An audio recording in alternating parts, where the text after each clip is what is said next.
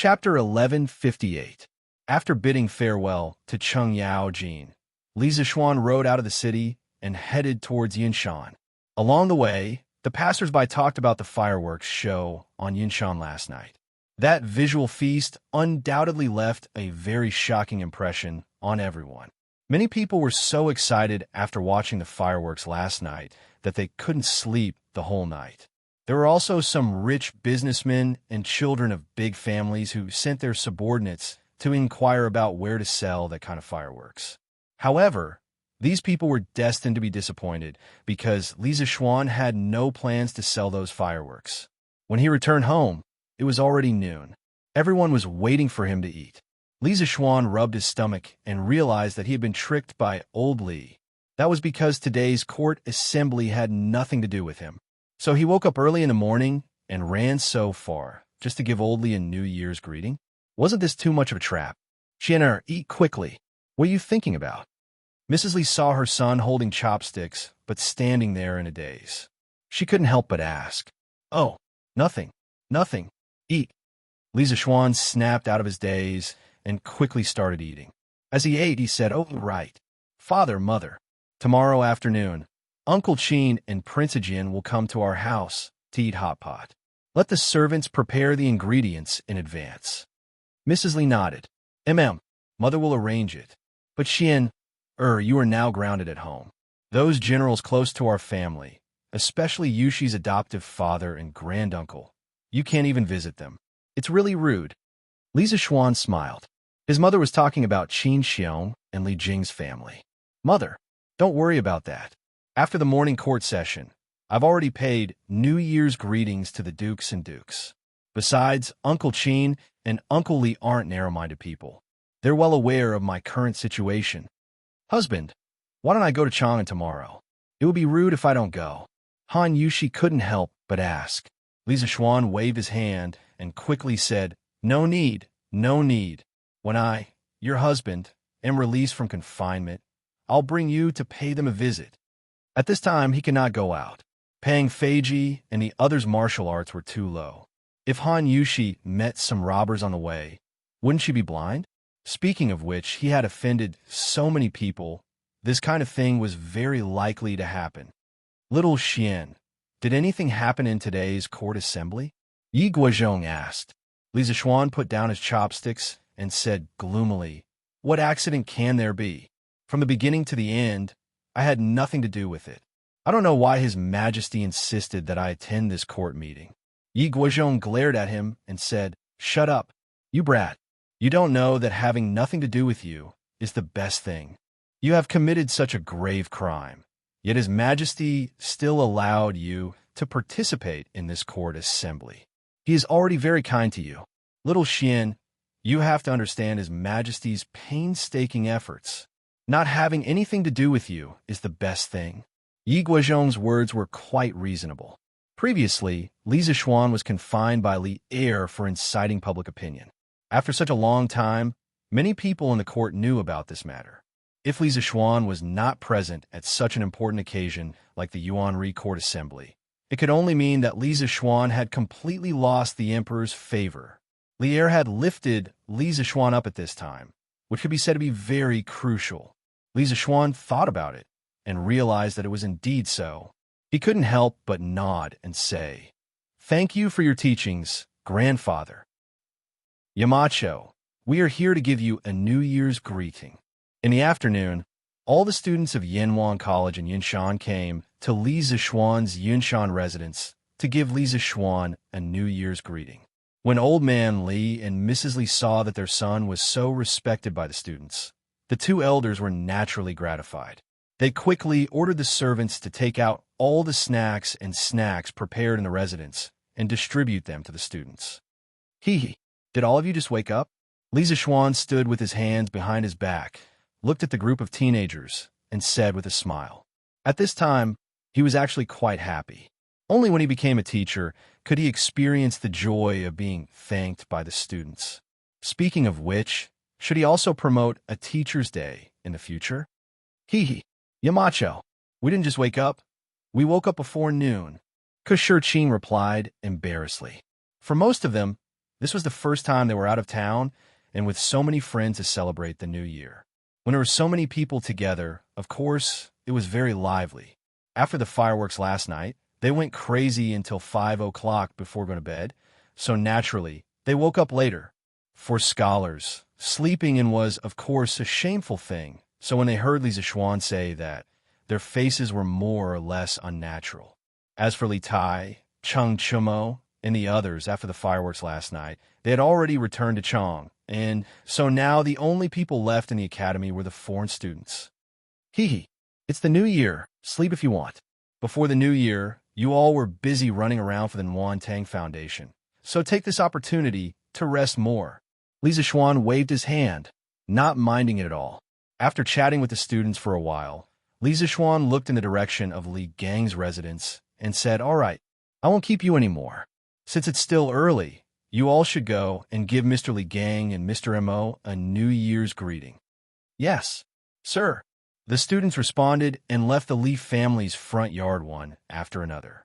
Then, they majestically headed towards Li Gang's side yard. "Hey, this bunch of brats, can't they come one by one if they want to give New Year's greetings?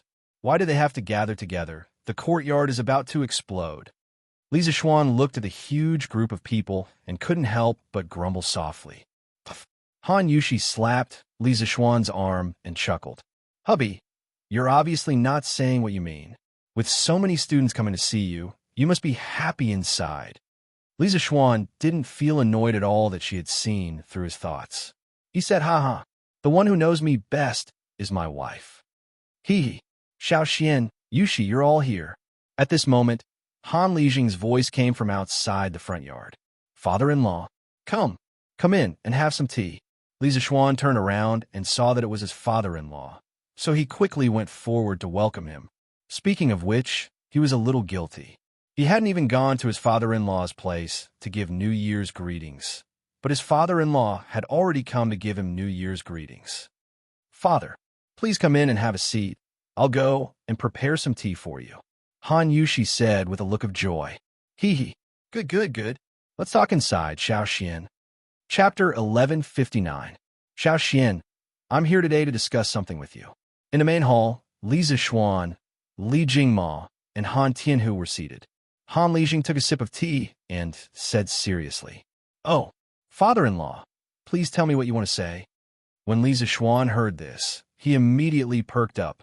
Ever since Han Lijing had returned from Yinzhou last year, Li Zishuan felt that his father-in-law had become a different person.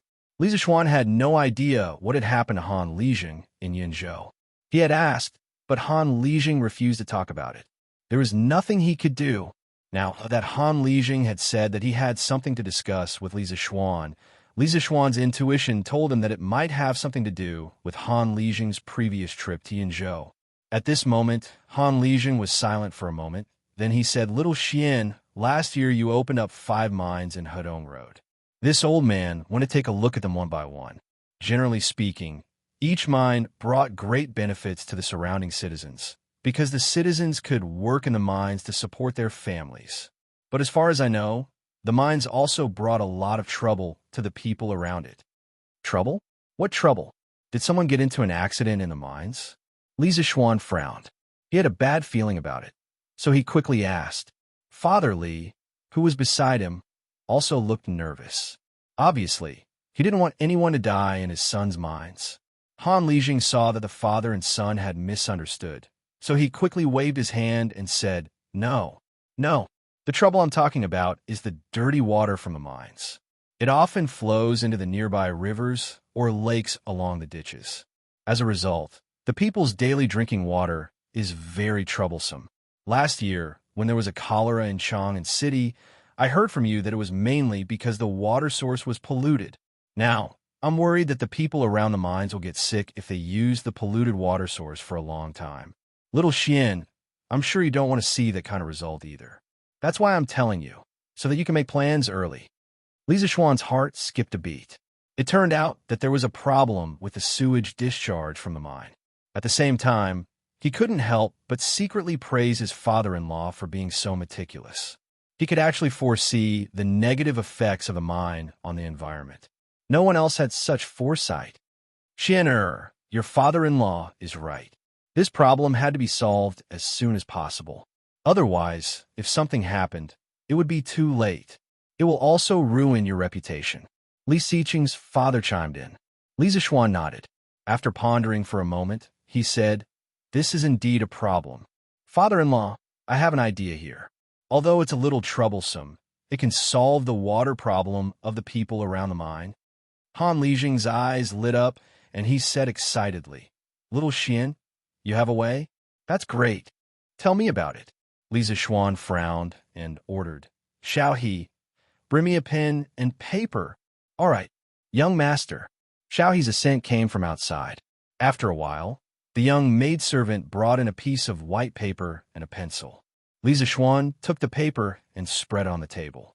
As he drew, he said, "First of all, we have to dig a sewage treatment pond between the mine and the river. The terrain of this sewage pond must be higher than the terrain of the river. At the outlet of the sewage pond, we have to set up special dams. These dams are filled with gravel and charcoal. After the sewage from a mine enters the sewage pond, it will pass through the gravel dams and finally be discharged into the river. In this way, it will not pollute the water source in the river. This method was actually called the biofilm treatment method in modern times. As the sewage continuously flowed through solid fillers, gravel, plastic fillers, etc., a mud-like biofilm would form on the fillers. A large number of microorganisms would grow in the biofilm. During the growth process, the microorganisms would release proteins that could convert the soluble heavy metal ions in the sewage into precipitates and remove them, thus purifying the sewage. This was the most effortless and feasible method of sewage treatment that Li Zixuan could think of at present. "Xianer, will this work? What if we end up polluting the local water source?" Old man Li was a little skeptical when he heard that. Li Zixuan waved his hand and said, "Father, don't worry. This method will definitely work." Han Lijing stared at the manuscript that Li Zixuan had drawn and frowned. He said, "Xiao Xian, if you want to build this sewage pond, I'm afraid it will take a lot of manpower and material resources, right? Not only that, but this sewage pond also takes up a lot of space. Is it worth it to make such a big fuss over it?" He was the one who proposed to treat the sewage, and he was also the one who felt that it was too costly. It was not that Han Lijing was pretentious, but he wanted to solve the sewage problem without adding too much cost to Li Zixuan. But how could there be such a perfect thing in the world? "Father-in-law, this matter is not a matter of whether it is worth it or not, but whether to do it or not. If we don't do anything and wait for the water source to be polluted by the sewage from the mines, then in 100 years, or even 1,000 years, our descendants won't even be able to drink a drop of clean water. So, for the sake of our children and grandchildren, we have to take the lead in this matter." There was no concept of environmental protection in this era, but Li Zixuan hoped that as the owner of the largest private mine in Tang Dynasty, he could set an example for the other mine owners. When the other mine owners became mine owners, they would more or less pay attention to environmental issues. "Good. With your words, this old man is relieved. In a few days, this old man will leave for Hudong Road and urge the other mine owners to hurry up and prepare the sewage treatment pond." Hearing Li Zixuan's serious tone, Han Lijing nodded solemnly and said, "Right, father-in-law, how many villages are there closest to this son-in-law's 5 mines?" Li Zixuan suddenly asked. Han Lijing did not understand, but he still replied, "There are 3, why?" Li Zixuan chuckled, then said, 3 villages? That's good. This son-in-law intends to buy these 3 villages and give them to you. In the future, you can take care of the livelihood of these 3 villages, okay?" Han Lijing was shocked and hurriedly waved his hands. No, Xiao Xian, why are you buying villages for no reason? Even if you really want to buy them, you should buy them for yourself. Why must you give them to this old man? Li Zixuan explained, "Haha, father-in-law, listen to me slowly. These villages are very close to the mines. If there is any pollution in the mines, they will be the first to suffer. If we want to control the pollution in the future, we must carry out a large-scale transformation of these 3 villages. Under such circumstances, the best way is to buy all of these villages first. and this son-in-law already has 8 big villages under his name, so he can't expand anymore. So, I can only give these 3 villages to you, father-in-law. Chapter 1160. In the end, Han Lijing accepted the 3 farmsteads from Li Zishuan, mainly because he couldn't bear to see the people near the mine get sick because of pollution. Li Zishuan gave his father-in-law the farmsteads not only to make it easier to manage the environment around the mine, but also to find some work for his father-in-law. Now that Han Yushi was married and Iron Egg was in school, under normal circumstances, only his father-in-law was at home. After a long time, it was inevitable that he would feel lonely. Last year, it wasn't that Li Zishuan didn't think about arranging a marriage for his father-in-law. After all, Han Lijing was only in his early 40s. However, when Han Lijing heard his suggestion, he almost turned hostile with Li Zishuan and became his enemy. After that, Li Zishuan didn't dare to mention this matter again, because he knew that his father-in-law still missed his deceased mother-in-law. There was a kind of love in the world called to grow old together. There was also a kind of sorrow called to be separated by yin and yang. Han Lijing's pursuit of love might have completely died with the tombstone. Li Zishuan suddenly gave the 3 farmsteads to Han Lijing because he wanted to make Han Lijing busy. When his life was full, he would feel less lonely. Naturally, he wouldn't be alone. However, he didn't expect that this unintentional action would benefit the people. In the future, the number 1 farmstead in Hedong would come from Han Lijing's farmsteads. The next day, around 9 in the morning, Li Xiaogong, Cheng Yaojin, Qin Xiong, and a group of people came. Not only did they come, Li Xiaogong's younger brother Li Daozong and Li Daozong's daughter Li Shuiyan also came along. Li Shuiyan was less than 6 years old this year. When the fleet went out to sea last year, Li Zishuan saw her along the Ba River when he saw Li Xiaogong off. At that time, the little girl was a little shy and didn't dare to talk to him. Now that she was a year older, the little girl took the initiative to call him Brother Xiaoxian. Li Zishuan laughed and quickly asked Xiao he to take out a big red packet and put it in Li Shuiyan's hand. Here, Shuiyan, Big Brother wishes you a happy new year and hopes that you'll grow prettier and prettier. Thank you, Brother Xiaoxian. The little girl was so happy that she revealed 2 cute rabbit teeth. Coupled with her snow-white fluffy jacket, she looked like a little angel. Sigh. This was the future princess Wensheng. What a cute little girl. Now that I'm here, I'm determined not to let those Tubo barbarians snatch her away. Li Zishuan thought with mixed feelings. At this moment, Lana realized that a young lady younger than her had come to the house. She was instantly excited and began to act like an elder sister. She brought Li Shuiyan, who was visiting Cloud Mountain for the first time, out for a walk. Li Zishuan smiled. He was not worried about the safety of the 2 little girls. The entire Cloud Mountain was his territory. No one could hurt his family. Marquis Yong.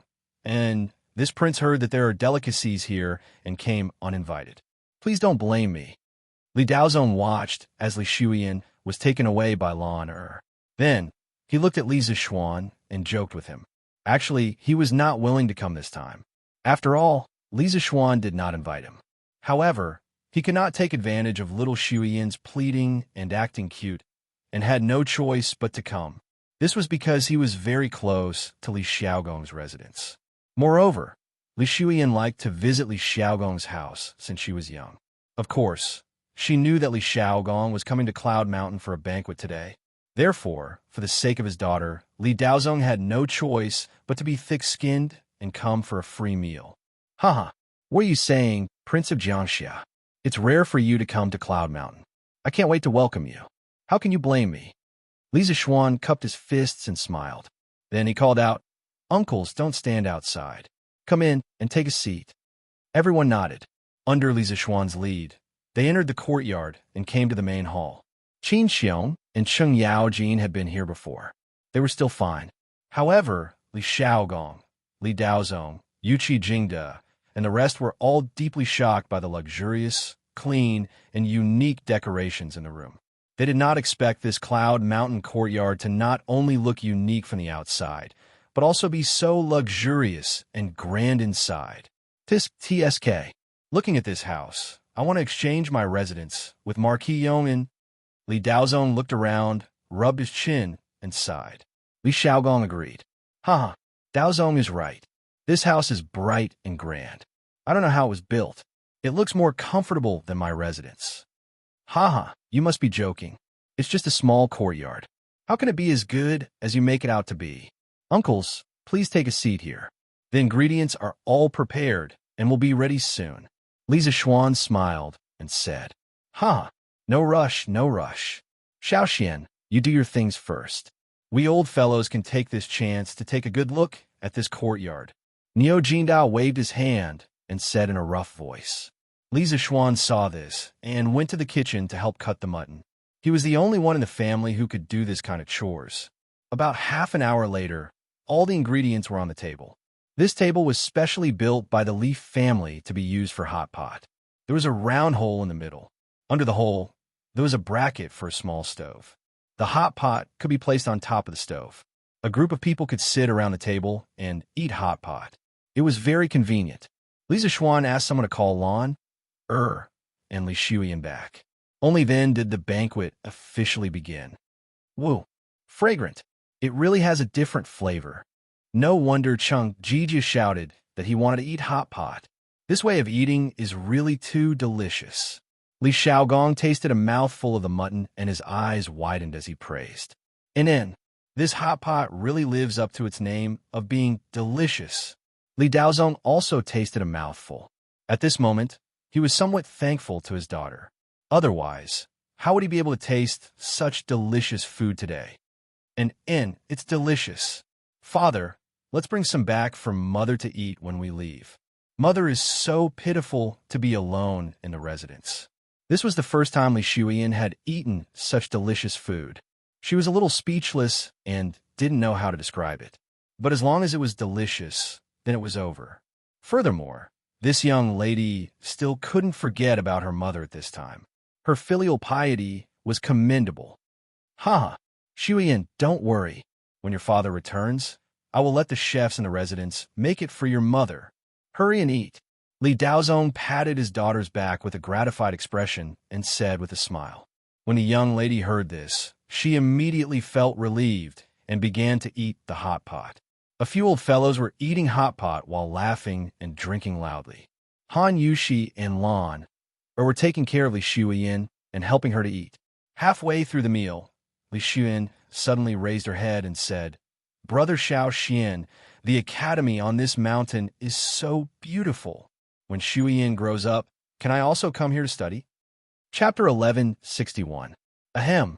Shuyan, your brother Xiaoshuan's college only recruits male students. Why would a girl like you want to join in? Be good. Hurry up and eat. This hot pot won't taste good if it gets cold.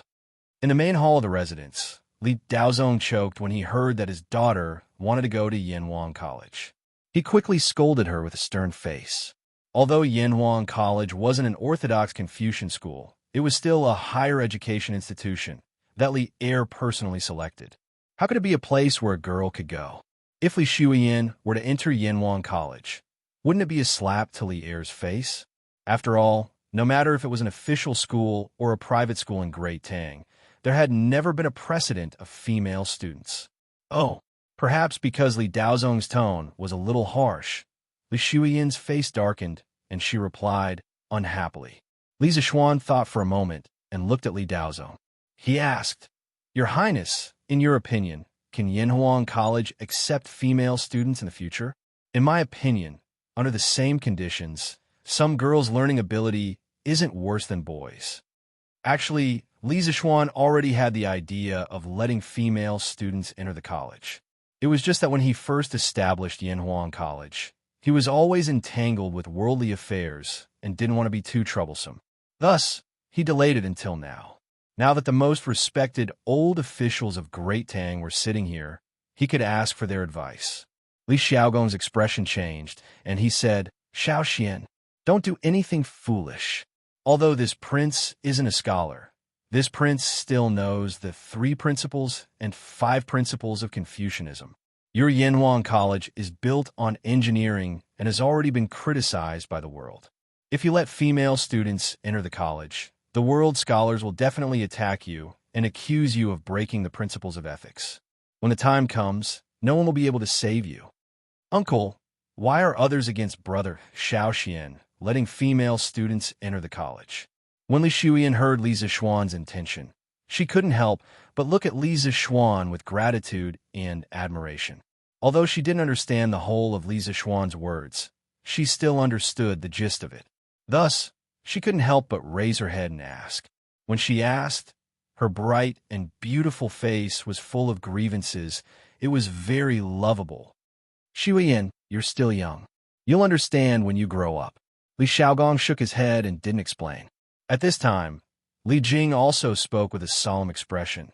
Little Xian, this old man knows that you have lofty ambitions and your ideas are often unexpected.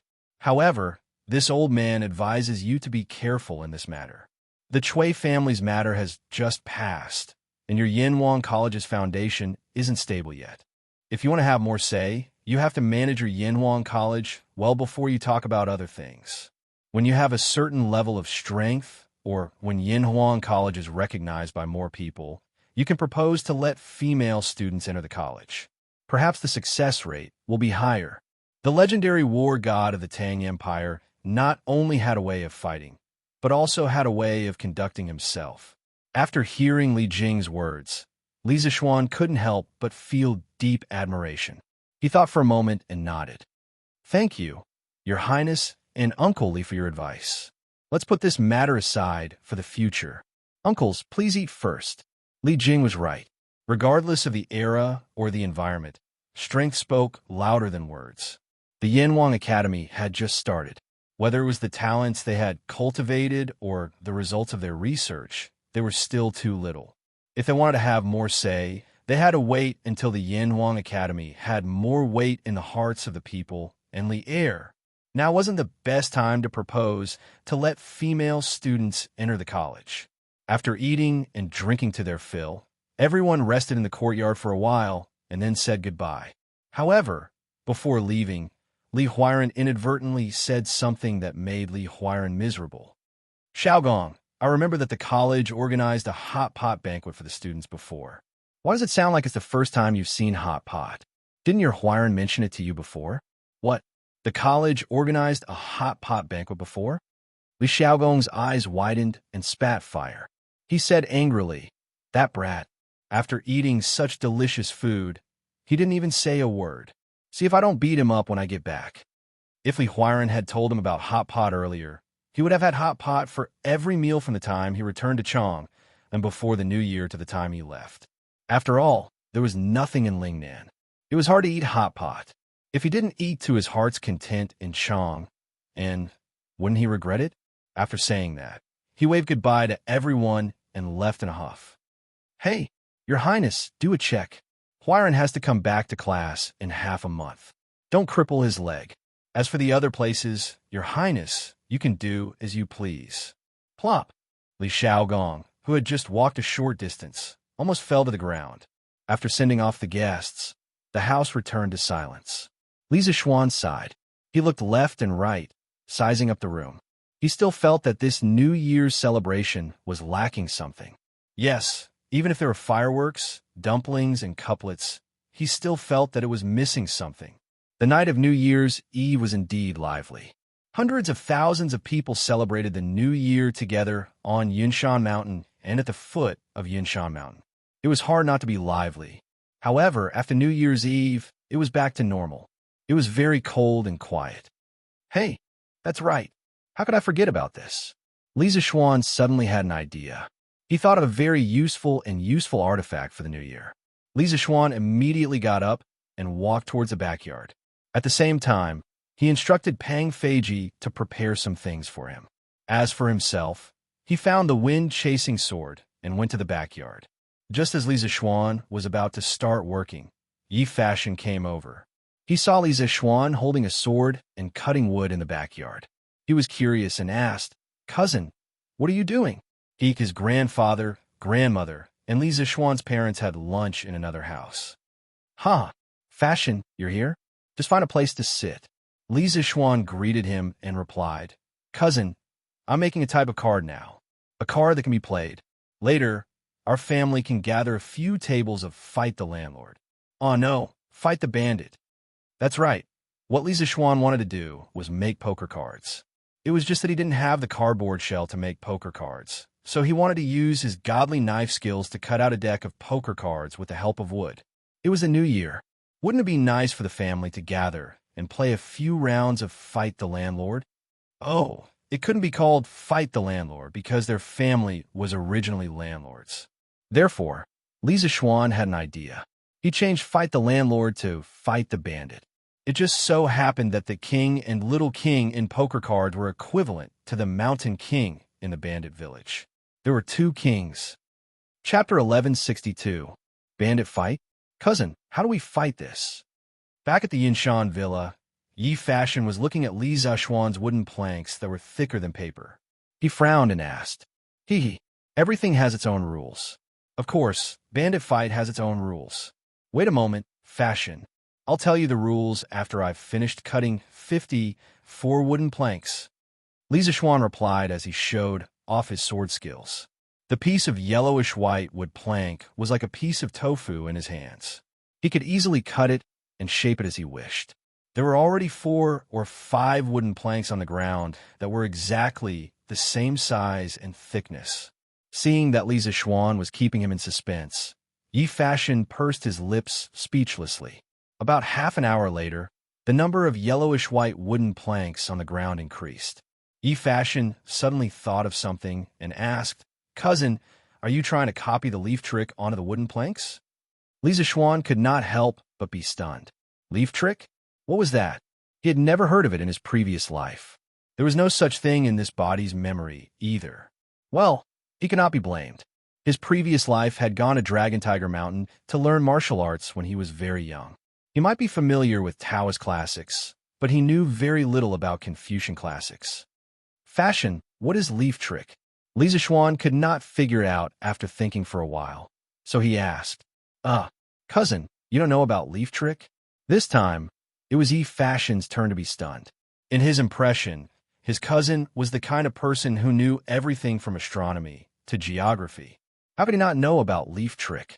Being stared at by his little cousin like this, Li Zexuan's old face reddened, and he became somewhat angry out of humiliation.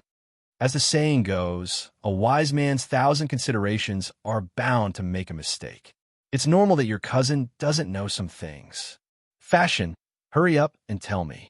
Yi Fashion thought to himself, a wise man is bound to make a mistake. That's not the right way to say it. Although he thought this way, his original intention was not to embarrass Li Zexuan. So he explained, legend has it that during the war between Chu and Han at the end of the Qin dynasty, great General Han Xian invented a card game to alleviate the soldiers' homesickness. The planks were only the size of leaves, so it was called leaf trick. The leaf trick is very simple. The players draw the cards from the back, flip them, and use the big ones to control the small ones. When a card has not been played, it will be kept as a hidden card, and no one will be able to see it. When a leaf is played, it will be placed on its back, and the fighters will be able to deduce the cards that have not been played from the revealed cards. When Li Zexuan heard this, he was very surprised. This was because the way the leaf trick was played was very similar to modern poker. He had thought Yi Fashion. He had underestimated the wisdom of the ancients. He was sure that the Western poker had borrowed the leaf trick from China's ancient poker. In fact, it was indeed so. The Western poker had the shadow of the leaf trick in its playstyle and form.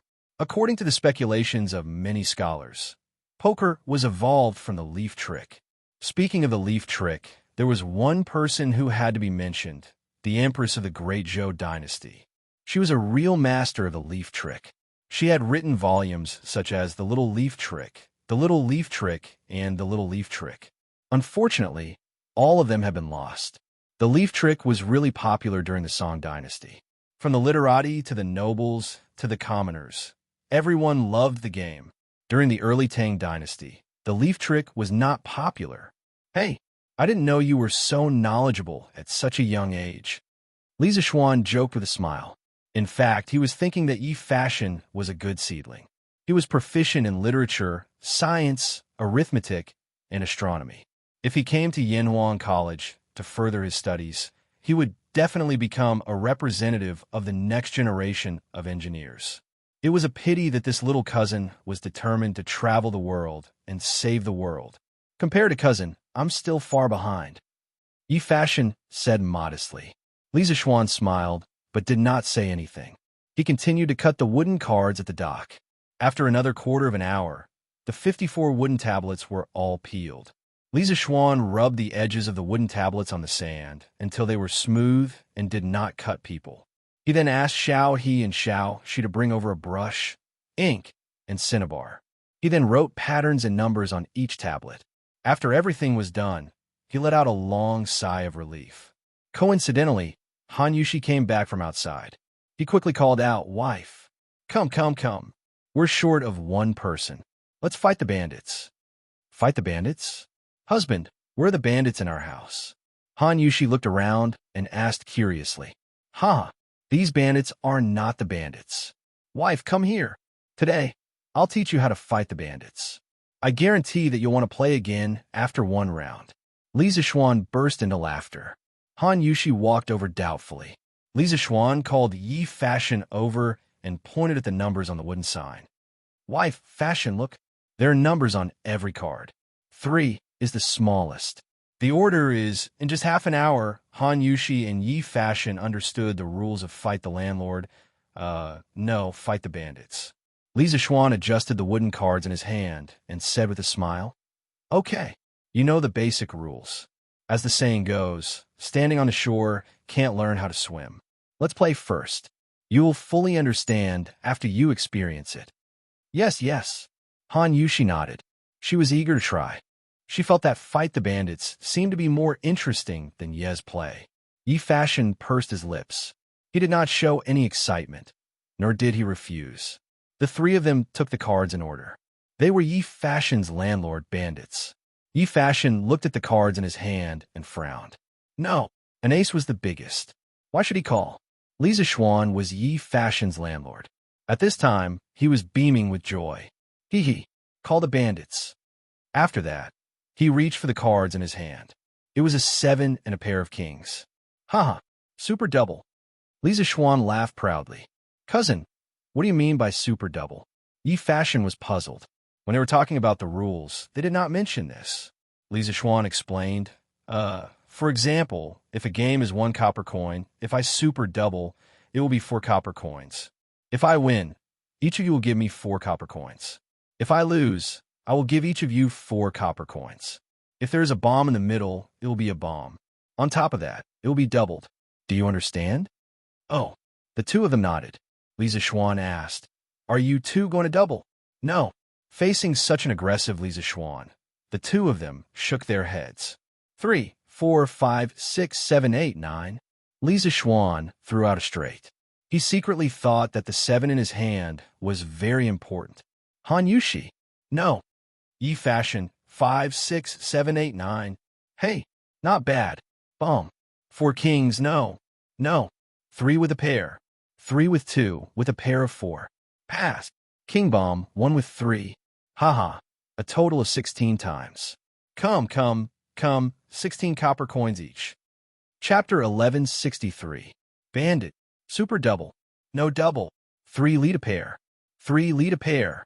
Straight. Bomb. King bomb. After playing Bandit Fight once, Han Yushi felt the charm of it and suddenly became uncontrollable. In the main hall, the three of them were in full swing on the card game. Planes and bombs flew together, and straight and even pairs danced together. The scene was very lively. Gradually, Yi Fashion was also a little addicted. This was because he realized that Bandit Fight was not just a game. In addition to relying on luck, it also depended on skills. In his opinion, if he wanted to win, he needed to use tricks to play the card game. In order to make the opponent play the cards in the way that was most beneficial to him, he would do anything from the playing skills to the mental level to deal multiple blows to the opponent. Besides, cooperation was the essence of Bandit Fight. Through tacit cooperation to play a card game, one could understand the true joy of Bandit Fight. Based on this understanding, Yi Fashion's Bandit Fight skills became better and better. From the initial huge loss of more than 50 copper coins, he actually began to make money later. This child had gradually evolved from a bandit fight rookie to a bandit fight expert. Starting from zero, the three of them actually played until 5 o'clock in the evening. Lana went crazy somewhere in the afternoon and only came back in the evening. Seeing the three of them in the room playing a kind of wooden card with patterns on it, the little girl suddenly seemed to have discovered a new world. She cried and shouted that she wanted to play too. Cousin-in-law, it's getting late. I have to go back. Yi Fashion looked at the sky and his face turned red. He quickly got up and said, in his heart, he was secretly guilty. He wanted to save the world and spread Taoism. How could he indulge in playing for an entire afternoon? Fashion, come play again tomorrow. Your card skills are getting better and better. Li Zishuan's eyes flashed and he laughed. Yi Fashion opened his mouth and wanted to refuse, but the words of refusal couldn't come out of his mouth. He could only rush out of the door. Husband, I'm going to cook. Go play with Lon. Han Yushi's tender face was slightly red. She didn't expect that once she sat down, she would sit until usual hour. She even forgot to prepare dinner. This wasn't what a good wife and mother should be like. After Han Yushi left, Li Zishuan glanced at Xiao He and Xiao Shi before he said, Come. You two can play with Lon. Needless to say, Li Zishuan did not want to play with her, so he pulled Xiao He and Xiao Shi over to be the scapegoat. Anyway, these two maidservants had been watching from the side for the whole afternoon, so they were already very familiar with the bandits' game. Yes, young master. Xiao He and Xiao Shi didn't know what Li Zishuan was thinking. When Yi Fashion and Han Yushi were playing by the side, the two of them had been watching from the side for the entire afternoon. Now that they could finally fight in person, how could they not be excited?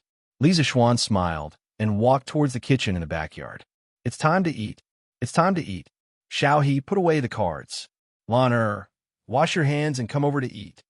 Half an hour later, Li Zishuan came from the backyard and shouted. The two maidservants quickly got up and went to the kitchen to help serve the dishes. Lan reluctantly put away the wooden cards and walked to Li Zishuan's side and said excitedly, Brother, this bandits game is so fun. Lan just won 2 coins, isn't it awesome? Yes. Awesome. Go and wash your hands.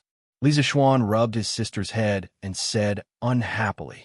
Then, brother, after dinner, can you and Sister Yushi accompany Lan to play bandits again? This girl was obviously addicted. No, sleep after dinner. You little gambler. Li Zishuan stared and pretended to be strict. Brother is so petty.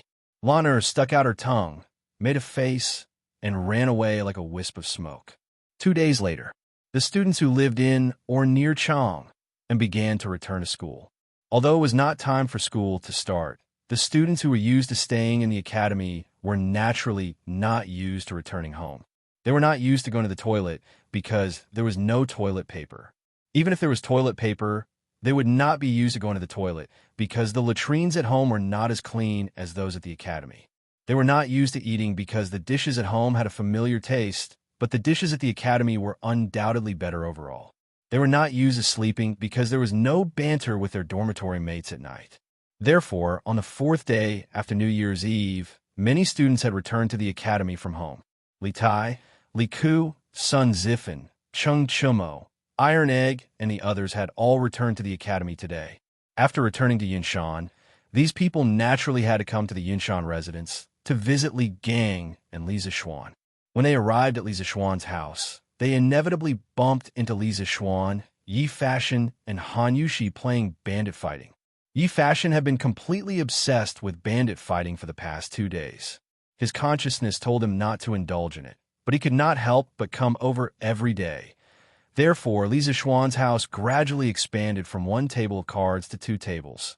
Then 3 tables. Li Zishuan had cut 2 more sets of wooden cards in the past 2 days. Otherwise, these 3 tables of cards would not be able to be set up. It's called Bandit. Damn, this trump card. Super double. Li Tai was a lucky bastard. His trump card was actually a pair of kings. This guy immediately activated his super multiplier mode. Damn, if I had known earlier, I would have become a bandit. Ching Chumo almost vomited blood when he saw this. The title of landlord, bandit, was originally his, but he did not dare to ask for it because he did not even have a king in his hand. Hee hee. If you want to blame someone, blame yourself for being such a coward. 3, 4, 5 pairs. Li Tai smiled proudly and threw out 3 pairs of kings at the beginning of the game. Actually, for him, he did not care about money. It was just a few coins per game. With his current wealth, even if he sat here and lost for a month, he would not feel the pinch. What he enjoyed was the joy in the process of winning money. Every time he picked up a card, it was a surprise and anticipation. Every time he threw out a bomb, it was incomparably satisfying. Every time he threw out a card in his hand, he could not help but cheer. Once you fell in love with this kind of simple happiness, it would be difficult to extricate yourself. Huh, just in time, 7, 8, 9. Lika laughed in surprise and threw out the corresponding land card in his hand. He was now addicted to bandit fighting. Ching Chumo laughed mischievously. Naturally, he would not block his teammates' cards. Li Tai's eyes widened as he said gloomily, F***CK? Little Ku, you are ruthless. I don't want it anymore. You play. Chapter 1164. The 5th day of the first lunar month, commonly known as the Broken Fifth Day. According to investiture of the gods, Jiang Zia became a god, and his wife who betrayed him was given the title of God of Poverty. In the legends, Jiang Zia's wife was a very annoying woman who betrayed her husband. After being given the title of God of Poverty, she became even more annoying. No one has ever heard of anyone who likes a god of poverty, right? Therefore, on the 5th day of the first lunar month, people broke her and told her to go back immediately. Broken 5th day means after breaking all the taboos before the 5th day, all can be broken on this day. Generally speaking, from New Year's Eve to the 5th day of the new year, there were many rules and taboos, such as no cooking, no leaving the house, no speaking inauspicious words, no sweeping and watering, and no opening of a shop. But on the 5th day of the first lunar month, all taboos are broken. During the Spring Festival, all the shops in Chang and city close on the 1st day of the first lunar month, but choose to open on the 5th day of the first lunar month, because the 5th day of the first lunar month is also known as the God of Wealth's holy day. It is believed that choosing to open on this day will bring in wealth and treasures. Just after 9 in the morning, the doors of the East and West markets that have been closed for many days finally opened. The people of Chang and city who have been silent for a long time can finally go to the big shops and buy happily. And now that the new year has just passed, the families who usually have family members who are away on business are still in a state of family reunion. Once the East and West markets open, the whole family can go shopping together to make up for what they owe each other. On this day, Chang and city is once again glowing with vitality. Cloud Mountain. Today, Li Zishuan did not bandit battle with his family. That was just something he did for fun. For someone like him who had played with all kinds of electronic devices, the attraction of poker cards was not that strong. On the other hand, Li Tai, Yi Fashion, and the others have been quite obsessed with this recently. Yesterday, Li Zishuan had simply given them the 2 decks of cards at home. It is said that last night, the student dormitory of Yanwan College was very lively. Li Zishuan was too lazy to care. As the saying goes, it is better to let loose than to block. Anyway, it is the holiday period, and he also ordered Li Tai not to use cards to gamble in the academy. If these students want to play, then let them play. Only children who knew how to play would have good grades. This was a philosophy that Li Zishuan adhered to. In his previous life, the top students around him were all better at playing basketball, football, and video games than he was. After dismissing the group of little gamblers, the courtyard suddenly quieted down. Li Zishuan was currently in his study, revising the blueprint. Jingguan's second year was up, and many of the big projects that he had not started before had to be started. Dams, machine tools, and power stations were all major projects. There were many problems involved, and it was not something that could be considered in a short period of time. Young Master. The eldest young master of the Wang family sent someone to deliver a letter.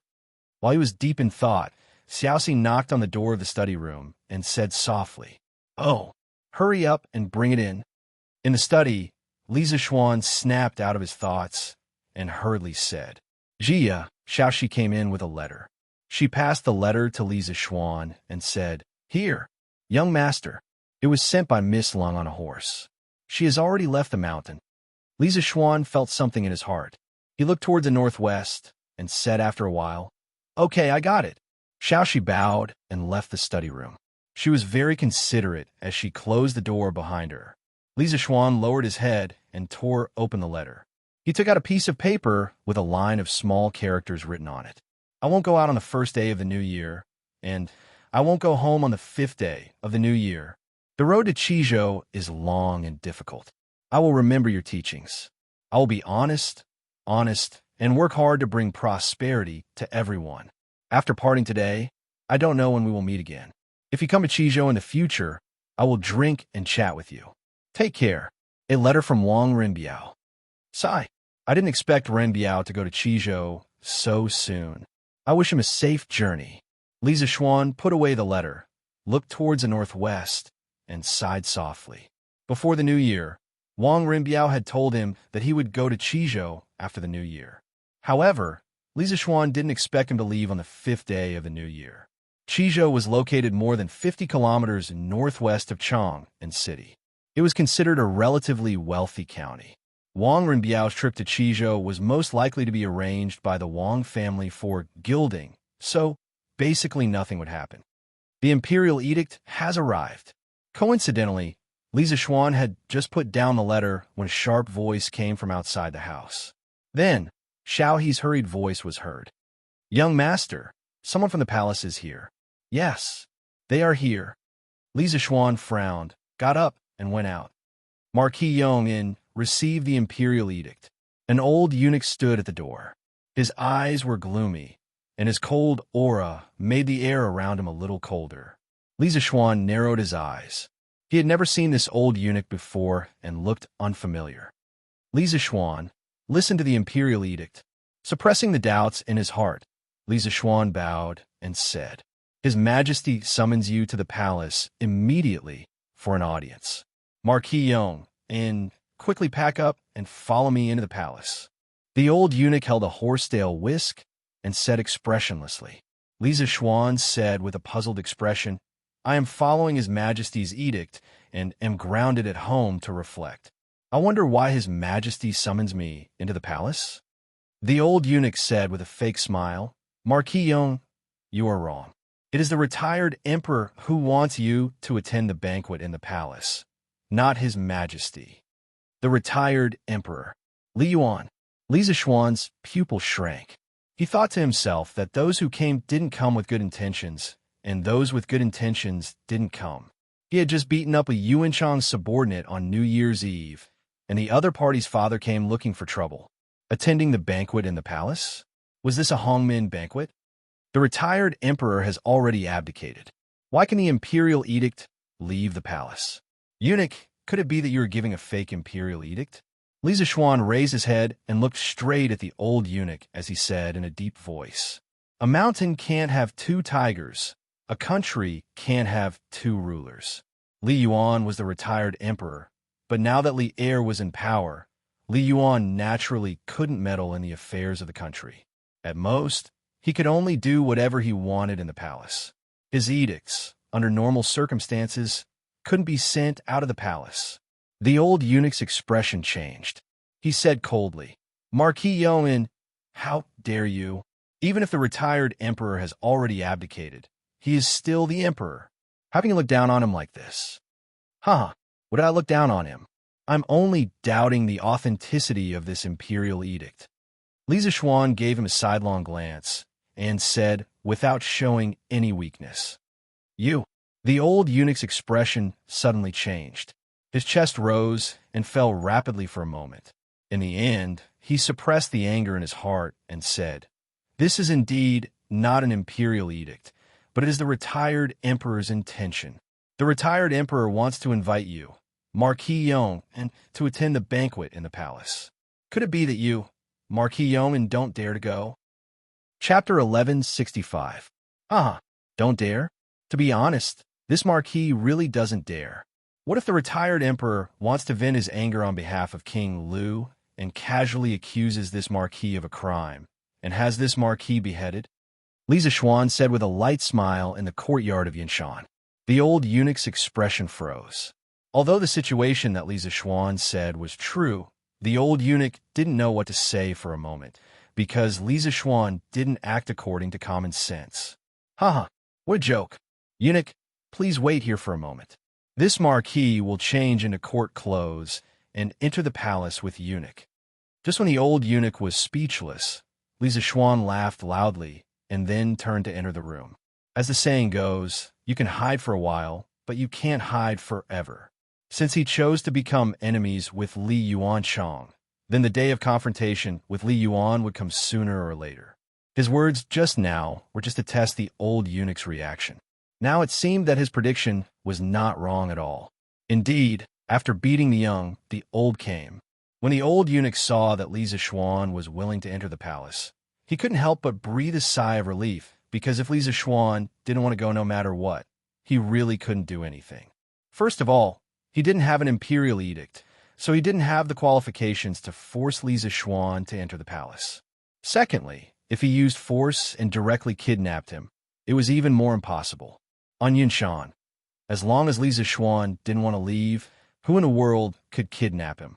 Yinshan, with 3 grandmasters in charge, wasn't a place that anyone could casually cause trouble. However, at the same time that he breathed a sigh of relief, the old eunuch's heart couldn't help but sink. He secretly thought that although Li Zixuan was young, he didn't look easy to deal with at all. Those few words just now completely disrupted his rhythm, and he almost returned without accomplishing anything. All right, let's go. After a moment, Li Zixuan changed into a purple marquis uniform and walked out. He spoke to the old eunuch at the door. His casual appearance was as if he was really going to attend a banquet, but the premise was that the previous conversation didn't happen. Yes, marquis. At this time, the old eunuch had already put away his contempt for Li Zixuan. He respectfully turned to the side and said. At this time, Han Yushi had already received the news and was standing in the hall, looking at Li Zixuan with a face full of worry. Li Zixuan turned around and smiled at his wife, indicating that she was fine. He then turned around and walked out of the door. Outside, Sambao had already prepared the horses. When the old eunuch came, he also rode a horse.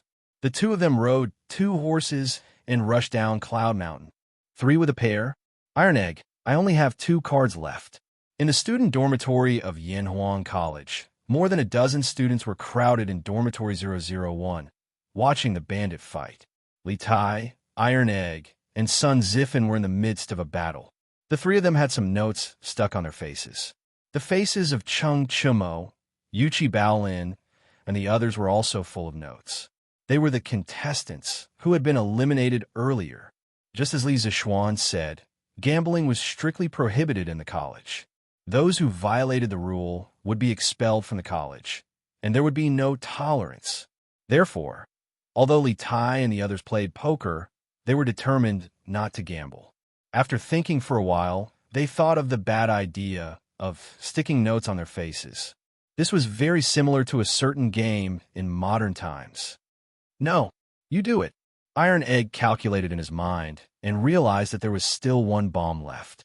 If he blew up Li Tai's card now, he would not be able to win the first round. He would be blown up by Li Tai's teammate Sun Zifen. When that happened, not only would he lose, but he would lose even more. Hee hee. 2 on 2. Come. Iron Egg, I'll stick 2 cards on your face. Li Tai laughed. After that, he tore 2 pieces of paper, dipped them in water, and was about to stick them on Iron Egg's face. Chinke, I saw Yamacho and an old eunuch coming down the mountain at the entrance of the college just now. They seemed to be in a hurry. At this moment, Lian walked in from outside the dormitory and said, Impossible. Yamacho is still grounded. Li Tai subconsciously wanted to say that it was impossible, but when he thought of the news that Li Zixuan was grounded and that many students of the college did not know, he quickly shut his mouth. At this time, he did not have time to stick the paper on Iron Egg. He turned around and asked, Lian, you just said that Yamacho was taken away by an old eunuch. What does that old eunuch look like? Li Yin frowned and thought for a moment, then said, I didn't see him clearly, but he has white hair and white eyebrows. He should be over 60 years old. White hair and white eyebrows. Li Tai's expression changed, and then he said to everyone, You guys play first. I have something to do back in Chang'an. After that, before anyone could react, the little fatty had already rushed out. His speed was definitely the fastest in his life, because there was only one old eunuch in the palace who was over 60 years old, and that was the old eunuch who had served Li Yuan for more than 10 years. Chao Sishi. Qinke, wait for me. I'll go back with you. At this time, Li Ko also thought of something. His expression changed, and he quickly chased out. Marquis Owen, this way, please. In the palace, under the old eunuch's lead, Li Zishuan came to Taiji Palace and then went west, arriving at an independent courtyard. The courtyard had rockery, gardens, pavilions, terraces, and pavilions. It was just like a small paradise in the palace. After Li Yuan became retired emperor, he lived in Taiji Palace for the first few years. It was not until the 4th month of the 3rd year of Jingguan that he moved out of Taiji Palace and moved to Den Palace. In the courtyard, Li Yuan was half lying under the winding corridor, sunbathing, surrounded by a flock of orioles and swallows. He was really happy. An old cow eating young grass. This old fellow is really shameless. Didn't I hear that the old fellow was planning to die of exhaustion in the flowers? Such a happy way of dying. Why didn't he make the best use of his time? Why did he have to come and find trouble with me? Seems like he's treating me as a soft persimmon. When Li Zishuan saw Li Yuan's shameless appearance of enjoying the blessings of multiple wives, he could not help but criticize in his heart. Associating it with the official records, Li Yuan gave birth to 9 younger siblings for Li Zishuan in 2 years. The corner of Li Zishuan's mouth could not help but twitch. They all said stud horses, stud pigs, and so on. But compared to Li Yuan, this old lecher, they were all weak to the max. Father Emperor, Marquis Yong is here. There was even a 3rd wheel standing beside Li Yuan. When Li Yuan Chong saw Li Zishuan coming over, his face could not help but be delighted. He hurriedly came over and bowed to Li Yuan. At the same time, it was unknown whether this brat did it intentionally or unintentionally. His gaze swept across the chest of a concubine sitting beside Li Yuan without leaving a trace. This brat will definitely be a lecher in the future. Li Yuan was wise all his life, but in his later years, he gave birth to a bunch of repulsive melons and crack dates. Other people did not notice Li Yuanchang's gaze, but it was caught by Li Zishuan. Instantly, a label of scum was pasted onto Li Zishuan's forehead by Li Zishuan. This subject, Li Zishuan greets retired emperor. Etiquette still needed to be met.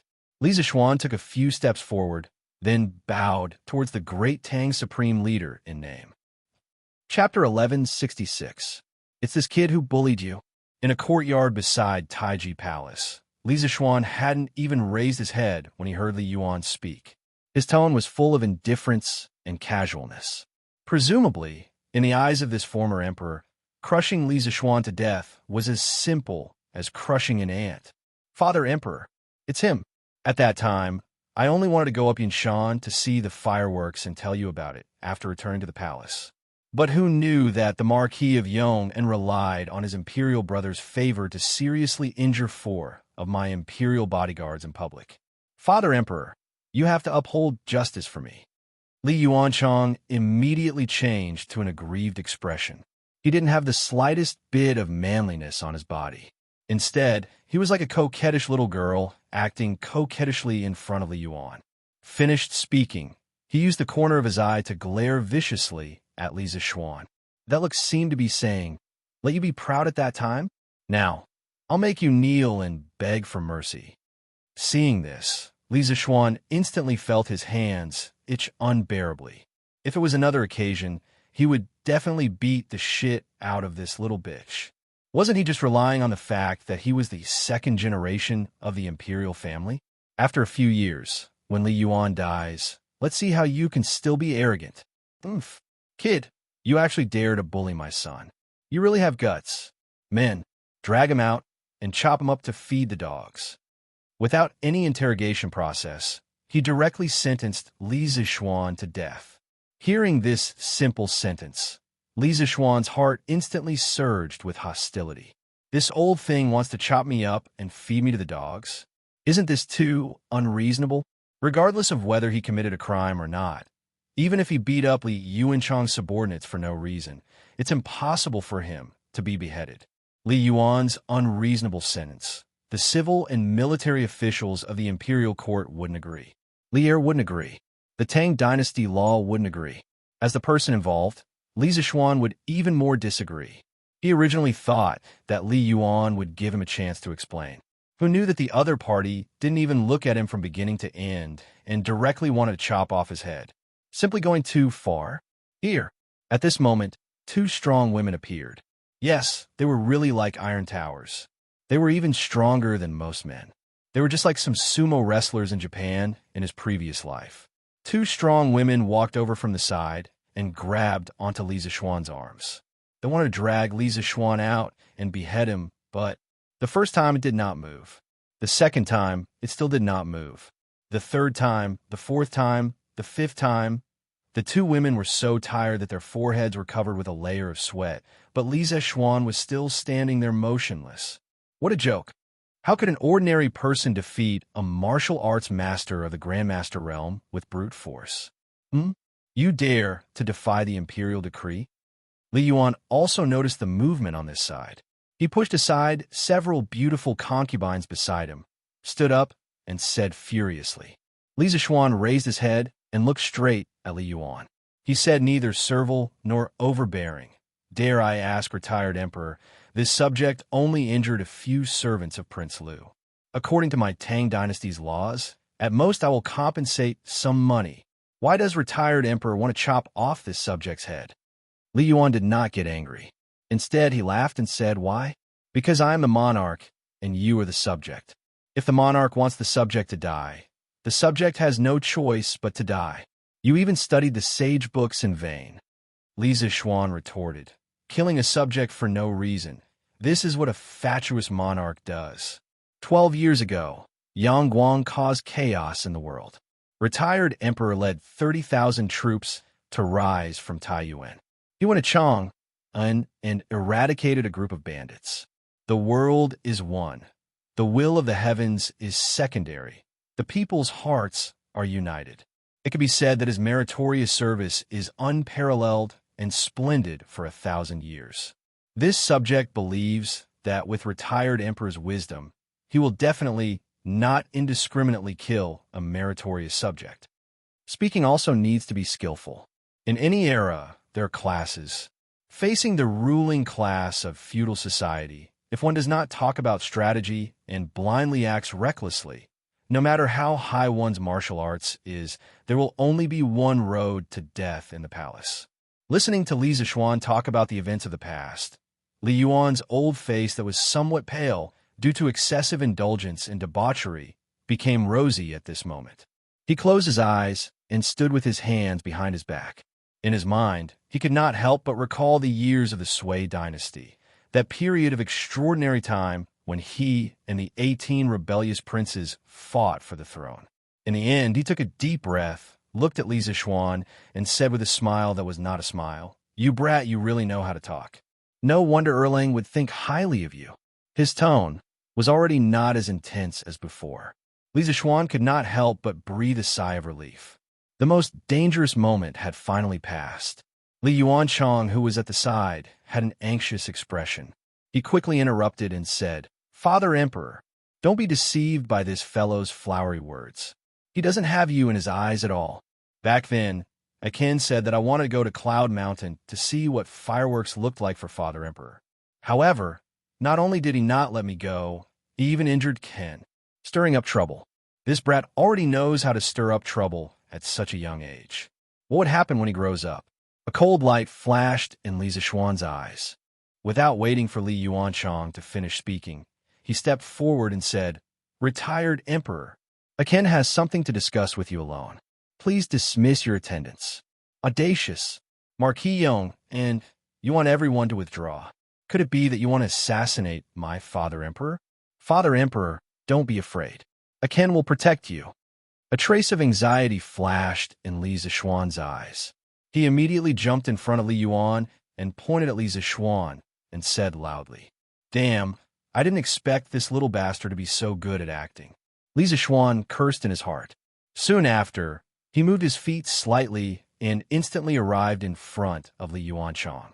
Just as Li Yuanchang was about to cry out in fright, Li Zishuan had already returned to his original position. All of this happened in the time it took for a spark to fly off a flint. It was so fast that it made people feel like it was a dream. It was as if Li Zishuan had been standing in the same spot from beginning to end and had not moved at all. The guards in the courtyard were all shocked.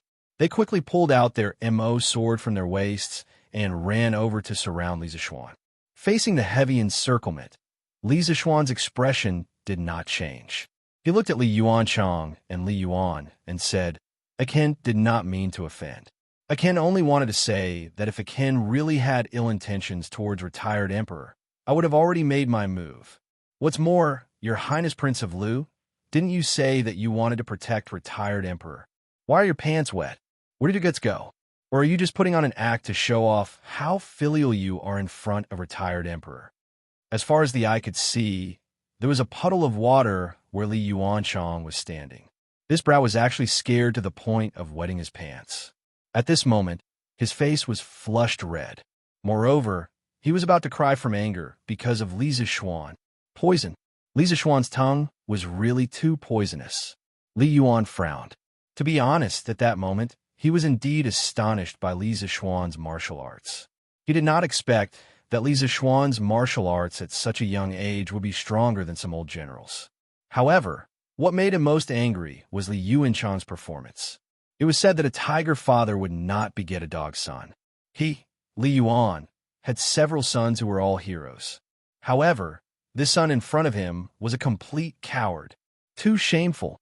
"Yuanchang, you withdraw first," Li Yuan reprimanded with a black face. Chapter 1167. Father Emperor. Li Zishuan hastily wanted to argue a few more words, but Li Zishuan just happened to stab him in the back. He took a step forward, cupped his hands, and said loudly, "Retired Emperor, what this subject is going to say next is related to His Highness King Lu's life and death. I hope that Retired Emperor will dismiss your attendance." Once these words came out, everyone in the courtyard changed color. Li Zishuan was so scared that his little face turned white. Li Yuan stared fixedly at Li Zishuan's eyes. After a long while, he waved his hand and said, "All of you withdraw." The guards looked at each other. In the end, they still put away their weapons and withdrew from the courtyard. At this moment, Li Zishuan was no longer as arrogant as before. He also withdrew with the guards. Inside the courtyard, only Li Zishuan and Li Yuan were left. "Kid, you have guts. If you were born a dozen years earlier, there would definitely be a place for you in this vast land. Erlang might not even be able to compare to you."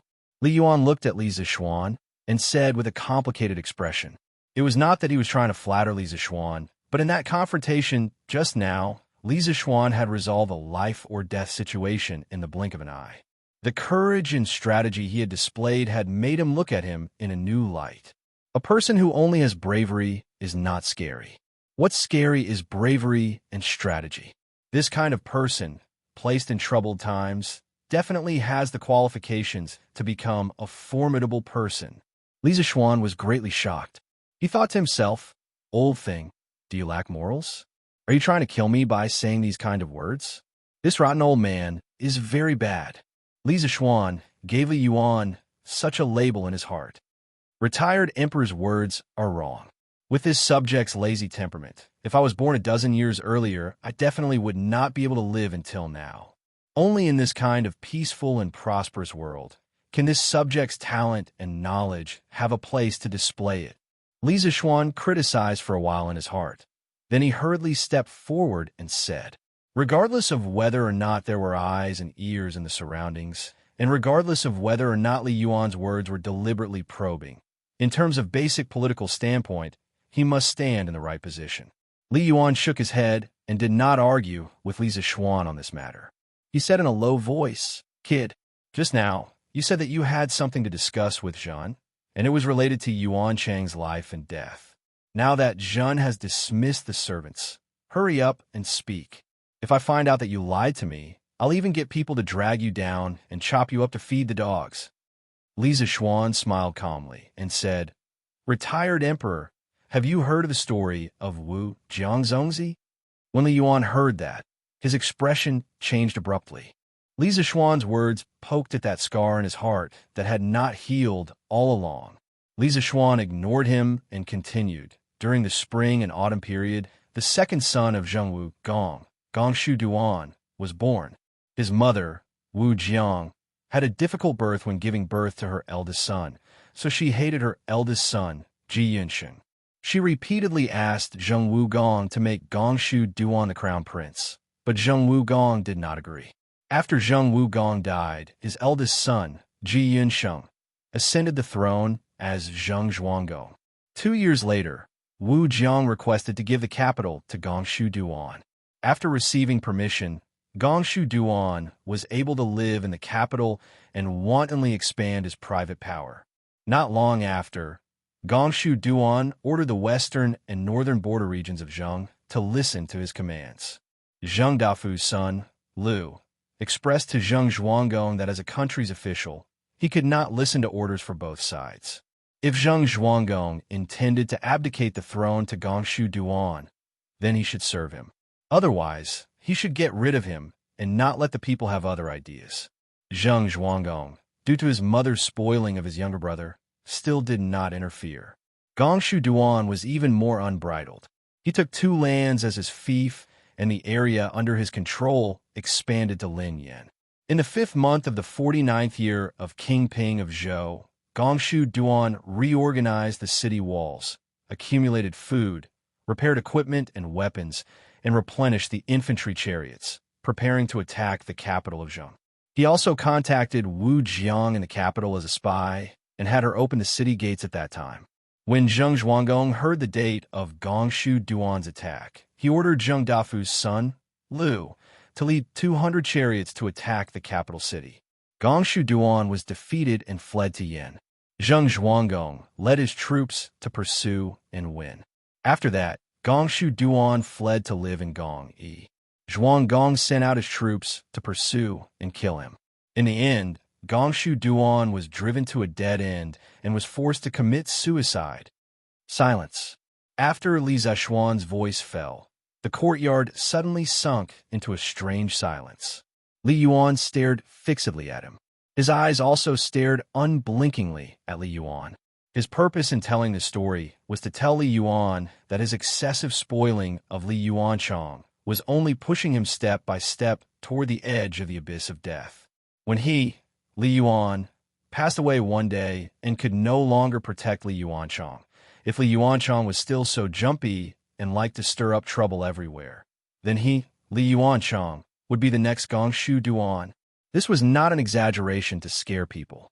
The Li Yuanchang of history, because of Li Yuan's excessive spoiling when he was alive, caused him to forget himself and lose his reverence. As a result, in the 17th year of Zhengguan, together with Du He, Zhao Jie, Li Anyun, and the others, he suggested Crown Prince Li Chengxian to rebel. Hexen Qingji reported the Crown Prince's rebellion, and Li Yuanchang, Du He, Ho Junji, and the others were all beheaded for the crime of rebellion. Imperial grandfather, have mercy, ah!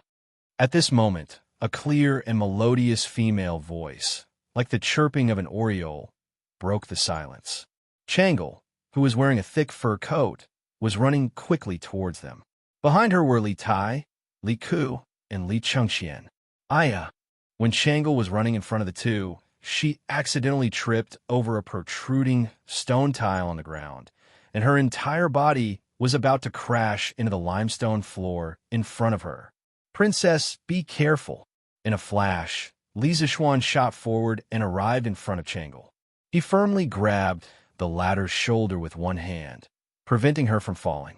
"Brother Xiaoxian, you're fine? That's great." Changle took a few quick breaths, turned her head to look at Li Zishuan, and said happily. Li Zishuan frowned, because he could sense that Changle's breathing was extremely chaotic. When he thought about how this little girl had run all the way here from Changle Palace in the middle of winter, his expression changed, and he hurriedly said, "Changle, don't speak. Quickly calm your breathing and focus your mind." It would have been better if he hadn't said anything, but now that he said it, Changle's face instantly turned ghastly pale. She bent over and clutched her chest, and then she coughed violently. She then said with a pained expression, "Cough, cough, cough. Brother Xiaoxian, Changle's chest is so stuffy. Huff, huff, huff." As she spoke, her breathing became shorter and shorter, more and more hurried. Changle, what's wrong?" At this time, Li Yuan also quickly rushed over. He looked at the pale Changle and said with an anxious expression. Li Changxian and Li Tai had only just caught up, and the two of them anxiously said, "Changle's qi is acting up. Someone, quickly call the imperial physician." At this time, how could Li Zishuan still care about the propriety between men and women? What's more, Changle was only a little girl. He never had that kind of thought. At the critical moment, he carried Changle up from the ground in a princess carry. He said anxiously to Li Yuan, "Retired Emperor, where's a warm side room? Changle can't breathe in cold air right now, or else her life will be in danger." Li Yuan had always doted on Changle. When he heard Li Zishuan's words, his face that was always calm also panicked a little. He pointed at the palace in the north, and as he ran, he shouted at Li Zishuan, Quickly follow Zhen. Zhen's bedroom has heating." Chapter 1168. The biggest taboo for asthma patients in winter was to stay outside for a long time and inhale large amounts of cold air. Changle ran all the way from Changle Palace to Taiji Palace just now. Her speed was even faster than Li Tai and Li Changxian. Under such intense exercise, her trachea and lungs would naturally be filled with a large amount of cold air. In addition, the little girl's qi disease had been hidden for a year. Now that it met with such an opportunity, it immediately erupted like a flood and ferocious beast. Illness comes like a landslide. This was Changle's current situation. Just a moment ago, she was still a lively and cute little girl. Now, she could only sit on the bed and cough violently. Even breathing was difficult. "Imperial physician. Where's the imperial physician? Quickly call the imperial physician." At this moment, Li Yuan's face no longer had the previous indifference and relaxation. He anxiously paced around the room and shouted to the servants in the room, "It's useless even if the imperial physician comes." Li Zishuan, who was sitting by the bed and placing his hand on Changle's white wrist, hurriedly said, "Retired Emperor, Changle's qi disease this time is very fierce. I'll first use true qi to help her recuperate. Quickly send someone out of the city to Yunshan to invite Sun Daozhong." Today was the 5th day of the Lunar New Year. Sun Simiao did not go out to do volunteer medical treatment.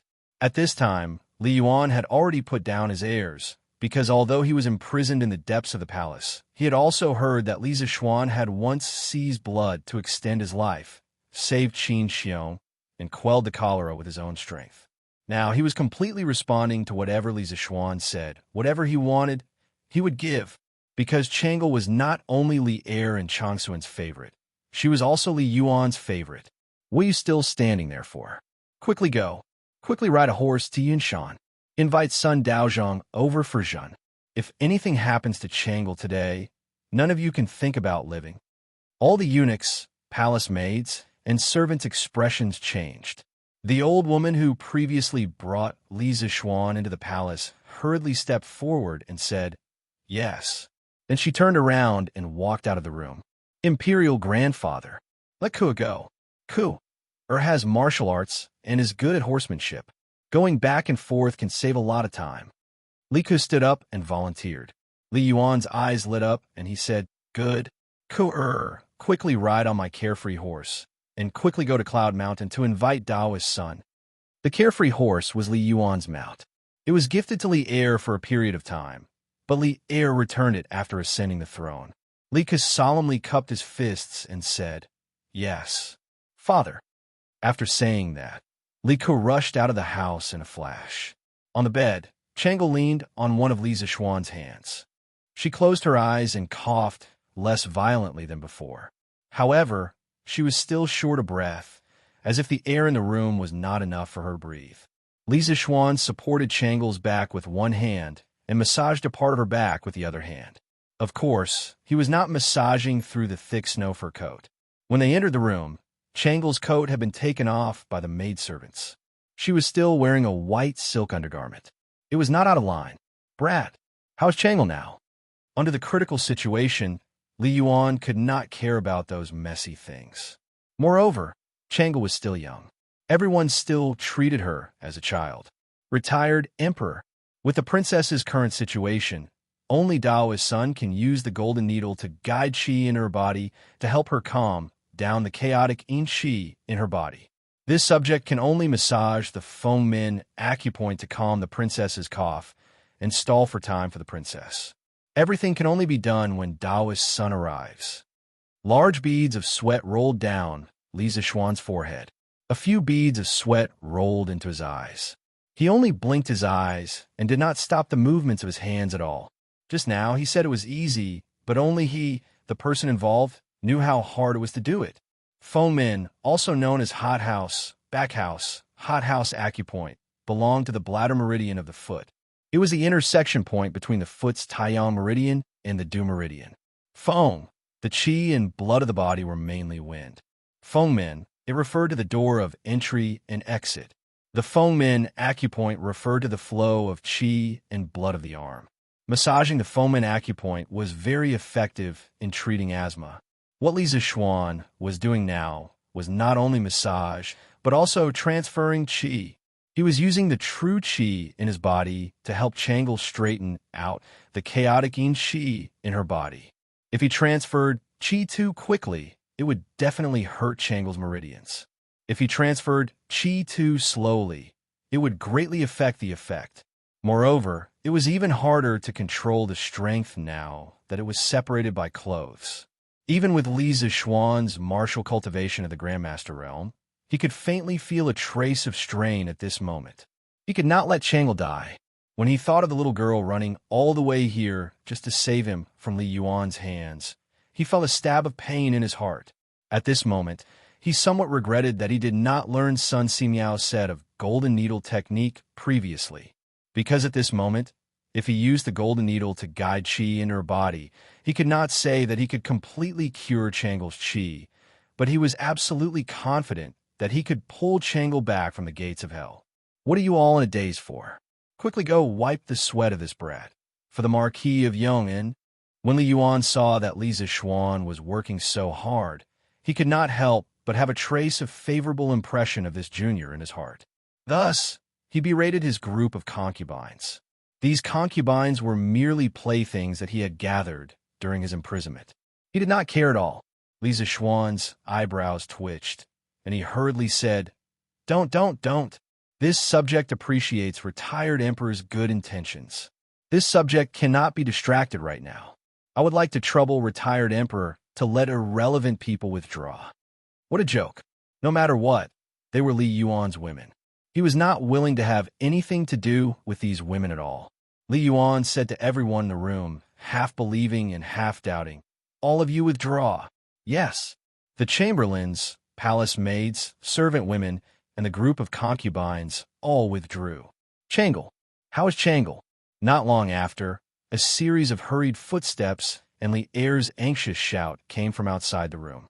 Following that, Li Er walked in with long strides, followed by Empress Zhang's son. "Greetings to Imperial Father. Greetings to Imperial Mother." Li Tai and Li Changxian saluted one after another. Li Er waved his hand. When he saw Changle with her eyes tightly closed on the bed, as well as Li Zixuan behind Changle who was sweating profusely, his heart ached. He looked at Li Yuan and said, "Imperial Father, how is Changle now?" "Her life is not in danger for the time being," Li Yuan replied, and then said unhappily, "Humph. How are you a father? You clearly know that Changle has a qi disease, but you did not send people to take good care of her. You actually let her run around in this cold weather. Do you still have this daughter in your heart?" Li Er was stunned and almost cursed. He thought in his heart, if he did not bring Li Zixuan here, Would Changle run over in a hurry? This son did not think it through. Imperial father, please calm down. After a long time, Li Er finally lowered his head and admitted his mistake. Chapter 1169. When a person found it difficult to breathe, their consciousness would soon become blurry. Changle was in such a state now. She felt that the air around her had solidified. It was difficult for her to take in a breath of fresh air. Her consciousness gradually became blurry, but the only thing that made her feel comfortable was the warm hands on her back. She could vaguely feel that the hands were sending waves of invisible energy to her, helping her to absorb the air in the room. A glimmer of hope suddenly appeared in the crisis of certain death. She didn't want to die. She vaguely remembered that she was carried in by that man. His chest was so warm, and his breath intoxicated her. She hadn't had enough, so she didn't want to die like this. She wanted to live. She wanted to live. Don't sleep. I don't want to die. If I die, I won't be able to see him again. I don't want to die. A strong desire to live suddenly erupted in this delicate body. Along with the waves of invisible energy, Changle breathed desperately trying to absorb the vitality between heaven and earth. Her weak pulse and heartbeat were suddenly fed back to Li Zixuan's hands with great strength. Changle, don't give up. As long as you don't give up, no one in this world can take you away from me. Not even the king of hell can. While she was in a daze, Changle heard a familiar voice by her ear. That voice sounded so gentle, yet so confident and resolute. Yes.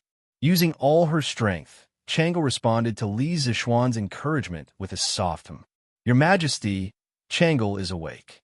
I just heard her voice. Zhang's son, who was guarding at the side, held Li Er's hands excitedly. It had been nearly an hour since Changle's accident. For a moment, they saw Li Zixuan's face become very ugly. Without asking, they knew that Changle's situation had worsened. However, Li Zixuan did not give up. He continued to massage Changle's Feng Min acupoint repeatedly and continuously transferred qi to her. At this moment, Li Zixuan's face was extremely pale, but there was a trace of joy between his brows. Obviously, Changle had been saved from the most dangerous situation. Where is Kua? Has Kua returned to the city? Li Er patted Zhang Suan's shoulder, but the worry between his brows did not fade away. He knew that Changle was only temporarily out of danger. If she wanted to be completely cured, Sun Simiao had to come over. Your Majesty, it would take at least 6/4 of an hour to travel from Chang and to Yun Mountain, even on a fast horse. His Highness King of Han shouldn't have reached Chang and yet. Zhao Song stepped forward and cupped his fists. 60 minutes. Li Er's face sank, his expression filled with anxiety. He looked at Zhao Song and whispered, In your opinion, how much longer can the Marquis of Yuan hold on? Zhao Song looked troubled. He looked at Li Zixuan, gritted his teeth, and said, Your Majesty, actually, with the Marquis of Yuan in middle stage strength, it is reasonable to say that he can't hold on after such a great loss. This old servant thinks that he should be holding on with his mind at this moment. Hearing this, Li Er's expression changed slightly. When the Turkic army came to Chang, and he was not anxious. At this moment, beads of sweat appeared on his forehead from anxiety. At this moment, he caught a glimpse of Li Yuanchang, who was standing in the corner and pretending to be an invisible person without saying a word. A trace of killing intent suddenly appeared in his eyes. The root of all today's problems was this brat. Li Er had just finished the morning court today when he learned that Li Zixuan had been invited from Yunshan to the palace by the people sent by Li Yuan. He thought for a moment and understood that it must be Li Yuanchang behind this. After all, he was also present at the conflict at the foot of Yunshan on New Year's Eve. After guessing the cause and effect of this matter, Li Er did not take it to heart, because in his opinion, Li Yuan would at most admonish Li Zixuan, and he was too lazy to come over and do something unnecessary. If things went wrong, he might even be ridiculed by Li Yuan, but who knew that in the end it would cause such a big mess. His most beloved pearl in his palm almost lost her life because of this, and all this was because Li Yuanchang was stirring up trouble. Feeling Li Er's gaze, which was as though he wanted to eat him alive, Li Yuanchang's forehead started to sweat profusely. His little face turned pale in an instant, and at the same time, his legs started to tremble nonstop. Suddenly, a foul stench came from within the house. It was Li Yuanchang who had wet his pants again. Cough, cough. Li Yuan glanced at Li Er, then looked at Li Yuanchang with a complicated gaze. He scolded in a low voice. Get out. Let him out was both an exile and protection. Yes, father. As if he had been granted amnesty, Li Yuanchang did not even have the courage to look at Li Er and went out dejectedly. Your Majesty, your Majesty, the King of Han and Dr. Sun have entered the city. At this moment, a chamberlain ran in from outside the room and bowed to Li Er with a face full of joy. They're here. They're finally here. Hurry. Order people to open all the gates of the palace and give special permission for the King of Han and Dr. Sun to ride horses in the palace today. All guards are not allowed to stop the two of them. Violators will be beheaded. Li Er was shocked and said with unusual joy, Yes, sir. The chamberlain hurriedly went out to pass on the decree. Bam! Marquis Yoan? Marquis Yoan, guards, hurry, help Marquis Yoan into rest. Hurry and call the imperial physician. At the same time, Zhang Suan's anxious shout came from behind Li Er.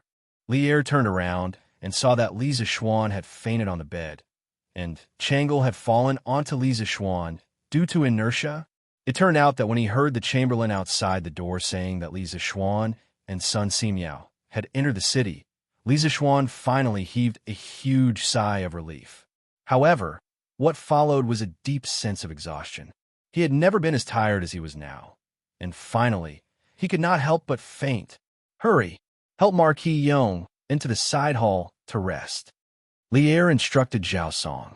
Yes, your Majesty. On the other side, Zhang Sun helped Changle up from Li Zishuan's body. Zhao Song walked over and carried Li Zishuan on his back, then walked toward a side room. Grandfather, Dr. Sun is here. Father, you're here too.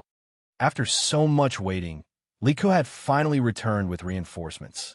When he saw Li Er at the door, he hurriedly bowed and said. Li Er nodded and greeted Sun Simiao, who was behind Li Ku, with a solemn expression.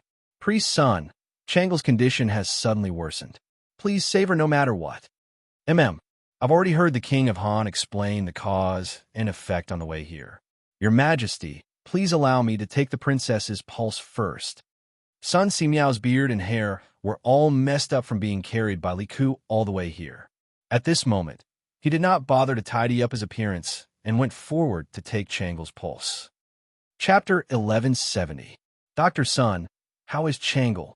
In Li Yuan's bedroom. After Sun Simiao finished the acupuncture, his expression was somewhat dispirited. Li Er did not have the time to pay attention to Sun Simiao's expression at this moment. He hurriedly walked forward and asked. Sun Simiao smiled and went to the side to wash his hands unhurriedly before saying, This humble Taoist congratulates your Majesty. Li Er frowned and said, May I ask, what is there to congratulate me about? Sun Simiao stroked his beard and said with a smile, Your Majesty, although the princess's qi disease came fiercely today, fortunately, the Marquis of Yong and delivered qi in time to nurse the princess's internal breathing.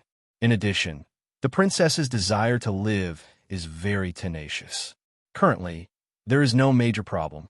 Compared to last year, the princess's physique has greatly improved.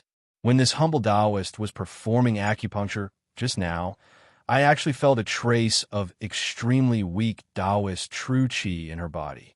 If this humble Taoist had not practiced medicine for decades and was extremely sensitive to qi, I'm afraid I would not have been able to detect the existence of this trace of true qi. What?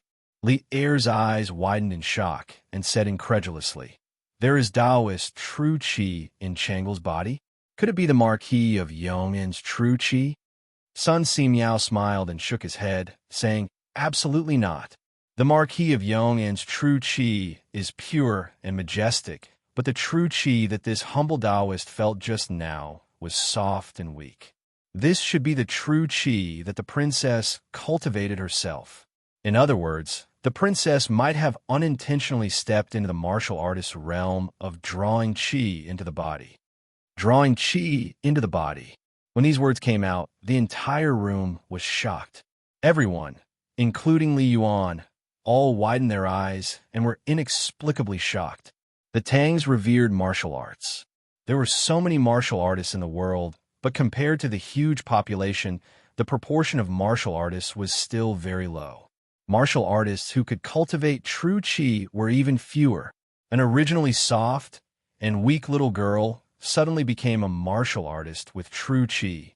No matter how one listened to it, it felt inconceivable. How is this possible? Changle has never practiced martial arts in this year. How can she cultivate true qi in her body? Waves of shock surged in Lier's heart. He still found it hard to accept this reality. No, Your Majesty, Changle has practiced it. She practiced Taiji Fist for half a year. Empress Zhang Sun suddenly thought of something and quickly added, Taiji Fist. Sun Simiao's eyes lit up and his face suddenly became excited. If that's the case, then it makes sense. Last year, I saw Taiji Fist in the academy. This fist technique contains the Taoist theory of yin and yang. It can be both yin and yang. It can nourish one's qi and build one's body. Its effect is no less than the 5 animal frolics. Your Highness's Taoist heart is bright. It is not surprising that you can understand the essence of the Taiji Fist and cultivate a trace of Taoist true qi. There's such a thing. After listening to Sun Simiao's analysis, Li Er felt a little incredulous. Dr. Sun, doesn't that mean that if the Empress persists in practicing Taiji Fist every day, she will also be able to cultivate Taoist true qi and strengthen her ability to resist qi disease? The illness of Empress Zhang Sun and Changle had always been a thorn in Li Er's heart. He was always worried that the 2 most important people in his life would suddenly leave him one day. At this moment, hearing Sun Simiao say that Changle had cultivated genuine qi because of Taiji Fist, Li Er suddenly had the idea of letting Empress Zhang Sun follow suit. Sun Simiao shook his head. Of course not. Taiji Fist is exquisite, but in my opinion, those who can rely on Taiji Fist to cultivate genuine qi are absolutely 1 in a million. Your Highness is a very special case. Under various coincidences, Your Highness's qi disease has taken a huge turn for the better. With a little treatment in the future, it is very likely that she will completely recover. Oh, right. Just now I also found that Your Highness's heart and lungs are much more energetic than before. I wonder if Your Majesty and Her Highness have given Your Highness any supplements to strengthen your heart and lungs in the past year. If it were not for this, Your Highness would be in great danger today. When Li Er heard that Changle might completely recover, he was naturally happy. However, after listening to the second half of Sun Simiao's words, he frowned and fell into deep thought. After thinking for a while, he shook his head and said, There has been no change in Changle's diet. I have also never heard of anything in this world that can help Changle treat her qi disease and strengthen her heart and lungs. Your Majesty, Divine Dr. Sun definitely wouldn't say something that wasn't true. There must be some details that we've forgotten. Wait for me to call Changle's personal maid over. She knows Changle's usual diet the best. We will know after asking her. Empress Zhang Sun thought for a long time, but couldn't think of anything. However, she believed that Sun Simiao wouldn't talk nonsense, so she suggested, Come, quickly call Li Er over. Empress Zhang Sun shouted and ordered. Yes. After a while, Changle's personal maid was brought in by an inner attendant. Without waiting for her to greet him, Li Er asked directly, I'm here to ask you, is there anything unusual about Changle's diet in the past few months? It had been more than 2 hours since Changle fell into a coma. Those who were well informed in the palace knew that something had happened to Changle. At this moment, hearing Li Er's question, it was almost scared to death because she subconsciously thought that Li Er was suspecting that Changle's accident was related to her daily diet. Her face suddenly turned pale. Your Majesty, this servant has personally tasted Princess's daily diet. It is absolutely... Li Er, don't be nervous. His Majesty doesn't mean to blame you. Moreover, Changle is doing very well now. His Majesty, and I just want to ask if Changle has eaten anything unusual but very beneficial to her body recently. Empress Zhongsun saw Li Er's nervous face and knew that this girl was thinking wrongly. She smiled and comforted her. Li Er heaved a sigh of relief. She blinked her eyes and thought seriously. Suddenly, she said, Your Majesty, Your Majesty, this servant remembers. If there is anything unusual that Her Highness the Princess has eaten in the past 6 months, it is only fried locusts. Last autumn, ever since Marquis Yong advised Her Highness to eat more fried locusts, Her Highness the Princess has to eat 1 serving every day. Locusts. Li Er's expression shook. He clapped his hands and said, I also remember. Last year, Marquis Yong said that eating locusts is beneficial to treating qi disease. Dr. Sun, I wonder if there is such a saying? Sun Simiao frowned. He closed his eyes and pondered for a while with a serious expression. Suddenly, he said with a joyful face, Locusts have a warm nature and can open orifices. It is indeed a good medicine to treat qi disease. Why didn't I think of it in the past? Marquis Yong is really a medical prodigy. If he is willing to study medicine wholeheartedly, his medical skills will definitely not be inferior to mine in the future. Dr. Sun, go take a look at Marquis Yong. I reckon that he is already exhausted to the point of collapse. Li Er looked towards the side hall and sighed faintly. He thought to himself, looks like I have wronged Li Zixuan in the past. However, it was impossible for him to apologize. He was the emperor, so how could he apologize to others? At most, he would give Li Zixuan more compensation in other aspects in the future. Chapter 1171. Sun Simiao was right.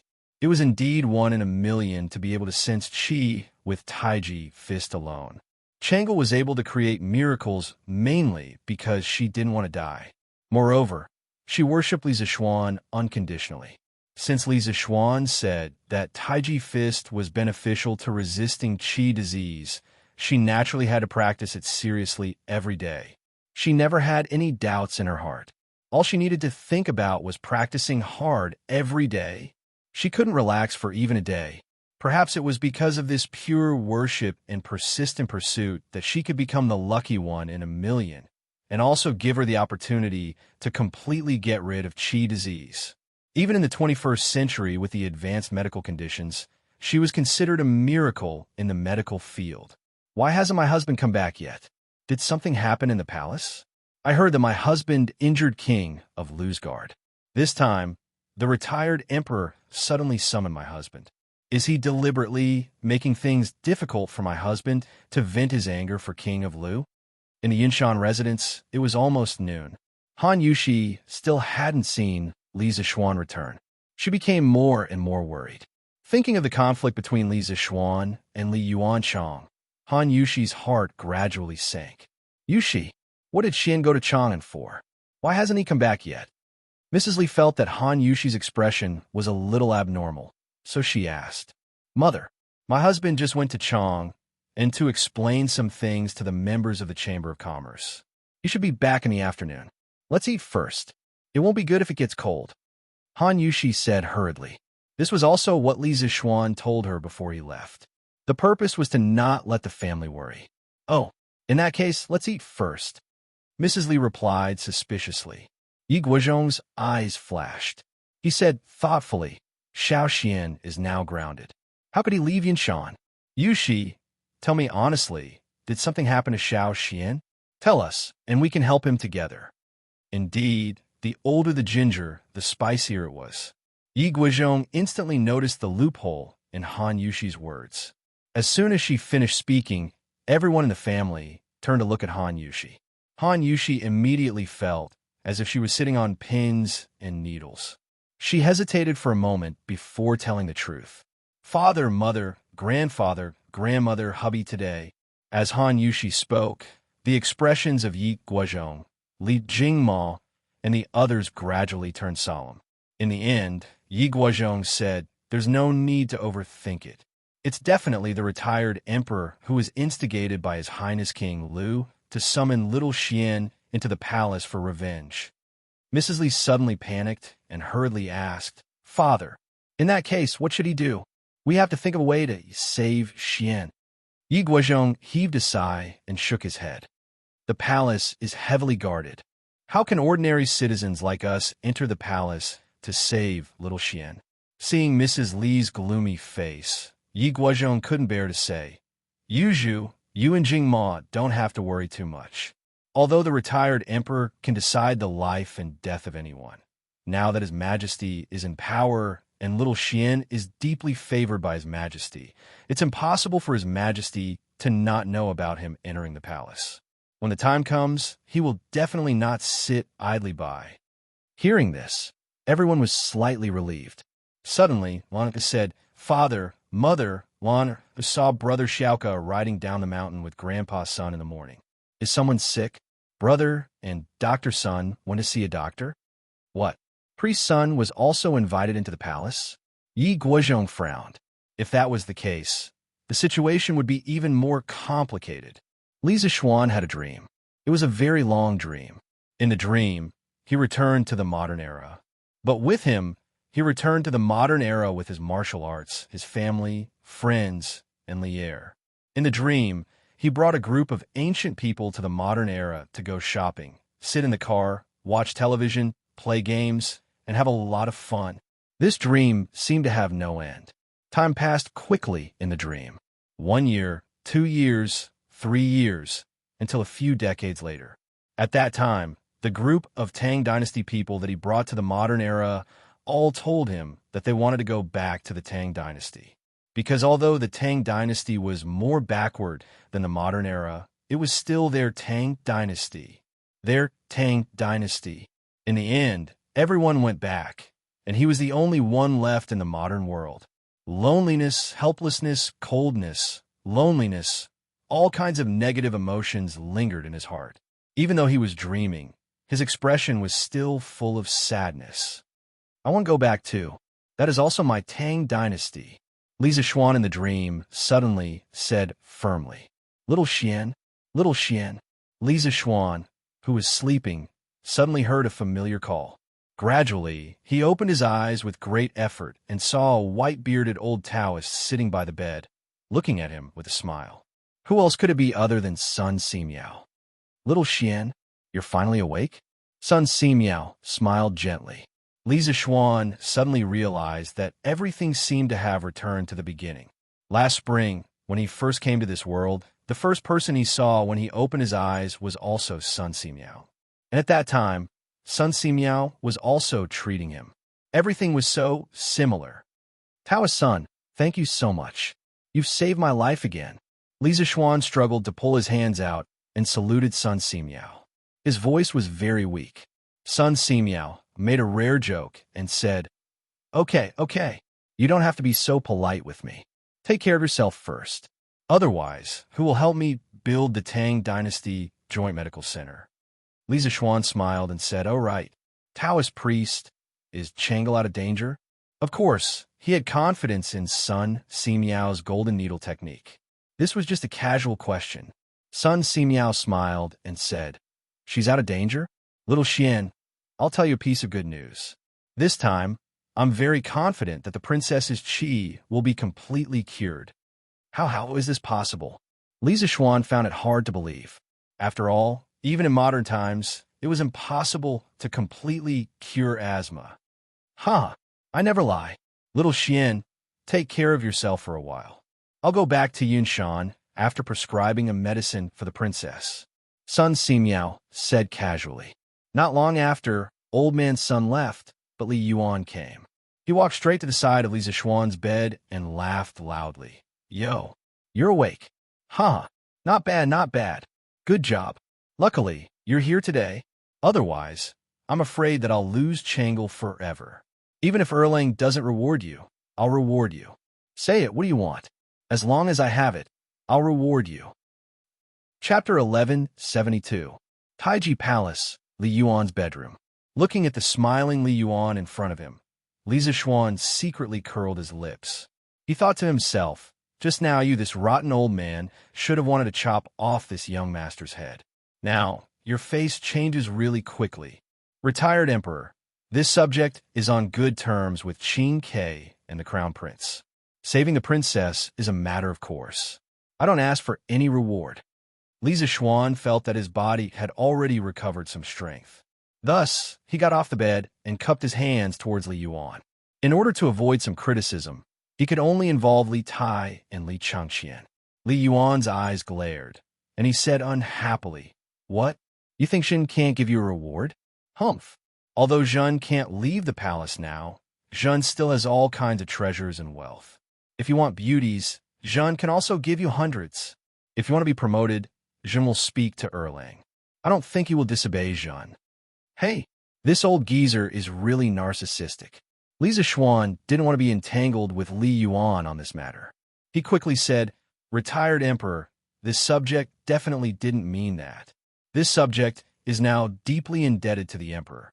Wealth, official titles, and beauties are not lacking. Therefore, this subject really doesn't need a reward." He was very clear in his heart that whether it was official titles or wealth, he had already reached a peak. Advancing further would definitely be a disaster and not a blessing. Moreover, he didn't save Changle for a reward. He just felt sorry for this little girl who had been suffering from illness all this time. It's rare for you to be modest today. However, what should be rewarded should still be rewarded. At this moment, Li Er walked in with Emperor Zhang's son, Li Changqian, Li Tai, and Li Ke. Li Er's face was flushed red, as if he had won a battle. He came in front of Li Zishuan and said, "Today, not only did you save Changle, but because of you, there is hope that Changle's illness can be completely cured. This can be considered to have solved one of Zhen's worries. You should be rewarded, and you must be heavily rewarded." He did have a reason to be happy. Changle's recovery gave him hope because Empress Zhangsuan's situation was exactly the same as Changle's. Now, with Changle's example, there was hope for Empress Zhangsuan's illness to be cured. Actually, Li Zishuan just wanted to go home as soon as possible. He was about to reject him when Li Er waved his hand and said, "I know you don't lack anything now, but I still want to reward you. How about this? Now that you have 8 villages under you, we might as well bestow all of Lantian County to you." As soon as he finished speaking, everyone, including Li Zishuan, was stunned. There was no other reason. This reward was simply too shocking. How big was Lantian County? This wasn't easy to measure at the moment, but the most direct measurement was population. Lantian County was considered a large county, and there were at least 50 to 60,000 people in the county. If converted into households, there were at least 10,000 households. Although Li Zishuan's current title was only that of a marquis, he could live in 10,000 households. This was a treatment that even ordinary princes couldn't enjoy. Furthermore, Lantian County was close to Chang, and its geographical location was rather important. Yet, Li Er gave it to Li Zishuan as his fief. This kind of generosity was not small. It could be said that just based on this reward, Li Er treated Li Zishuan better than his own son. As such, Li Zishuan could be said to have become the second largest landlord in Great Tang. Cough, cough. The first was of course Li Er. In terms of land, no one could compare to him. After all, he had a vast territory. "Your Majesty, please retract your order. This subject dares not accept such a heavy reward." Li Zishuan's heart trembled. After a moment, he hurriedly cupped his hands and said, "The bigger the bowl, the bigger the rice." Li Zishuan knew very well that the current him definitely couldn't enjoy such a large fief. Even if he agreed to Li Er's reward today, in the future, the court would definitely not agree to it. This reward was too big, to the point that no one could accept it. Our words carry enormous weight. Since it's given to you, you should accept it. As for the rest, if they have any objections, tell them to look for us. Others might think that this reward was too heavy, but Li Er didn't think it was heavy at all. After all, Li Zishuan had saved the 2 most important people in his life. A few years ago, when Changle and Chang's son were suffering from illness, he even thought that as long as someone could completely cure their illness, he would be willing to give half of the country. Now, this was just Lantian County. Even if the court officials had objections, he would still insist on such a reward. Everyone had their own selfish motives, and Li Er was no exception. For the sake of his loved ones, he would definitely not regret being selfish for once. Your Majesty, Li Zishuan wanted to say more, but Li Er waved his hand and said, Enough. There's no need to say any more. Giving you Lantian County, other than because you cured Changle's illness, another reason is that us heard that you're very good at governing a place. Right now, Plum Village, Han Family Manor, and the rest of your fiefs have all become rich lands that everyone in the vicinity of Chong and is envious of. We have bestowed the entire Lantian County to you in hopes that you can continue to work hard and help us manage this county well. You've exhausted yourself today.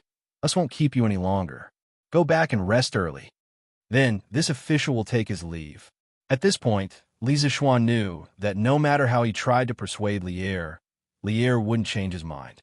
In fact, he also secretly hoped that his fief could be bigger, but he couldn't tell the exact reason. Perhaps this was the special plot that Chinese people had towards land. He just hoped that in the later court meetings, when the civil and military officials quarreled with Li Er over this matter, they wouldn't drag him into it. After cupping his hands towards Li Er, Empress Zhang's son, and Li Yuan, Li Zishuan walked out of the room. Li Chengxian, Li Tai, and Li Ku followed closely behind. Little Xian, it's all thanks to you today. I owe you for this. He's yours. If you need anything, as long as it's within my power, I definitely won't hesitate. Li Chengxian said with a face full of joy. Li Zishuan frowned and couldn't help but say, Chengxian, I already told retired Emperor earlier that saving Changle was because of friendship. Moreover, you're the heir to the throne. I hope that you won't make this kind of promise to anyone under any circumstances. It's not good for you. Li Chengxian was a bit too excited just now. He also knew that Li Zishuan's words made sense. Hearing this, he said embarrassedly, Little Xian, you're right. Then I'll prepare a table of good wine some other day to thank you for saving Changle today. How about it? Li Zishuan laughed loudly and said, Haha, drinking wine is fine. Just don't make me pay the bill when the time comes. Li Chengxian laughed in spite of himself and said, Little Xian, you're joking. Even if it was a year ago, I could still afford to treat you to a drink. Li Zishuan smiled, but didn't say anything. Then he looked towards Li Tai and Li Ku. His gaze was slightly heavy as he asked, How did Changle know that I was here? Was it you who reported the news? She ran all the way from Changle Palace to here. Why didn't you stop her? Don't you know that she has an illness and can't stand the cold wind? Chapter 1173. On the arch bridge in front of Taiji Palace, Li Tai and Li Ku, the two grand princes, were trembling in fear in front of Li Zishuan, a marquis. If this scene was seen by others, their jaws would drop to the ground. Mountain Elder, it was Changle who told Xiao Ku and me before that if little royal uncle were to find trouble with you, we should call her over to plead with royal grandfather. The situation was urgent at that time, and we didn't expect Changle's chi to suddenly act up. Li Tai's face was full of self-blame. He rubbed his hands and said guiltily. Li Zishuan snorted coldly. Humph. Then do you know that your carelessness almost killed Changle? As the elder brother, you caused the death of your sister. I wonder if you'll be able to live in peace for the rest of your lives. Li Tai and Li Ku's faces turned pale when they heard this. Li Chengxian quickly mediated. All right, Xiao Xian, since it has already happened, there's no point in saying anything more. Fortunately, Changle now has a blessing in disguise. She has a chance to completely cure her chi. Priest Sun said before that there can be no construction without destruction. No one expected her chi to flare up this time, but the end result is still good. Seeing that Li Chengxian took the initiative to speak up for Li Tai and Li Ku, Li Zishuan was secretly relieved. These brothers were finally acting like brothers and no longer schemed against each other all the time.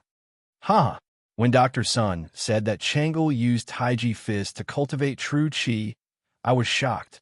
Xiao Xian, I didn't expect the Taiji Fist you taught to the students of the academy to be so magical. If the common people or the people of Jianghu knew about this, they would definitely go to the academy to learn it. Li Chengxian said with a smile. What? Changle used Taiji Fist to cultivate chi? Li Zishuan's eyeballs almost fell to the ground. When he taught Changle Taiji Fist to the students, he only wanted them to strengthen their bodies. He didn't expect that someone could cultivate qi. After all, for ordinary people, the profound meaning of Taiji Fist was too profound. If they did not understand the fist intent and only understood the fist form, it was impossible for them to reach a higher level. Therefore, Li Zixuan was surprised that Changle could use Taiji Fist to cultivate true qi. Just think about it. A delicate and weak little girl suddenly became a martial artist with true qi. No matter how one listened to it, it felt unreal. Perhaps this was the only way to describe Changle's talent in martial arts.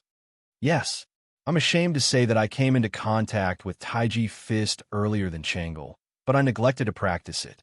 My progress is not even 1,000th of Changle's. Li Qingxian nodded with a face full of regret.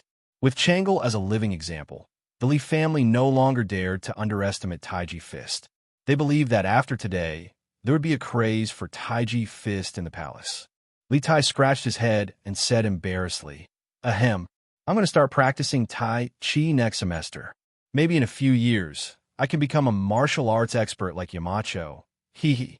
Li Zixuan rolled his eyes and couldn't be bothered with this little fatty. Was it so easy to become a martial arts expert? Let's not talk about it now. We'll talk another day. Li Zixuan waved his hand and prepared to go home. He had stayed in the palace for so long that his family must be worried sick. Yamacho, Chinke, and I are going back to Yinshan too. Why don't we take a carriage back to Yinshan together? Lika's eyes flashed with worry as he hurriedly said.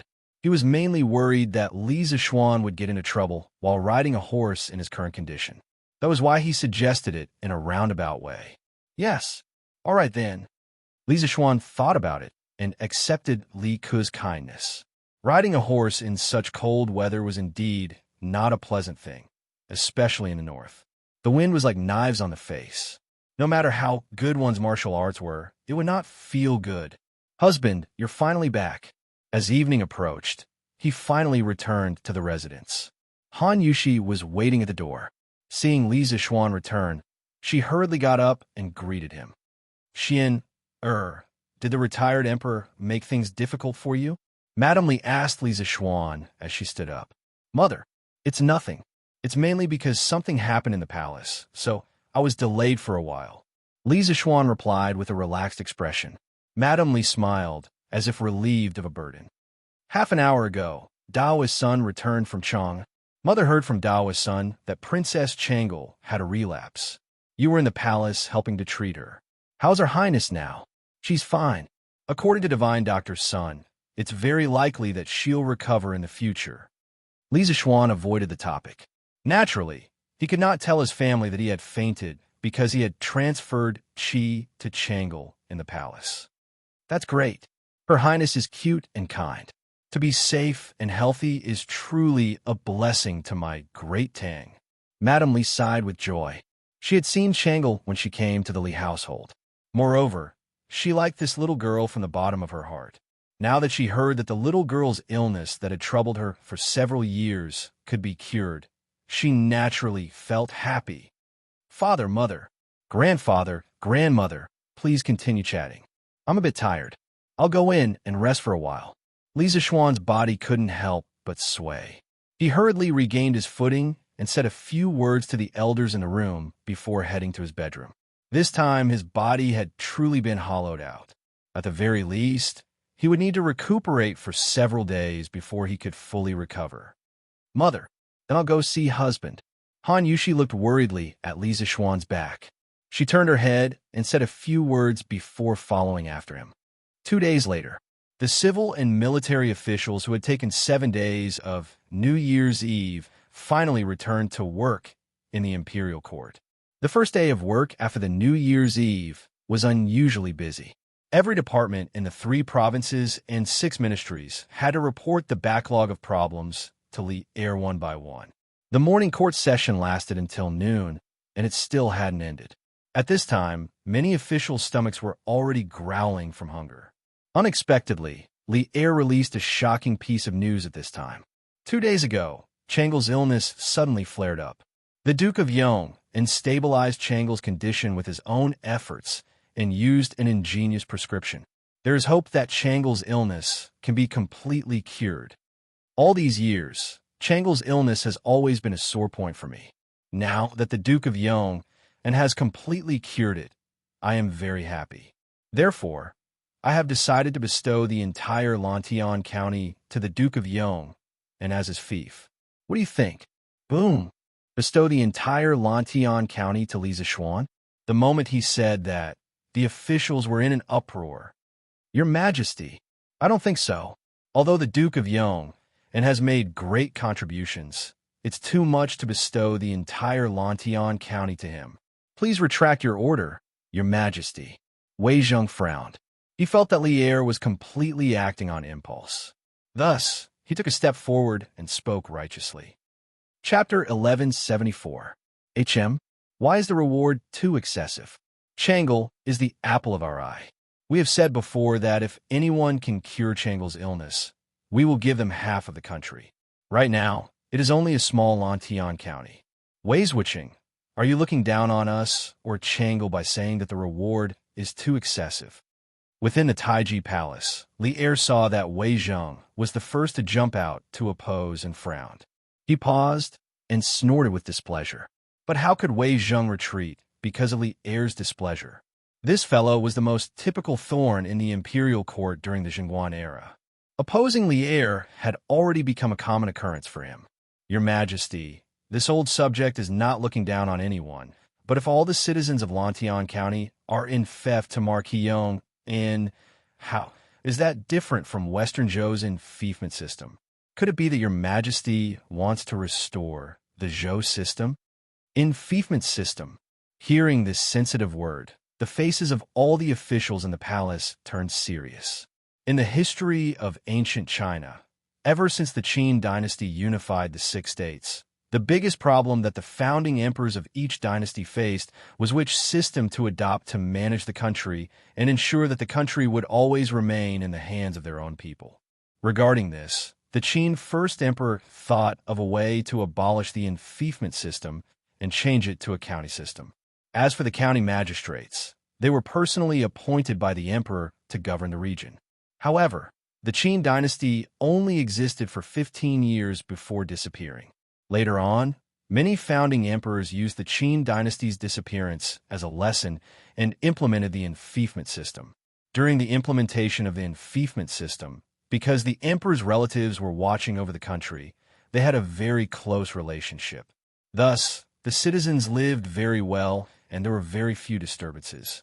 However, this could only be done when the founding emperor was on the throne. Once the founding emperor died, there would be another catastrophe. Many vassals would start to fight for the throne and start to rebel. For example, the Western Han's rebellion of the state of Qi and the Western Jin's rebellion of the 8 princes. However, during the Tang dynasty, although there were painful lessons from the Han and Jin dynasties, Li Er still wanted to use the enfeoffment system to reward his son and the officials who helped him obtain the throne. According to historical records, in the 7th month of the first year of Jingguan, Li Er sought out Xiao Yu to discuss the enfeoffment system. Xiao Yu is a person who greatly respected the Zhou rights and could be said to be the most enthusiastic proponent of the enfeoffment system. At that time, he said, based on my observation of the previous dynasty, I believe that the enfeoffment system will last for a long time. The Qin dynasty had 6 states, but the 2nd generation died. The Han dynasty had the world, and the commanderies participated in the construction, but it took more than 400 years. The Wei and Jin dynasties were abolished and could not last forever. Li Er was overjoyed that he had finally found a like-minded person. He was about to issue a decree to reward the officials who had rendered meritorious service. But at the crucial moment, Li Er's idea was vehemently opposed by the officials led by Fang Xianling, Duru Hui, Wei Zheng, Li Baiyao, and Yin Shirgu. In their view, the enfeoffment system was the root of the country's troubles. Once this loophole was opened, the Tang Empire would inevitably be plunged into a chaotic state of war. Thus, at that time, the imperial court was divided into the anti-enfeoffment system and the enfeoffment system. But after Li Er's consideration, he finally decided not to enfeefment system. The anti-enfeefment system faction obtained a temporary victory. Now that the old matter was brought up again, Fang Xianling, Du Ruhui, and the others could not sit still. Bastard! How could Li Er, who was sitting at the head of the table, not know what was at stake? His expression changed as he slammed the table and stood up. He pointed at Wei Zheng and said angrily, Wei Xuanqing, don't confuse the public. I'm only giving Lantian County to the Marquis of Yong, and as a fief. What does this have to do with the enfeefment system? Seeing Li Er so angry, the officials in the imperial court immediately dispelled the idea of joining in the fun. Now that Li Er had ascended the throne for a long time, he had accumulated more and more power. Many officials were still afraid of him getting angry. Fang Xianling and Du Ruhui looked at each other. Finally, the two of them looked at Zhang Sun Wuji at the same time. But the latter actually closed his eyes and crossed his arms, standing on the spot, as if he was asleep. What a joke! Chang'e was Zhang Sun Wuji's niece. Now that Li Zixuan had saved Chang'e, no matter what, Zhang Sun Wuji, as her uncle, had to accept this favor. On this matter, even if he did not support it, he could not oppose it. Besides, in his heart, he also felt that Wei Zheng was making a big fuss over a minor issue. It was just a county in Lantian County. Although it was a little out of bounds compared to Li Zixuan's title, forcefully connecting it to the feudal system was a little too far-fetched. After reading Zhang Sun Wuji's attitude, Fang Xianling and Du Ruhui looked at each other and shook their heads. In the end, they did not go out to stand up for Wei Zheng. The pitiful Wei Zheng suddenly became a lonely warrior, facing Li Er's anger with his own strength. But the reason why a troublemaker was called a troublemaker was because he was not afraid of difficulties and faced them head-on. Wei Zheng was never afraid of difficulties. He took a step forward and said aggressively, Your Majesty. As the saying goes, a small clue reveals the whole picture. Although a county cannot be compared to the enfeefment system of the Western Zhou dynasty, once this example is made, I fear that our Tang Empire will repeat the mistakes of the Han and Jin dynasties. Speaking of which, this fellow was really stubborn and dared to say anything. If it was in the Ming and Qing dynasties, just based on his words, the emperor would chop off his head and even exterminate his entire family. However, even though Jingguan's words were more liberal, when Li Er heard this disgraceful sentence, he could not help but spit fire from his eyes. He pointed at Wei Zheng and said in exasperation, Good for you, Wei Xuanqing. Do you really think that the tolerance I gave you is indulgence? How presumptuous! Men, drag Wei Zheng out and flog him 100 times. As soon as these words came out, everyone in the hall was shocked. Ever since the Qin and Han dynasties, especially during the Sui and Tang dynasties, the monarchs had always treated their ministers with respect. It was extremely rare for them to use torture on their ministers. It was only after the Ming dynasty that it gradually became more common to use caning on ministers. What I say is for the sake of the country. I am worthy of the heavens and the earth. Today, if your majesty wants to be like King Zhou of Shang, I am willing to do it. Wei Zheng's temper also rose at this time. He straightened his neck and looked directly at Li Er, tit for tat. Presumptuous. Men, drag him out and flog him 200 times. Hurry. When Li Er heard this, he was so angry that he almost flipped the table. He roared out of the hall. Suddenly, 2 silver-armored generals came in and walked in the direction of Wei Zheng.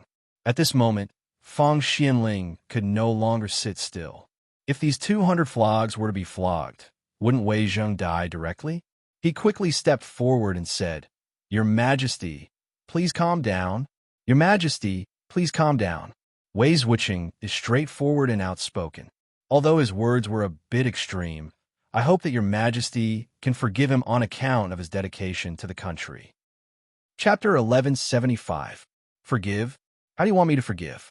It is because I have forgiven him time and time again that he is so unbridled now. Li Er's angry voice roared in every corner of the Taiji Palace. Only now did people see Li Er's determination to reward Li Zixuan. Your Majesty, Minister Wei's words are indeed inappropriate, but it is not enough to warrant punishment. Your Majesty, please reconsider. Zhang Sun Wuji also stood out. These were two separate matters. He indeed did not support Wei Zhang's words, but seeing that Li Er was about to punish the minister, he still had to step forward to stop it. This example could not be set. Your Majesty, please reconsider. Since Zhang Sun Wuji had stood out to plead for leniency, the other ministers could not remain indifferent. Instantly, a large group of people bowed. When Li Er saw this, he was so angry that he did not know what to say. At this moment, Wei Zheng recklessly said, "This old minister's life and death are not important, but as your Majesty's minister, this minister should think for your Majesty's country. Giving Lantian County to the Marquis of Yong and is against the law, and this minister believes that the Marquis of Yong and will not agree. The people of Lantian County will also not agree." Li Er was so angry that he laughed. "Good. Since Wei Xuanqing is so confident, then do you dare to make a bet with me?" Wei Zheng said without hesitation, "Why wouldn't I dare? But how does your Majesty want to bet?" Li Er said with his hands behind his back, "Humph. Let's bet on my decision. Whether Li Zishuan agrees or not. Whether the people of Lantian County agree or not. With 2 days as the limit. I hope that after 2 days, you, Wei Xuanqing, can still be so unyielding." Humph. Court dismissed. Without giving Wei Zheng a chance to refuse, Li Er flicked his sleeves and announced the dismissal of the court session. "Hey, Wei Xuanqing, don't you have nothing better to do? Your Majesty wants to give little Xian some land. What does that have to do with you? Jumping out in such a hurry to object? Isn't this just finding trouble for yourself?" The officials had been hungry all morning and wanted to go home to eat. When Li Er announced the end of the court session, the officials went back to their homes. Cheng Yaojin walked to Wei Zheng's side and patted his arm. As one of Li Zishuan's elders, he naturally stood on Li Zishuan's side in this matter. However, Li Zishuan's temper was too big in the morning assembly, so he didn't want to add fuel to the fire. He could only mock Wei Zheng after the assembly ended. "Humph. Lu Guogong, this old man is wholeheartedly devoted to the public. I only care about the matter, not the person. No matter who is involved in this matter today, this old man will come out and stop His Majesty from acting willfully." Wei Zheng rolled his eyes and snorted at Cheng Yaojin. "Hey, what a stubborn old man. Just you wait. Old Cheng, don't even need to look to know that you're going to lose this bet with His Majesty. Don't cry when the time comes." "Huh." Cheng Yaojin waved his hand, not willing to waste any more time with a one-track-minded person like Wei Zheng. He left Taiji Palace and returned home. "Damn it. This Wei Xuanqing has repeatedly contradicted me. It's really hateful. It seems that I have been too lenient with him in the past." After the assembly, Li Er came to the Suite du Hall. Recalling everything that had happened in the morning assembly, he became angrier and angrier. In the end, he pushed away the memorials on the table and roared angrily, "Your Majesty, please calm down. Don't be angry." At this time, Empress Zhangsun happened to walk in from outside the hall. Her complexion seemed to be much better than 2 days ago. "Guanyin maid, come and sit."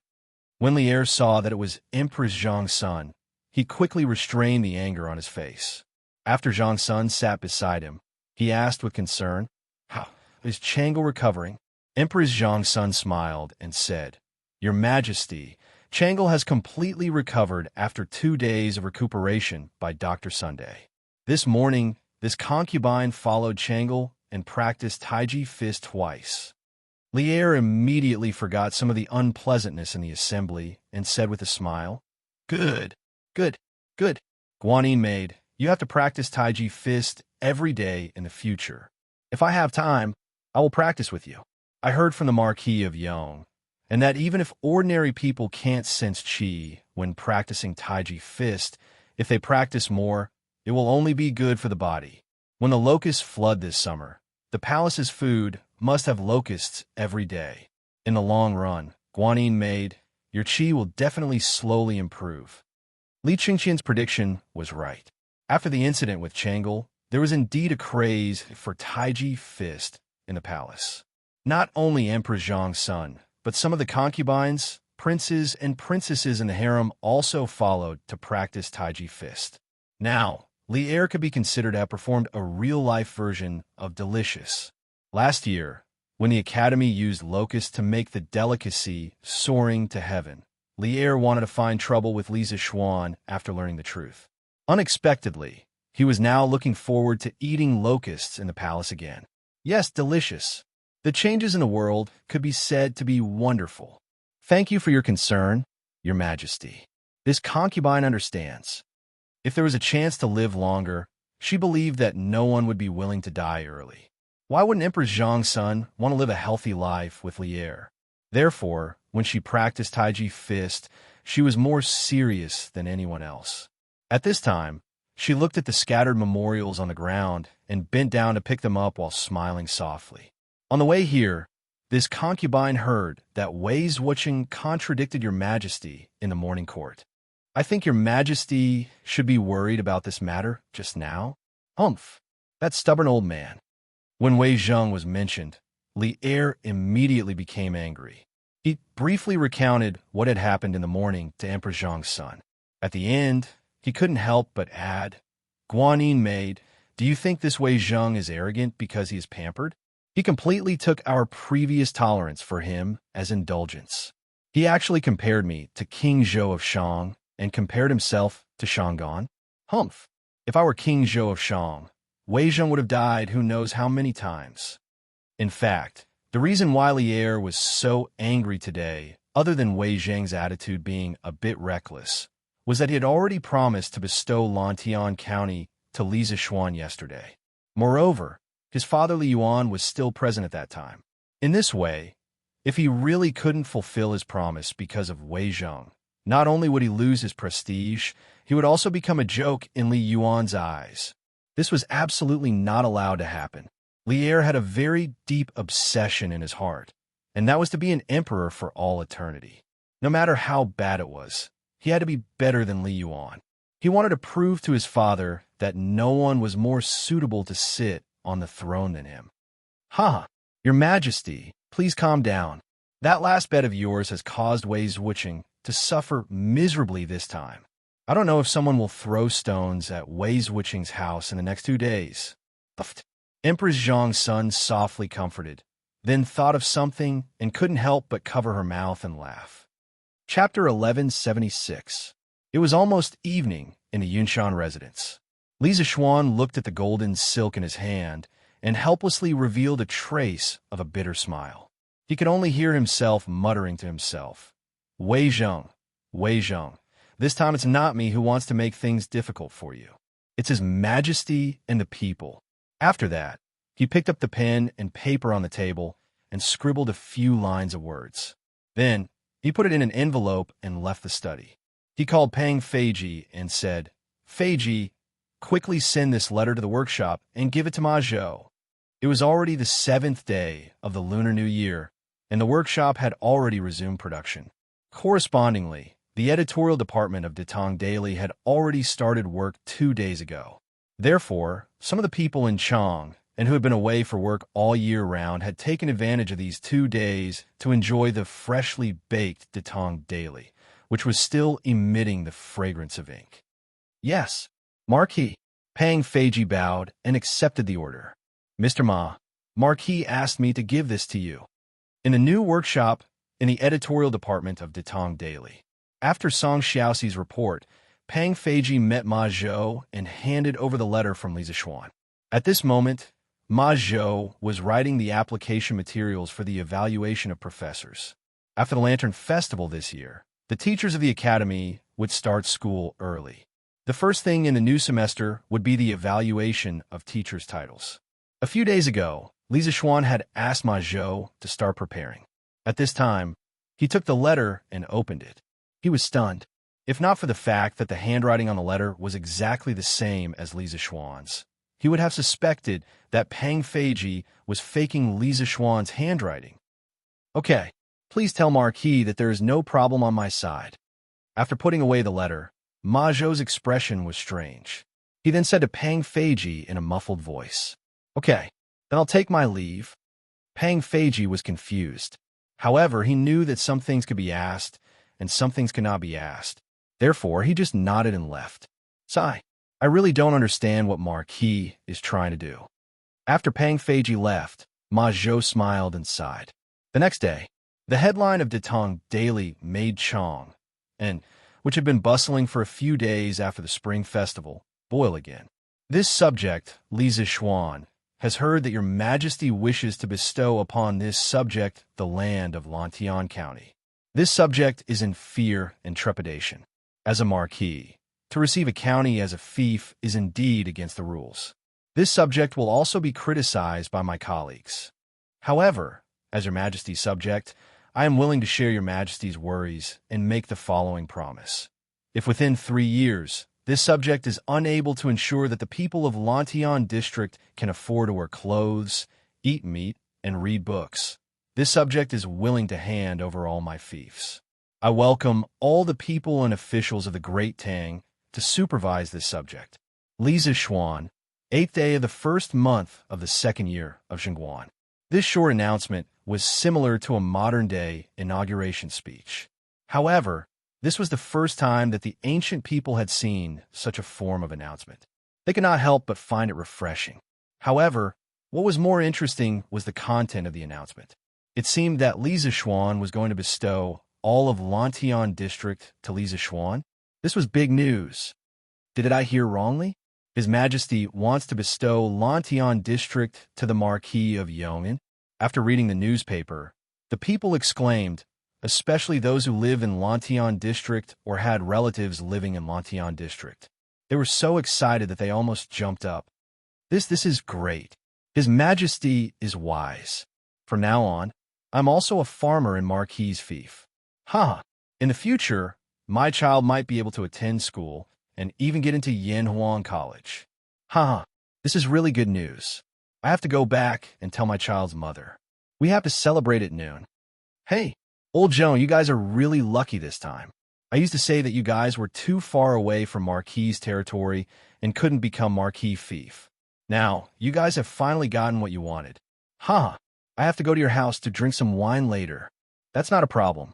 Old Yang, whenever you go, there will be wine to drink. As Marquis' farmer, we can't be stingy.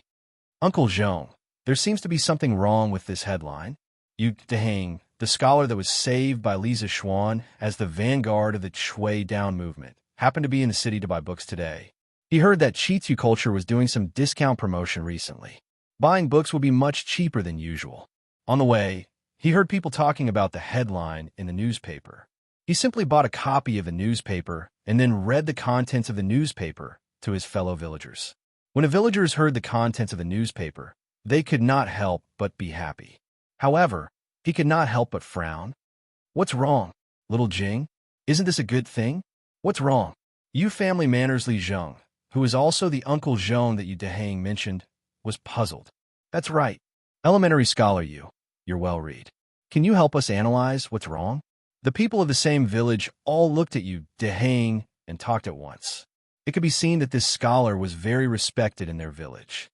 Uncle Zhong, think about it.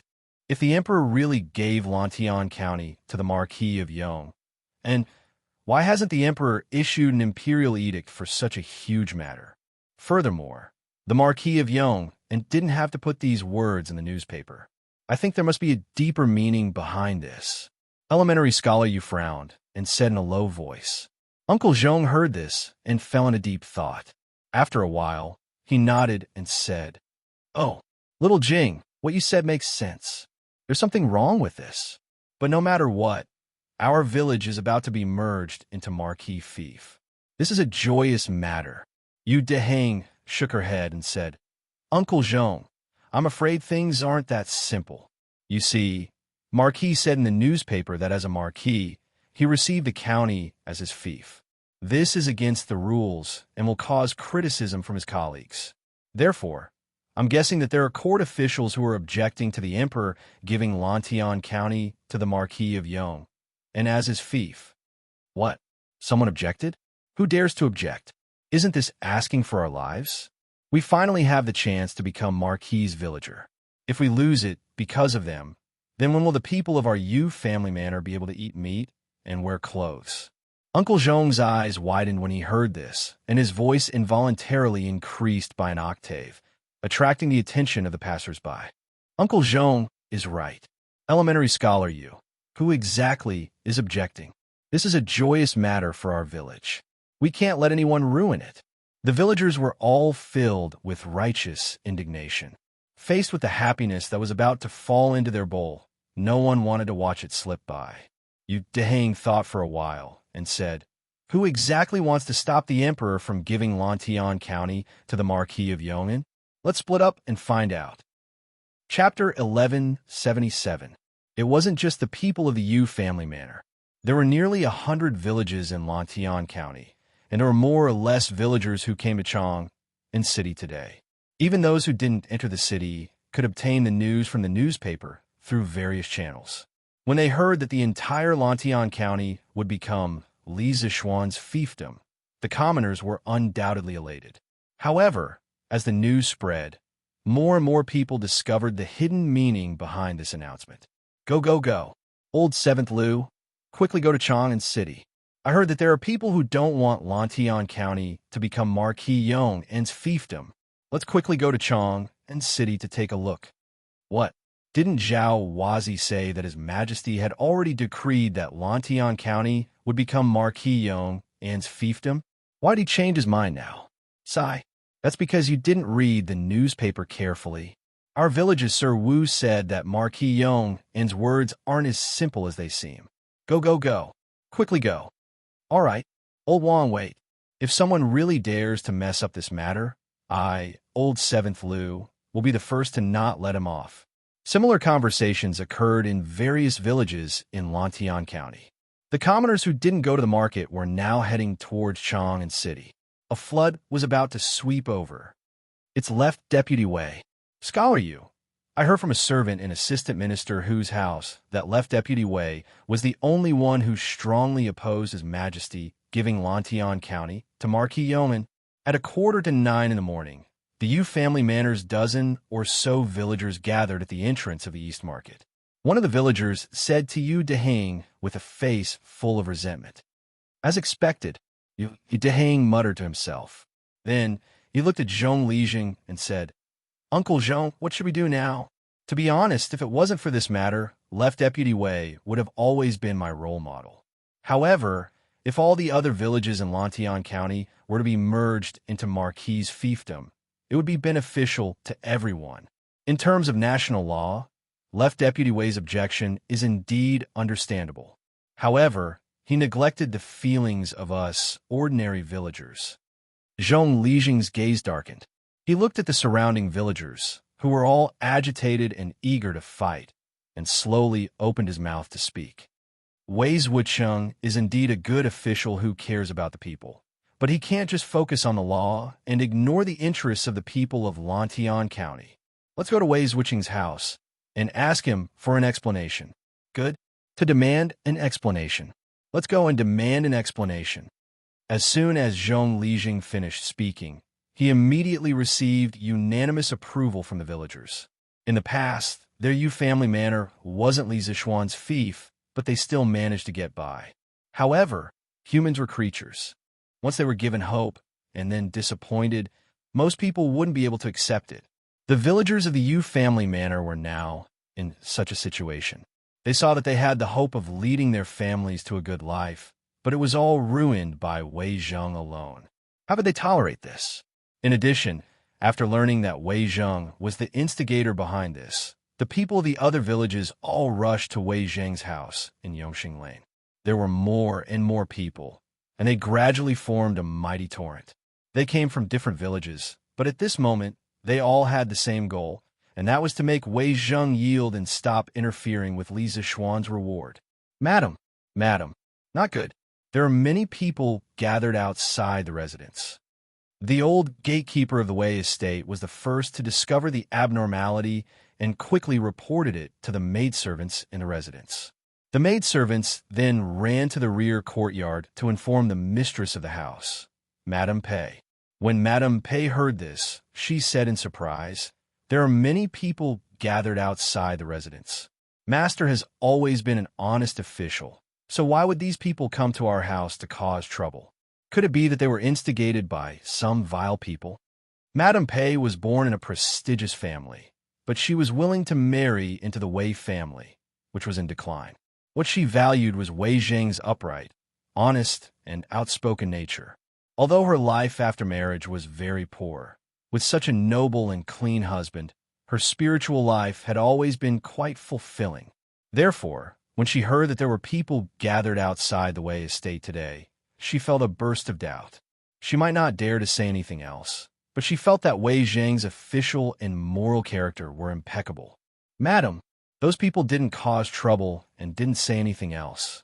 They only said that they want to see Master and ask him to let them go. The maidservant bowed and replied. This group of people gathered in front of the Wei estate was much more rational and restrained compared to the group of people who gathered around the Chui estate last year. It was mainly because Wei Zheng's official reputation had always been very good, and most of the people felt that he was a good official. Although Wei Zheng might have made a mistake in the matter of Lantian County being awarded to Li Zishuan, the people still remembered that Wei Zheng had treated them well in the past and restrained their behavior. Let them go. Let's go. Lu He, let's go out and take a look. Madame Pei thought about it and still couldn't understand how Wei Zheng had offended this group of people. So she stood up and said, Madam, don't. You mustn't. There are too many people outside the estate. What if some bad people mixed in and hurt you? What should we do? Madam, you should wait for Master to return. When a maidservant heard this, she jumped in fright and hurriedly stopped her. At this time, Wei Zheng should still be in the morning court, so she didn't dare to let Madame Pei go out to investigate the situation. After all, the matter of the Chui estate being destroyed by the angry people more than a month ago was still fresh in the minds of many Chang'an citizens. It's fine. Since these people didn't cause trouble, they definitely won't harm me. Lu He, quickly move aside. Madame Pei insisted. I won't move aside. I can't let Madame go out and take risks. If Madame wants to go out, you have to step over my body. The maidservant did not back down. Left Minister Wei. Left Minister Wei. I beg you to let us go. At this time, a commotion suddenly came from outside. Madame Pei's expression changed as she said, Master is back. Let's go to the back of the courtyard to take a look. This time, Louis didn't stop them and followed Madame Pei to the front yard. Let you go? Well, have I ever done anything to harm you or restrict your freedom? In front of the Wei estate, Wei Zheng had just returned from the morning court and saw many citizens gathered in front of the estate from afar. His heart sank, and he hurriedly came to the front of the crowd. When he heard the citizens all asking him to let them go, he couldn't help but feel puzzled and asked, Student Yu, Deheng greets, left Minister Wei. Just as Wei Zheng finished speaking, Yu Deheng walked out and cupped her hands towards Wei Zheng. Then she said, This student comes from a Yu family manor, which is the northernmost manor in Lantian County. Last year, under the management of Marquis, the 8 manors in Lantian County's fief of Marquis Yong, and were all well-fed and well-clothed. Now that we heard that His Majesty wants to bestow the entire Lantian County to the Marquis Yong, but Left Minister Wei, you have a different opinion, so we came here to implore Left Minister Wei to change your mind and let His Majesty bestow the entire Lantian County to the Marquis Yong. Chapter 1178. Relying on law is not enough to govern, and relying on virtue is not enough to govern. A country has its laws, and a family has its rules. His Majesty's decision to give Lantian County to the Marquis of Yong and is clearly not in accordance with the country's laws. This is a calamity that will bring chaos to the country. As an important official of the empire, how can this old man sit by and do nothing? In front of the Wei residence, Wei Zheng looked at the aggressive commoners in front of him. There was not the slightest trace of fear on his face as he spoke righteously to Yu Dijin. Hearing this, Yu Deheng frowned and said in a low voice, Left Minister Wei's words are incorrect. What does Lantian County have to do with Western Zhou's enfeoffment system? The Marquis of Yong and is benevolent, and the commoners of his fief all love and respect him. Now that they hear that the other villages of Lantian County have the opportunity to become the Marquis of Yong and's fief, Countless commoners are overjoyed and scrambling like ducks. This is what the people want. Left Minister Wei, you keep saying that you are doing this for the sake of the country's laws and dignity, but you have disregarded the people's will and harmed the tens of thousands of commoners of Lantian County. Being spoken to like this by a late student, Wei Jing's old face was somewhat embarrassed. Brushing his sleeves, he angrily said, "Foolish brat, since the founding of the Great Tang, there have been many restrictions on the enfeoffment of the nobles. This old man has never heard of anyone being able to obtain the fief of tens of thousands of households as a marquis. With this example, I'm afraid that in the future, there will be many vassals in the Great Tang. The rebellion of Prince Qi of the Western Han and the rebellion of the 8 princes of the Western Jin are not far off. This old man will definitely not agree to this kind of politics that brings chaos to the country." His worries were not without reason. According to history, in the 13th year of Xinguan, Li Er indeed brought up the old system again. However, at that time, he changed the name to feudalism. The so-called feudalism was like the Western Zhou's enfeoffment of vassals, allowing the various princes and meritorious officials to hold a permanent position in a place that could be inherited by their descendants. This matter was clearly a reversal of history. As a result, it was strongly opposed by Fang Xianling, Wei Zheng, Zhang Sunwuji, Ma Zhou, Li Baiyao, and Yu Jining. Afterwards, under the circumstances where the objections of all the officials were ineffective, it was the already married Princess Changle who personally stepped forward to persuade Li Er to withdraw the order. The enfeoffment system had its advantages, but it also had its drawbacks. During the Lushan rebellion at the end of the Tang dynasty, it was precisely due to the excessive power of the regional military commanders that caused the Great Tang dynasty to suffer an unprecedented blow. It was difficult for it to return to its former glory. Therefore, it was hard to say whether the enfeoffment system was good or bad. At this moment, facing his former spiritual idol, Yu Deheng inexplicably felt a little disappointed. He angrily said, "Left Prime Minister Wei, are you going to ignore the suffering of tens of thousands of people in Lantian County just to insist on your political views? In this way, even if you realize your political ambitions, what's the point?" This student remembers that the Marquis of Yong and once said that everyone in Yanhuang College should have a heart for the heavens and earth and a life for the people. Your actions today are far inferior to the Marquis of Yong'an. With an ashen face, Wei Zheng said, "Shut up. Since ancient times, only when the country is stable can the people prosper. This old man's political views are to protect the stability of the Great Tang dynasty. This brat only sees the immediate benefits, but cannot see the future of the world. He is truly a short-sighted person." At this moment, Yu Deheng no longer cared about being polite. He retorted sarcastically, "Left Prime Minister Wei is truly eloquent. This student does not understand how bestowing Lantian County to the Marquis of Yong would affect the stability of the country. What you're worried about is that the Marquis of Yong will gradually grow in power like the Dukes of Western Zhou.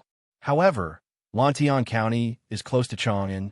Rather than doubting the loyalty of the Marquis of Yong, and why not worry about the lives of the people in the counties surrounding Chang'an?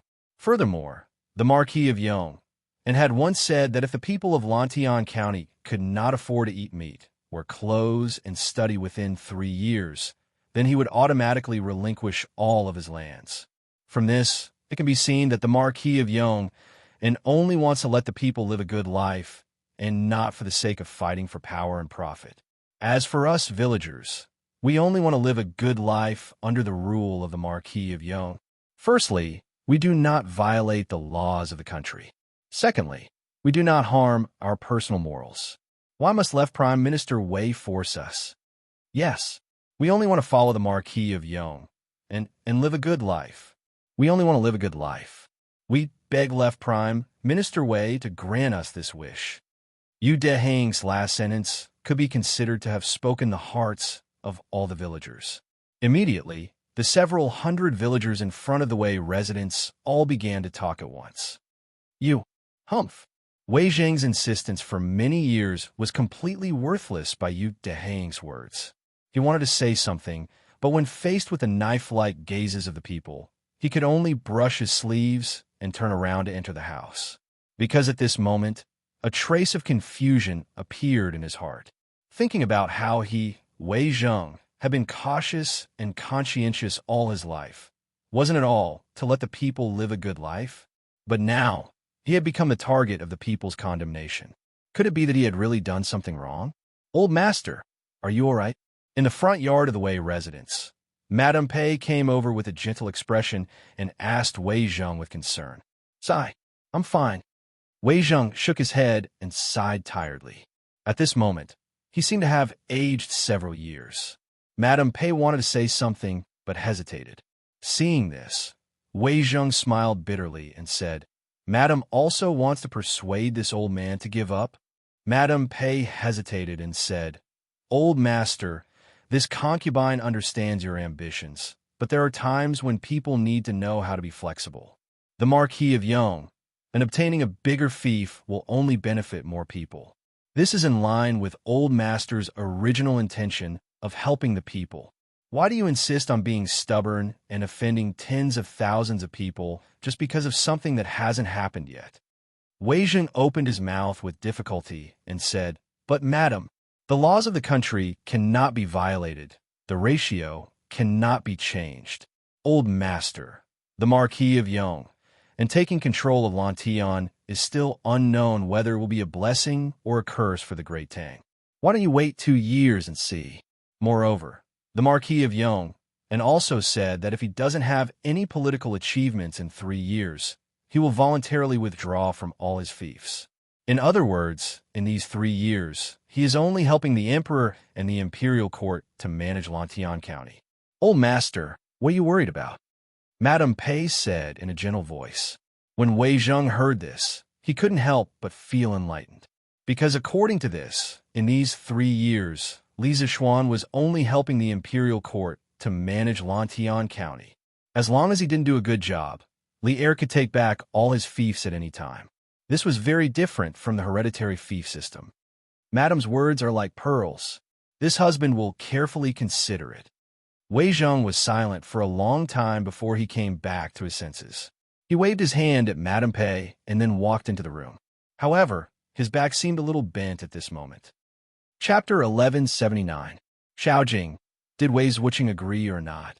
Zhong Lijing and the other villagers couldn't understand the battle of words between scholars. Seeing Wei Zheng flick his sleeves and leave, Zhong Lijing was a little puzzled. Yu Dehang shook her head and sighed. "Ah, Uncle Zhong, tell everyone to disperse. Let's go back and eat first." Zhong Lijing understood the hidden meaning in Yu Dehang's eyes. His expression darkened, and he turned around to look at the main entrance of the Wei estate. He let out a long sigh and then turned around to shout at the villagers of the Yu residence. "Let's go. Listen to Scholar Yu and go back first." "Ah, Lijing, we're going back just like that? Wei Zhuqing hasn't agreed to us yet," a villager said in surprise. Zhong Lijing said in a bad mood, "Just go when I tell you to go. Why are you talking nonsense?" Although the Yu residence's villagers were unwilling, they still obediently left because of Zhong Lijing's scolding.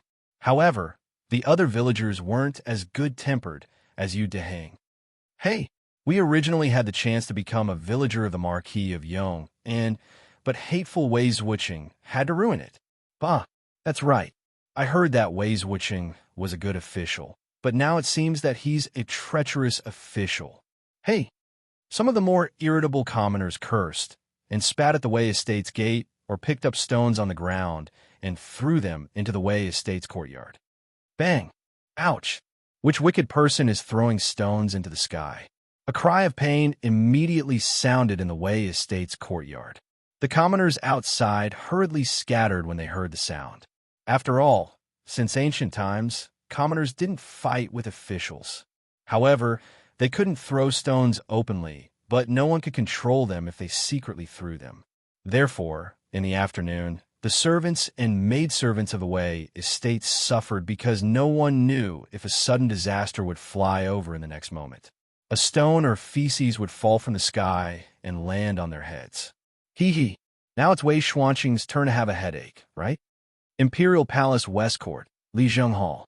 Li Er put down a newspaper in his hand and smiled at Empress Zhongsun. Your Majesty must have seen today's headlines, right?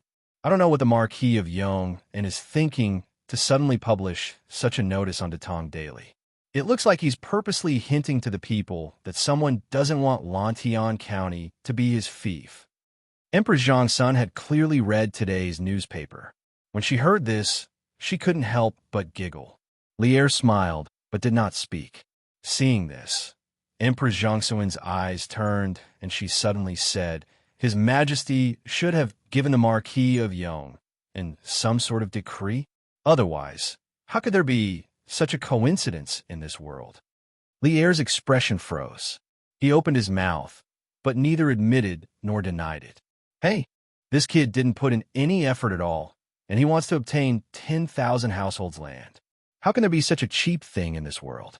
Empress Zhongsun smiled, and then a worried expression appeared on her face, saying, It's just that the Marquis of Yong and is talking too big this time, right? There were 60 to 70,000 people in Lantian County. To let everyone be able to afford to eat meat, wear clothes, and study was extremely difficult. Not to mention 3 years, even if it was 10 years, no one would be able to do it. Li Er frowned, thinking in his heart that all of this was done by this kid on his own initiative. This emperor did not ask him to make such a promise, although this was what he thought in his heart. But towards Li Zishuan's ability, Li Er still had a lot of trust. Thus he said, Guanyin maid, rather than worrying about this, why don't you guess if Wei Zheng will admit defeat in tomorrow's morning court? Because this matter to other people was an impossible matter, but to Li Zishuan, it might not be so. And with that kid's character, if he wasn't confident in something, he would definitely not speak rashly. Empress Zhongsun carefully thought about it. It seemed like the awesome that Li Zishuan had boasted back then had all come true. In comparison, letting the people of the fief have enough to eat and where wasn't an impossible matter.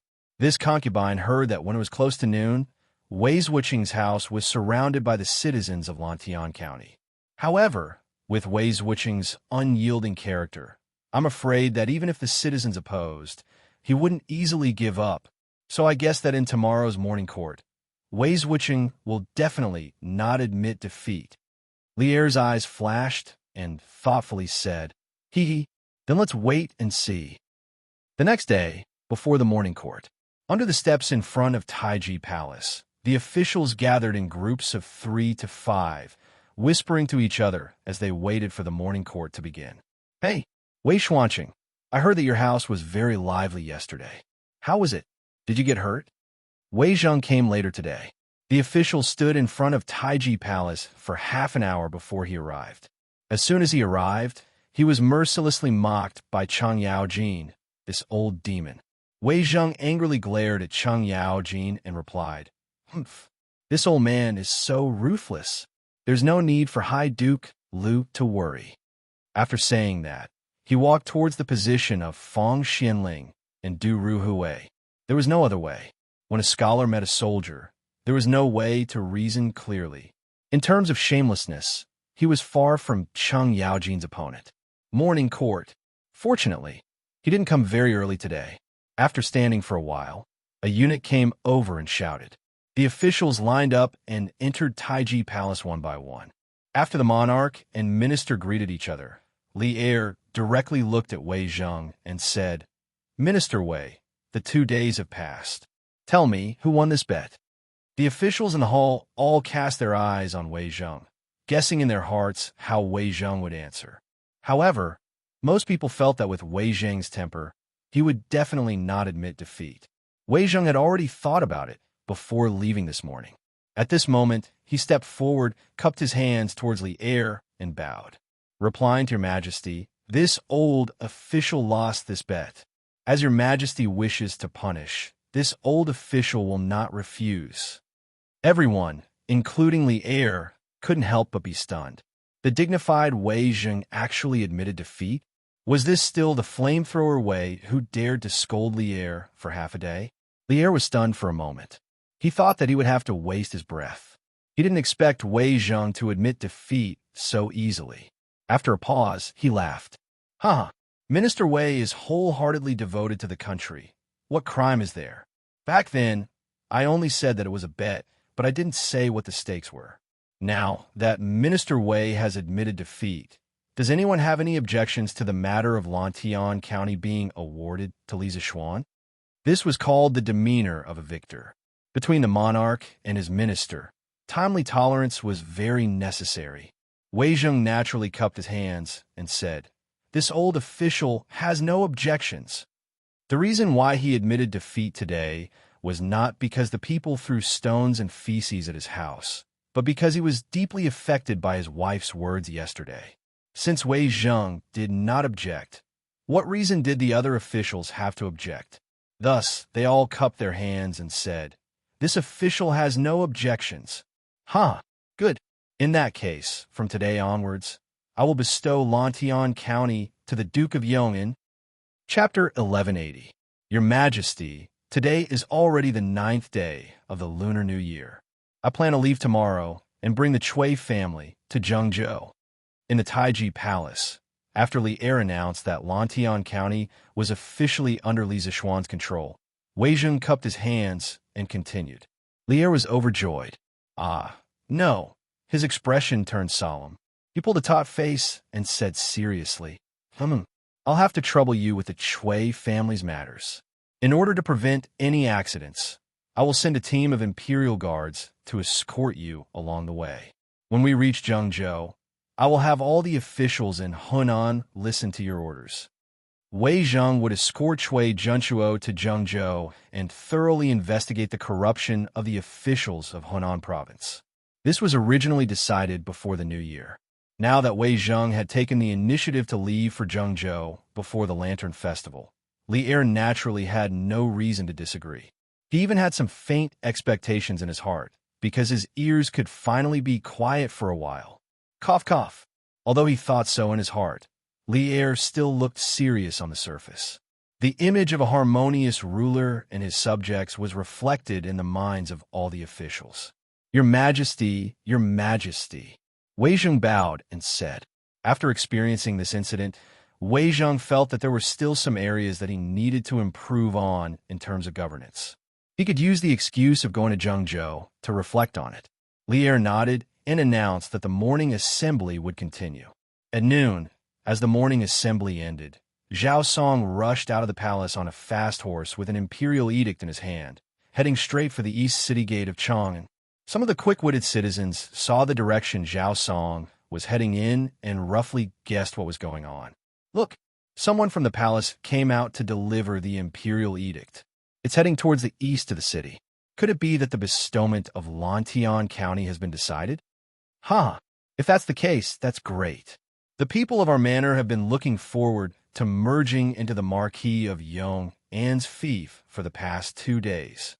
Although it was only a guess, the tens of thousands of people in Lantian County hoped that this guess would come true. In a moment, all eyes were focused on Cloud Mountain. There lived a young man who was like an immortal. His chest was deep and he was talented. In the Cloud Mountain area, he could make clouds and rain with a flip of his hand.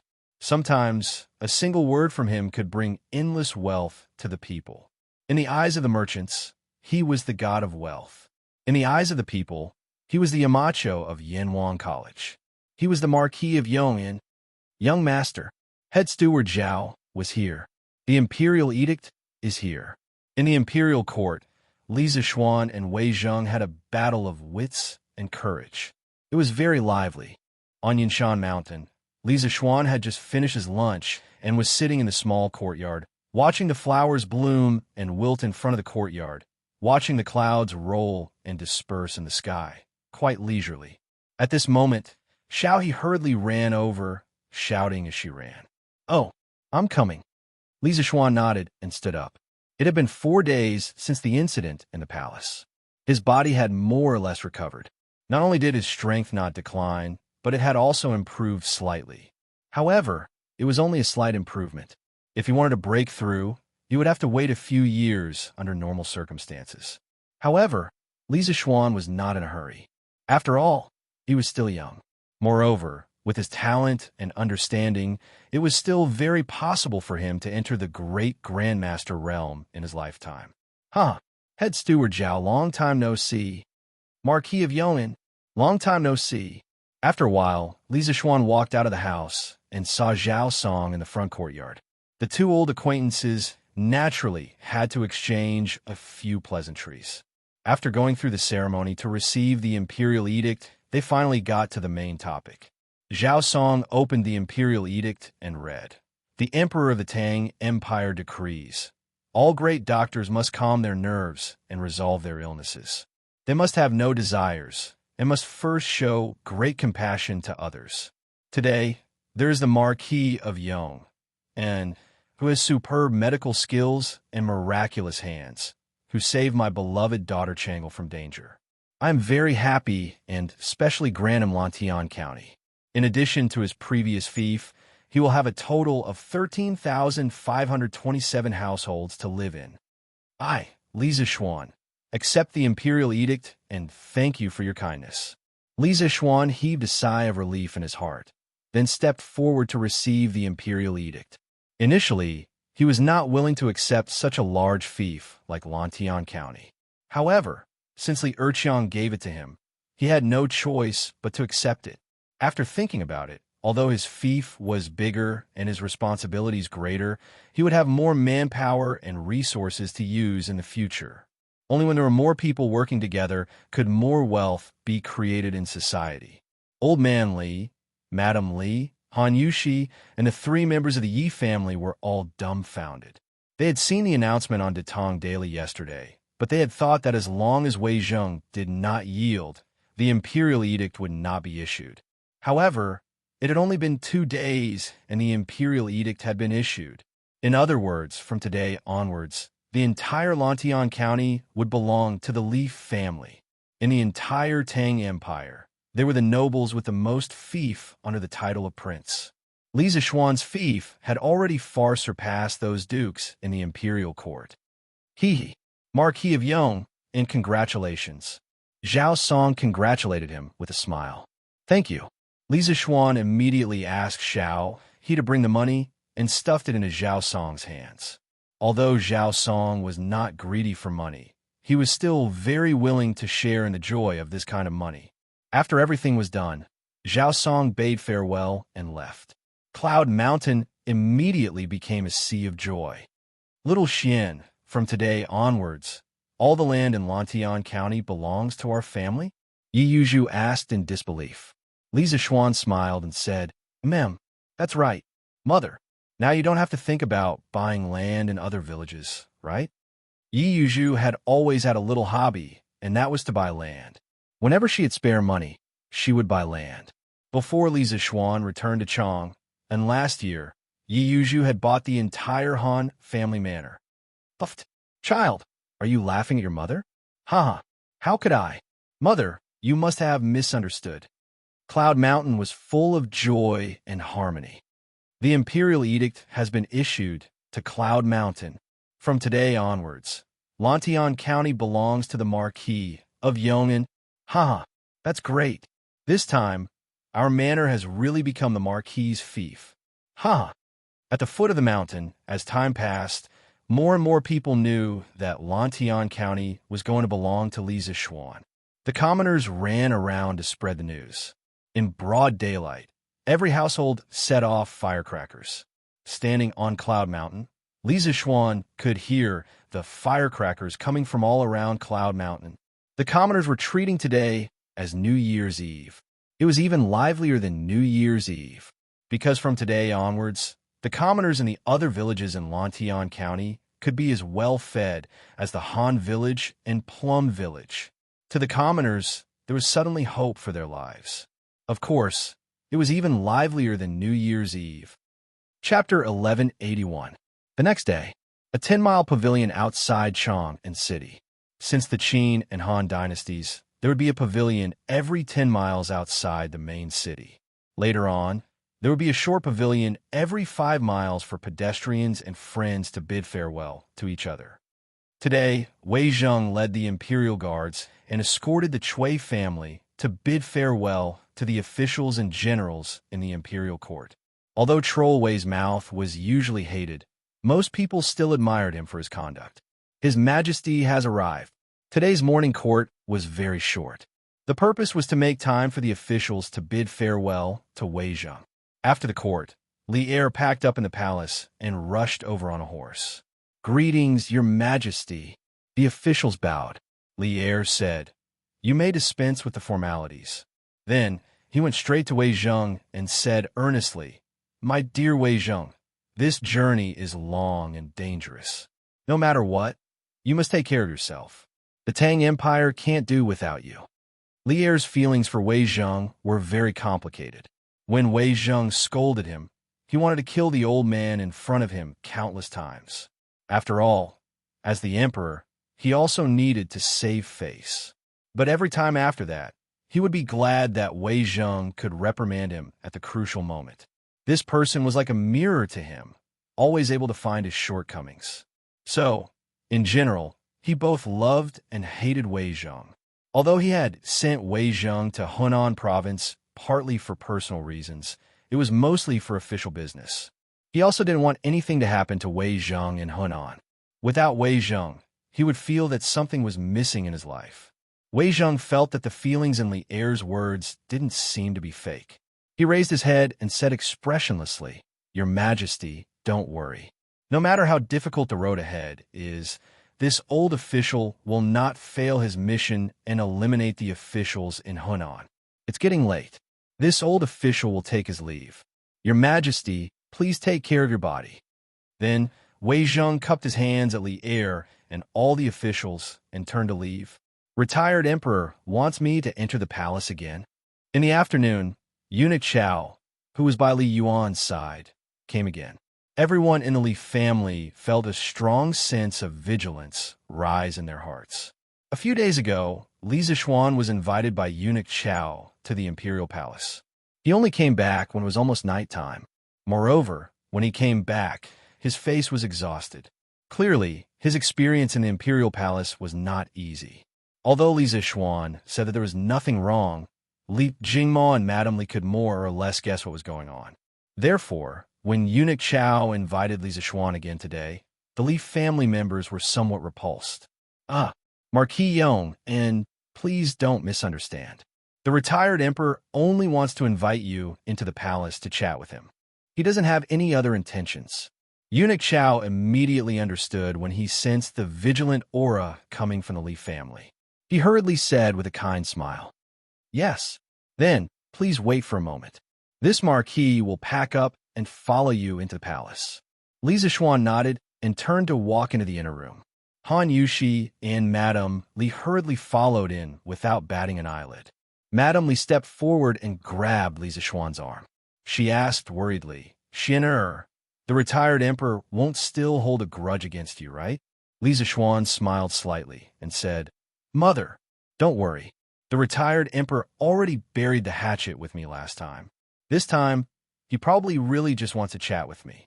You and father shouldn't think too much." After experiencing the incident with Chang'e last time, Li Zishuan believed that Li Yuan would not harm him again. Although this old man was sometimes a bit overbearing, he could still distinguish between good and bad.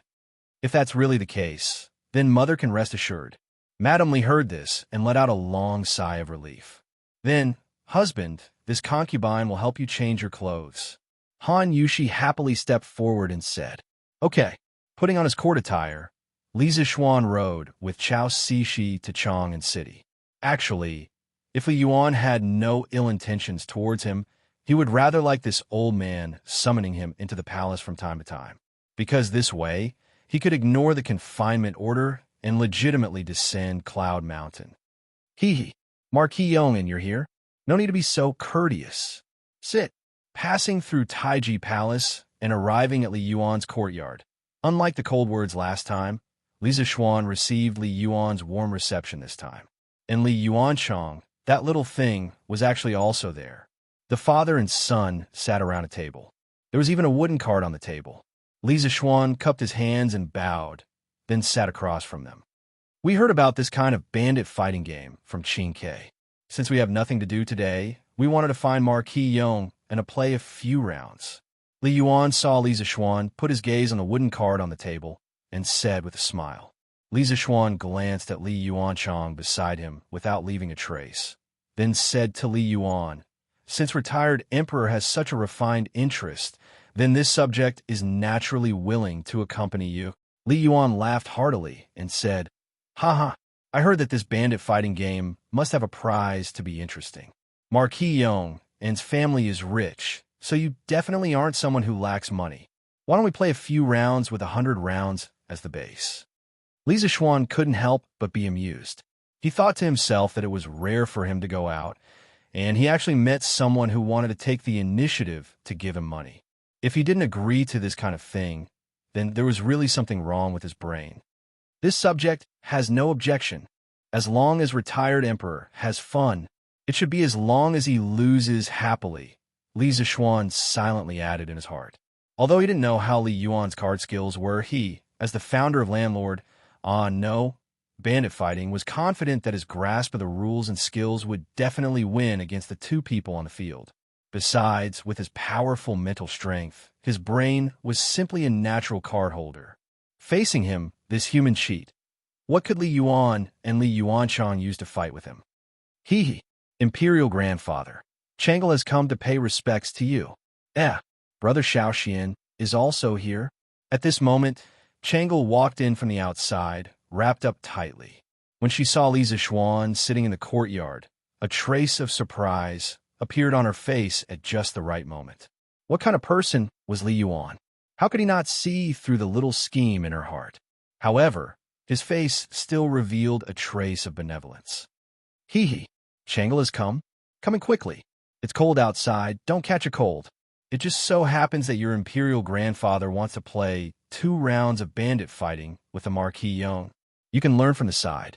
After you learn, come and play with Imperial Grandfather often. Then Changle will learn well from Imperial Grandfather. Changle responded crisply, then turned her head to glance at Li Zishuan. A complicated emotion flashed through her eyes and disappeared. Brother Xiaoxian, thank you for saving me that day. Otherwise, Changle. Chapter 1182. Call Bandit. Don't call. Don't call. Super Double. Taiji Palace. In the palace where Li Yuan was, 3 people were sitting around a table and happily playing Bandit. Changle was at the side, holding her chin and blinking her eyes at the changing game on the table. Of course, her little eyes would also glance at Li Zishuan from time to time. It was worth mentioning that there was already a pile of small notes with a red seal in front of Li Zishuan. This thing was something like a banknote that he made on the spot. One note was 100 strings of coins, and it was stamped with Li Yuan's private seal. Each person was given a banknote of 5,000 strings of coins, and they would settle the bill together after the game. After all, silver was not in circulation in this era. Their game was relatively big, and the base bet was 100 strings of coins. Sometimes, they would even raise it if they caught a bomb or something. Just 100 strings of coins could fill a cart. According to their way of playing, even if the room was full of coins, it would not be enough for them to play for half a day. Li Yuanchang, this unlucky child, was in pain and joy at the moment. He was happy because the fun of bandit fighting was far beyond his understanding, and he was completely addicted to it. Of course, he was in pain because he had lost at least 3,000 to 4,000 strings of coins. This was all his private money, and he was not like Li Tai and Li Chengxian, who had shares in Strange Interest Pavilion or Strange Interest Culture. He could enjoy dividends of tens of thousands of strings of coins every year. It was not easy for him to get money usually, and these 3,000 to 4,000 strings of coins had already hurt him a little. But if he shrank back and stopped playing at this time, he would feel weak and would be looked down upon by Li Zishuan. Therefore, he was really in pain and joy as he gritted his teeth and persevered. Besides, he still had a trace of luck in his heart, and that was to recoup his losses and even win some money from Li Zishuan. Hey, 3 with a pair. I only have 1 card left. Li Zishuan casually threw out 5 cards, then crossed his legs and looked at Li Yuanchang with a smile that was not a smile. Although he did not care about money, Anything that could make the enemy suffer was worth him being happy. This kid deliberately tricked him before. No matter what, he had to make him bleed a lot today. I. Li Yuanchang opened his mouth, and a sense of helplessness suddenly overwhelmed him. This was all part of Li Zishuan's plan. Now, the remaining cards on the field couldn't control the 3 circles of a pair of 10. I can't afford it. Li Yuanchang sighed helplessly and shook his head. Li Yuan also shook his head. Without any suspense, Li Zishuan won another round and earned 200 strings of cash. Speaking of which, there were probably not many people in the entire Tang dynasty who could earn money faster than him. One round only took 1 or 2 minutes, and if he was lucky, he could earn 1 or 200 strings of cash. His wealth was simply amazing. This bandit fight was really interesting. Marquis Yoin, your card skills have also made us look at you in a new light. At the end of the round, Changle acted as the beautiful dealer and helped to shuffle the cards. Li Yuan laughed heartily at this time. Li Zishuan smiled slightly and said, "Your Majesty, you flatter me. I just played more and am more familiar with it." In fact, after playing for so long, Li Yuan did not lose much money. Li Zishuan mainly focused his firepower on Li Yuanchang, so relatively speaking, Li Yuan could understand the fun in the card game more. All right, it's getting late. Today's card game will end here. Changle, go back and rest. Li Yuan raised his head and looked at the sky, then said with a smile. Changle nodded. She had watched the card game from the side for the whole afternoon and also saw that Li Yuan had no malice towards Li Zishuan, so she had nothing to worry about at the moment. She got up and said goodbye. Then, Imperial Grandfather, Brother Xiaoxian, Changle will go back first. Changle, take care. Li Zishuan nodded and watched Changle leave. Cixi, come over and calculate how much money should be given to whom for me. If you agree to bet, you must accept defeat. This cannot be sloppy. Li Yuan raised his eyes and looked at eunuch Chao standing beside him and instructed. Li Zishuan shook his head. Actually, there was no need for Chao Cixi to calculate. He already knew the result in his heart. After all, he was a master of mathematics in everyone's eyes. How could he not have this bit of ability? However, although he knew in his heart, he did not say anything to stop it. Chao Cixi responded, then called over 2 little eunuchs to help count together. After a moment, Chao Cixi cupped his hands and said carefully, "Your Majesty, the result is out. His Highness King Lu lost a total of 4,400 strings of cash. You lost a total of 1,200 strings of cash. Only Marquis Yong won. A total of 5,600 strings of cash." Li Yuan did not get angry after hearing this. He pointed at Li Zishuan, as if reproaching, but more like half-joking, and said, "Good. Marquis Yong, I did not expect that I called you here today to give you money in the end. How you plan on thanking me?" 5,000 strings of cash was definitely not a small amount. With the price of goods in the beginning of the Tang dynasty, if placed in a relatively poor small county, 5,600 strings of cash was basically a county's tax income for a year. Li Zishuan's heart moved, and he replied, "This subject thanks your Majesty for the reward. May your Majesty's dragon body be in good health." Good. Li Yuan laughed loudly, then said to Li Yuanchang, "Yuanchang, tomorrow send the money you lost along with my money to Yinshan. If you agree to bet, you must accept defeat. As a person, you cannot go back on your words. Do you understand?" For some reason, Li Yuanchang seemed to be very honest today. In the entire process of the mahjong game, he did not deliberately create trouble for Li Zishuan like before, nor did he fan the flames at the side. At this moment, he nodded obediently and said, "Father Emperor, don't worry. This subject son will take care of these matters tomorrow." Li Yuan said again, "And then you go back first. We still have some things to discuss with Marquis Yong, and this subject son will take his leave." Li Yuanchang cupped his fists and left. However, Li Zishuan's eyes flashed, secretly thinking that today's main topic had finally arrived. The afternoon mahjong game was just an appetizer. "Marquis Yong, yesterday you saved Changle. We are very grateful in our hearts. We still have a request today. I wonder if you can agree to it? As expected, once Li Yuan opened his mouth, nothing good would come out of it. Li Zishuan cupped his fists and said, "Your Majesty's words are too serious. This subject's ability is limited.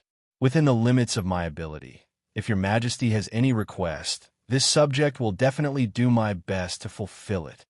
When Li Yuan heard that, he sighed helplessly and said, "You really are a slippery fellow. Forget it. We won't beat around the bush with you either. You are very young, and your future is also limitless.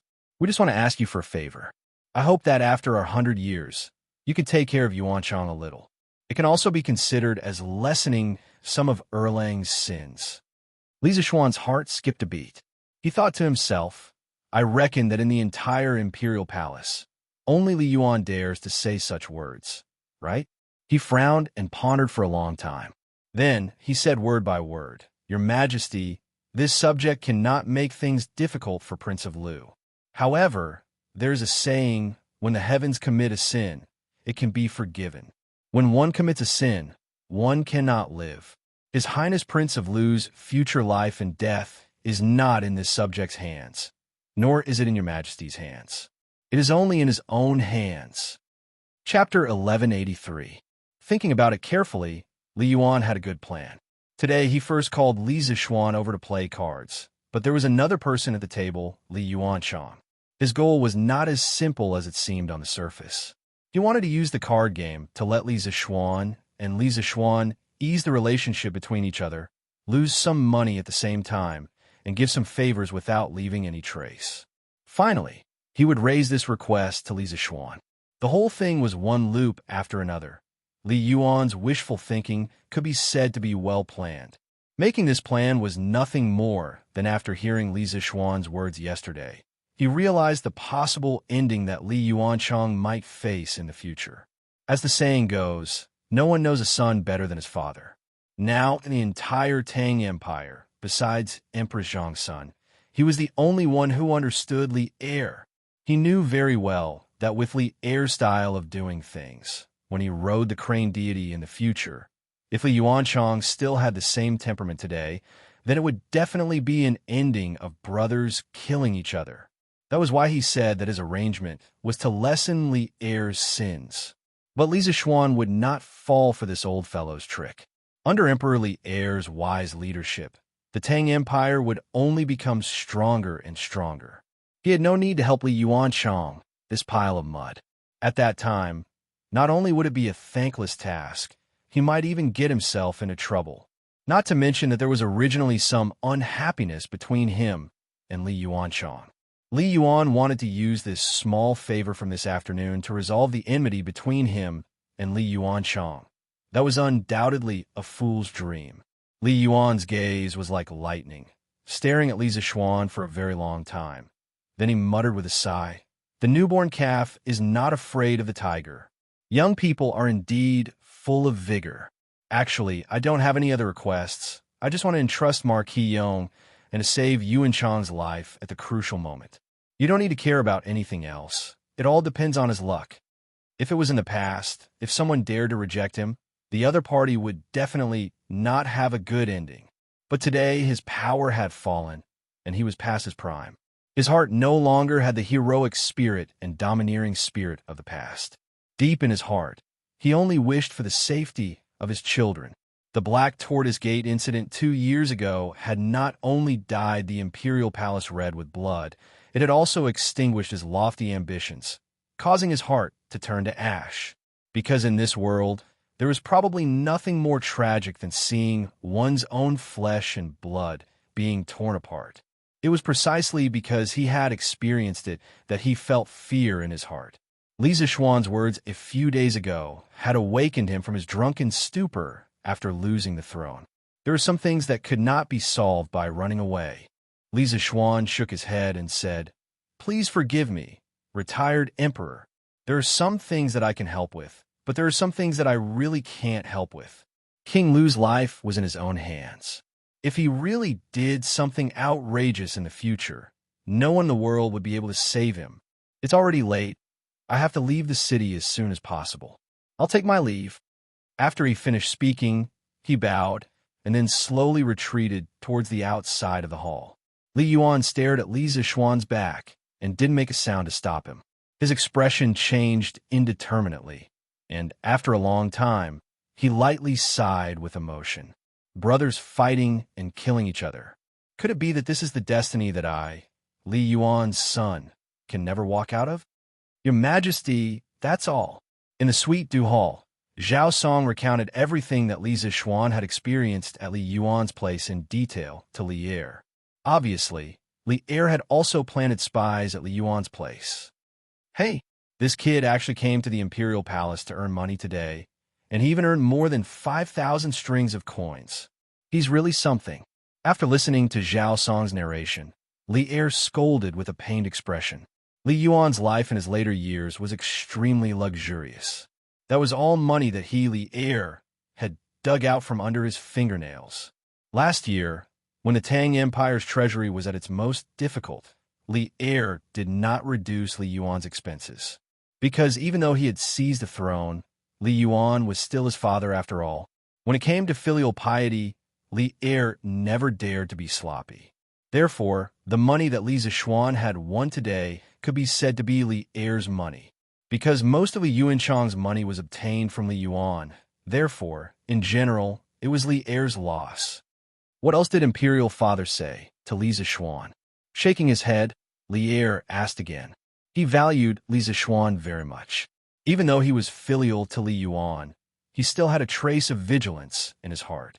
Now that Li Zixuan was getting closer to Li Yuan, it was inevitable that he would be wary.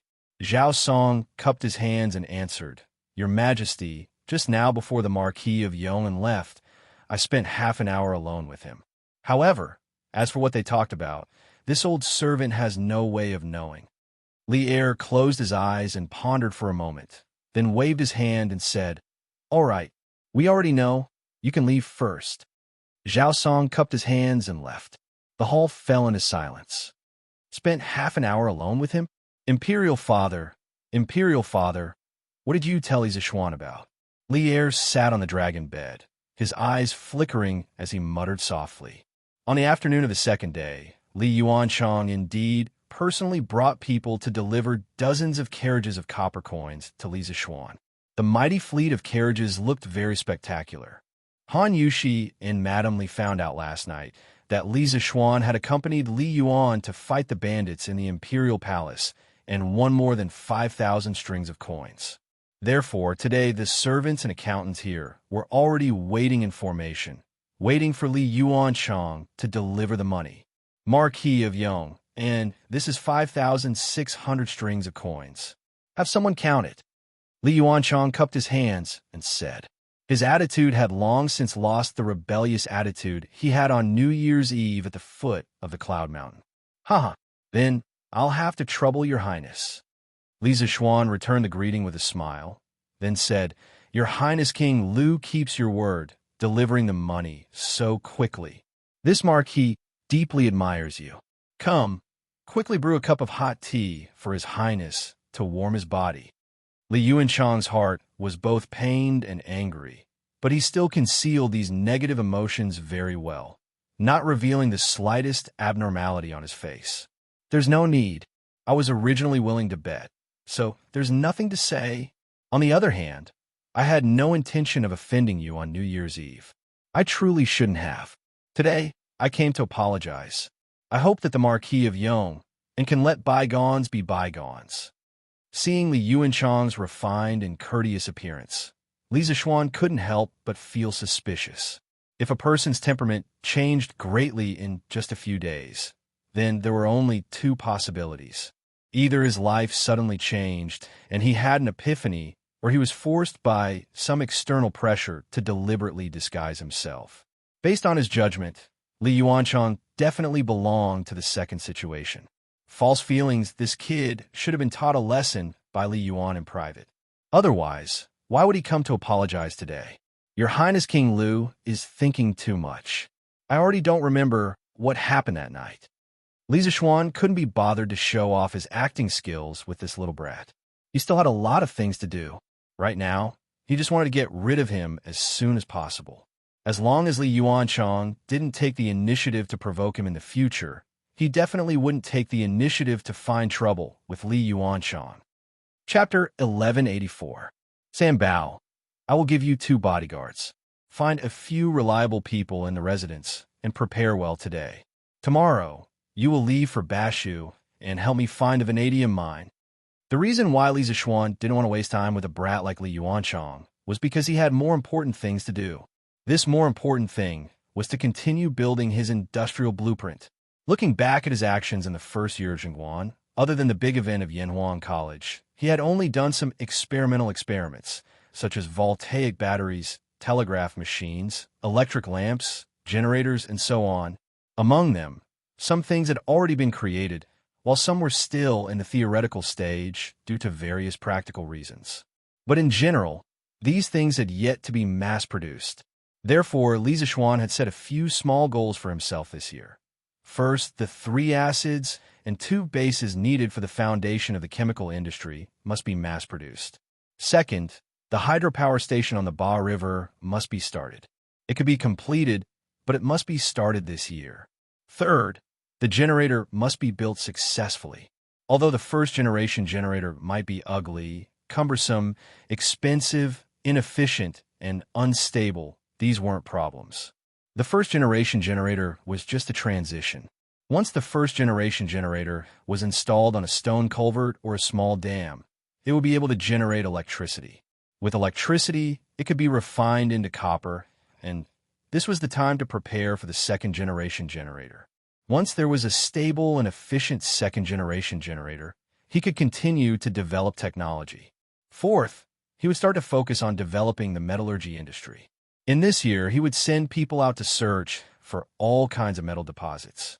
Then, he would use the copper, iron, coal, and so on in his hands to produce crude copper, crude iron, and other metals. Then, he would use electricity to refine all kinds of metals, and finally produce all kinds of alloy steel. Fifth, with the alloy steel and electricity, he could consider manufacturing the mother machine, the machine tool. At that time, Tang Dynasty's industrial foundation would undergo a qualitative leap. Then, all kinds of advanced technological products would become possible. Well, from the looks of it, the second year of Jingguan was definitely a full year for Li Zishuan. His schedule couldn't be more full. Young master, what does the vanadium mine look like? San Bao frowned and asked. Before the new year, San Bao, Ah Fu, and the rest had stayed in the workshop for a period of time because they were making fireworks.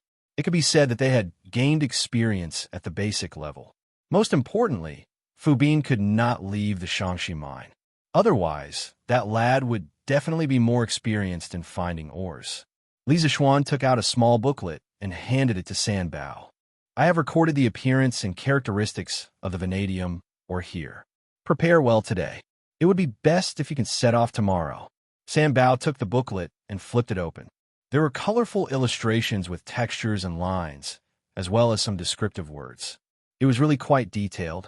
He closed the booklet, scratched his head, and smiled.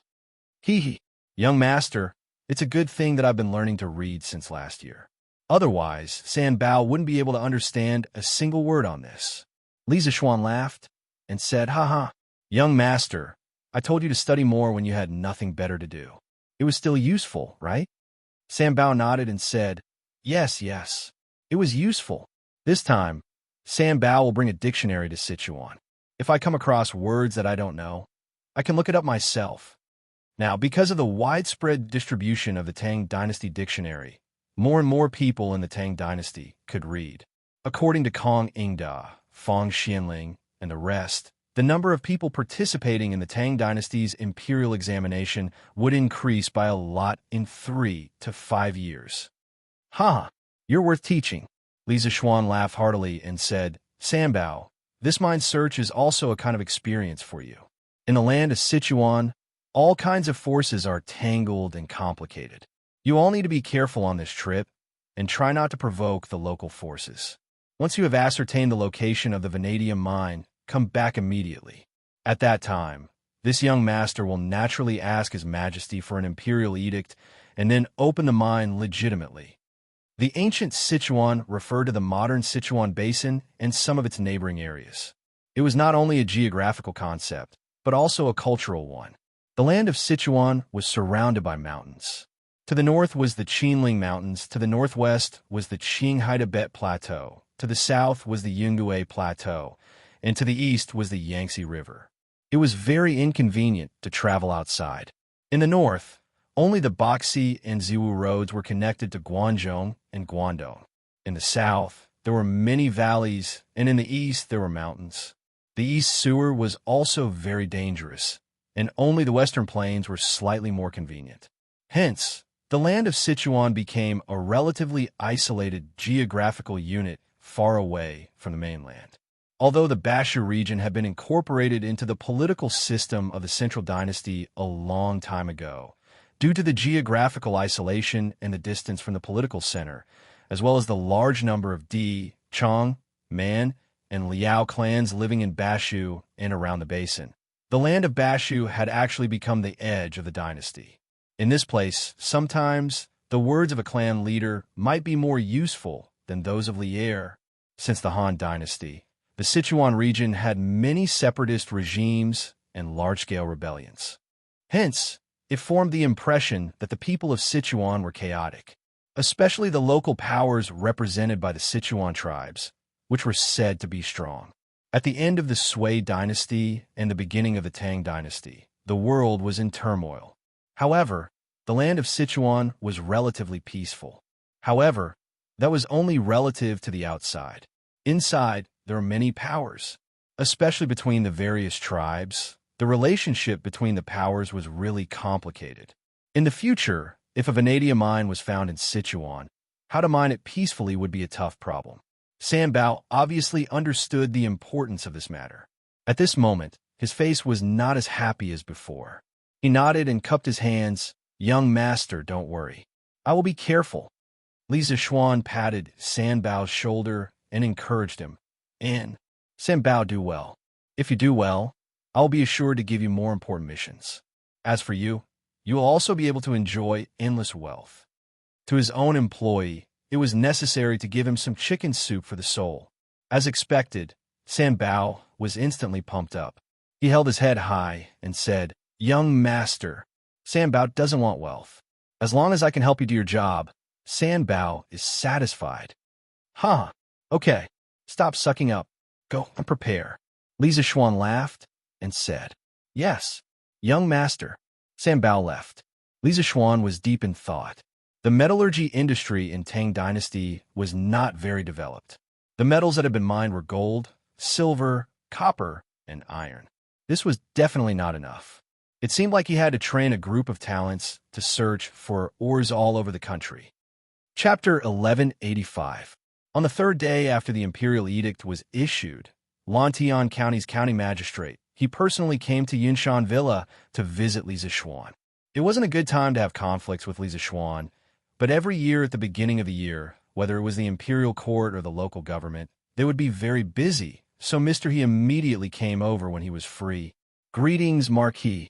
At the beginning of the new year, the government office was very busy. After knowing that the entire Lantian County would be in theft, I didn't come to visit immediately. I hope that Marquis will forgive me. County magistrate, he was a middle-aged scholar who was close to 40 years old.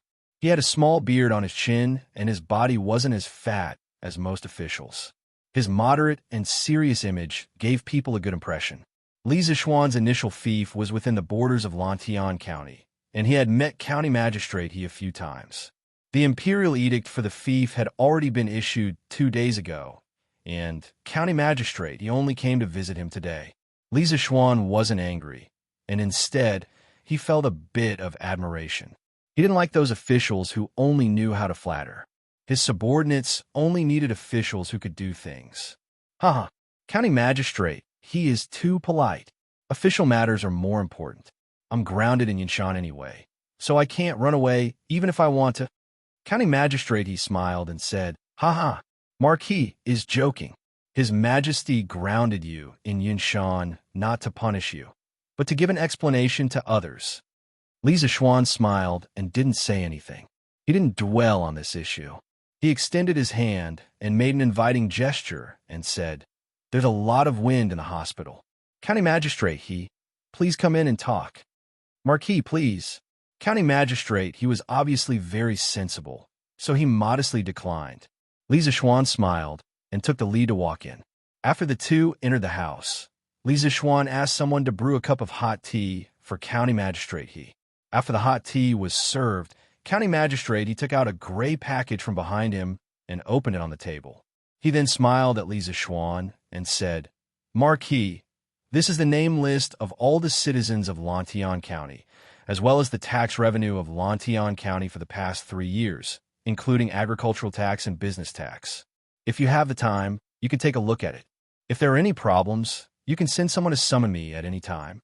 After the entire Lantian County became Li Zixuan's fiefdom, not only were all the people and officials in the county under the jurisdiction of Li Zixuan, all the taxes collected every year in the county would all belong to Li Zixuan. It was not an exaggeration to call Li Zixuan the local tyrant of Lantian County. That was why County Magistrate, he handed over the household registration of all the people in Lantian County, as well as the annual revenue of the county government, to Li Zixuan. This was because from today onwards, Li Zixuan would be the highest-ranking official of Lantian County. Li Zixuan did not look at the name list of the people. He opened the account book at the back and scanned through it. He could not help but frown.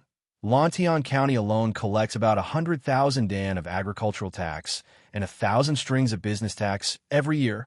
County Magistrate, his eyebrows twitched. He thought that Li Zixuan felt that the taxes collected were too little, so he hurriedly said, "Marquis, the tax system used by Lantian County for the past 2 years was issued by the Imperial Court. In addition to the poor harvest, the people are already suffering. It is not easy to collect so much agricultural tax. I hope that Marquis will not increase the taxes on account of the people suffering."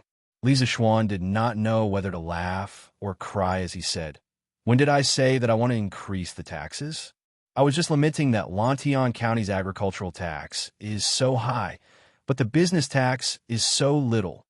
100,000 dan of grain, according to the current market price, was only 5,000 strings of business tax. But the business tax was only 1,000 strings of business tax. Was this not a joke?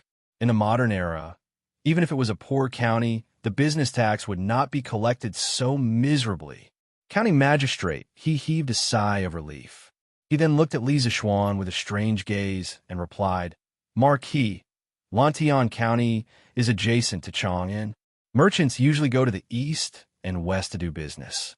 Although there are various shops in Lantian County, it is not easy to collect so much business tax in a year."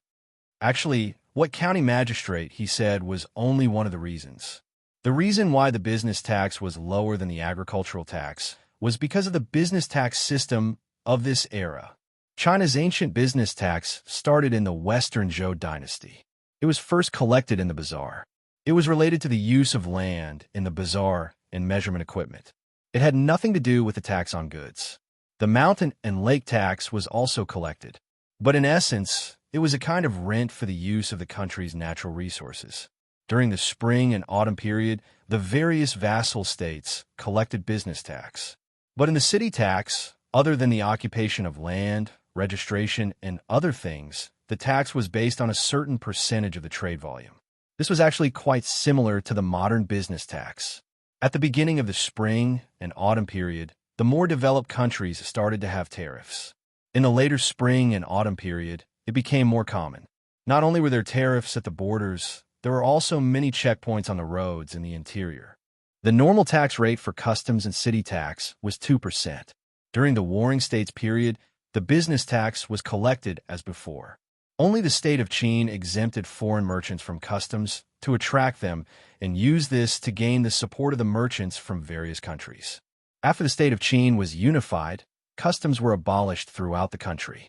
The Han dynasty followed the state of Qin. During the northern and southern dynasties, the northern regime focused on land rent. During the time of Emperor Xiaowen of Northern Wei, business tax was not collected. In the later period of Northern Wei, city tax was collected. The shops were divided into 5 categories. There was also a city tax. Once one entered the city, one had to pay a coin. During the Sui dynasty and the early Tang dynasty, the country was unified. Once again, customs were abolished, and only the city tax was collected. The tax rate was 30%, and the tax rate was 1%. It was so low that it made one's hair stand on end. Just based on this tax rate, if the people of the modern era who made a living by doing business were to transmigrate to the early Tang dynasty, they would definitely be overjoyed. In this era, the imperial court and local government mainly relied on agricultural tax. The business tax was just a buy one get one free gift. Li Zishuan frowned and said, "County magistrate, in the next 2 days, I want you to organize a detailed document on the agricultural and business tax collection method, ratio, and scope of Lantian County. Send someone to deliver it to me." County magistrate, he was a bit confused, but he still nodded and said, "Okay." This official will go back in a while and organize people to draft the document overnight. It will be sent over tomorrow. Li Zishuan secretly praised this county magistrate. Not only was he willing to do practical things and care about the people's livelihood, he was also very capable. If his loyalty was not bad, he could be a good assistant in the future. And, county magistrate, he must have a lot of doubts in your heart. This marquis will tell you clearly. Regarding the agricultural and business tax, this marquis feels that the business tax is too light and the agricultural tax is too heavy. In the next 3 years, the agricultural and business tax ratios of Lantian County must be reversed. This is my promise to the people of Lantian County. It is also my hope for all the officials of Lantian County. Li Zishuan looked at county magistrate with a burning gaze. His words did not stop until he was shocked to death. Chapter 1186. Yinshan Courtyard, Li Residence Main Hall. After county magistrate, he heard Li Zishuan's words. He couldn't help but jump in fright. Reversing the ratio of agricultural tax and business tax. This was something that no one had ever dared to think of since ancient times. China was an agrarian society in ancient times. Every dynasty emphasized agriculture and suppressed business. Of course, this suppression did not refer to levying more business tax, but the various restrictions on the status of merchants. The classes of scholars, farmers, workers, and merchants were divided into classes, directly nailing the merchants to the lowest level of society. However, although the Tang dynasty followed the previous dynasties and stipulated that merchants or ancestors who were merchants could not become officials, and also limited the color of their clothing, in real life, merchants could enter the palace and interact with high officials and nobles. There were even some who could pass the examination to become an official. Compared to the previous dynasties, the status of merchants in society was gradually increasing.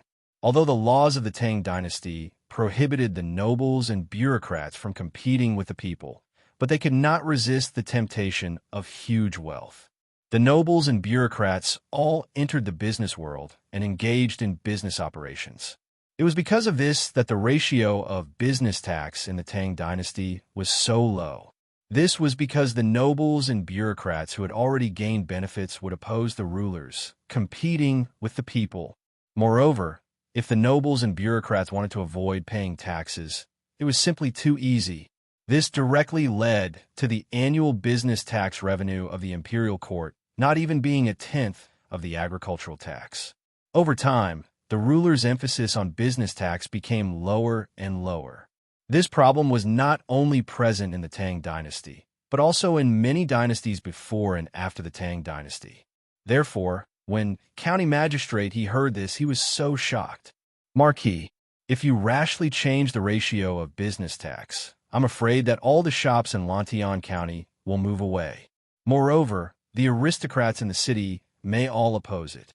When that time comes, I'm afraid that the business tax we receive will be even lower." County magistrate, he had been an official for so many years. His experience in governance was much richer than Li Zishuan. He almost instantly thought of the consequences of increasing business tax. Li Zishuan smiled and waved his hand, saying, "Let's not talk about this first. In the future, this marquis will naturally have a way to make the merchants in the county voluntarily pay more tax.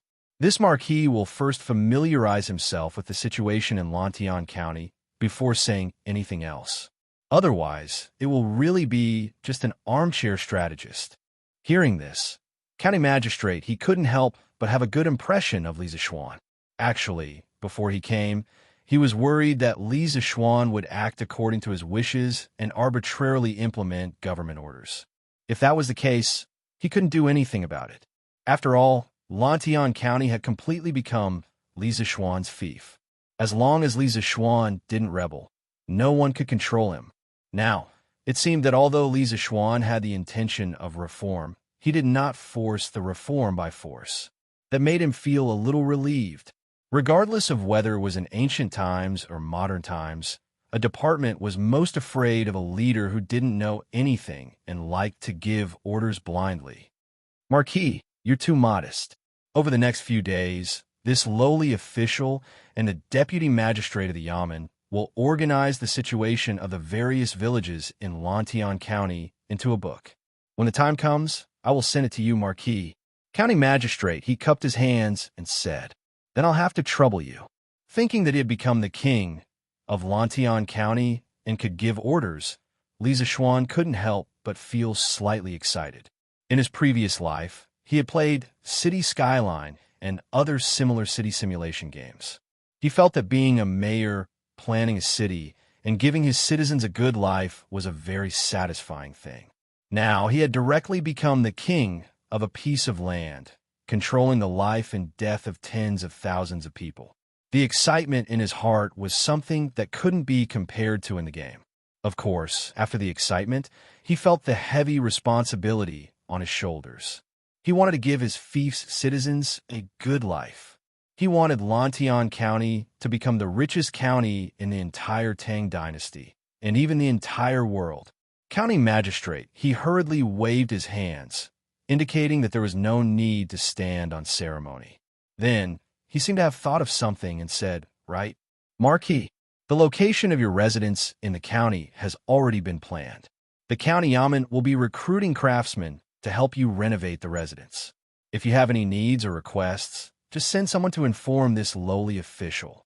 Although Li Zishuan had residences in Chang and Enyanshan, now that he had been granted the entire Lantian County, he had to buy a residence in the county.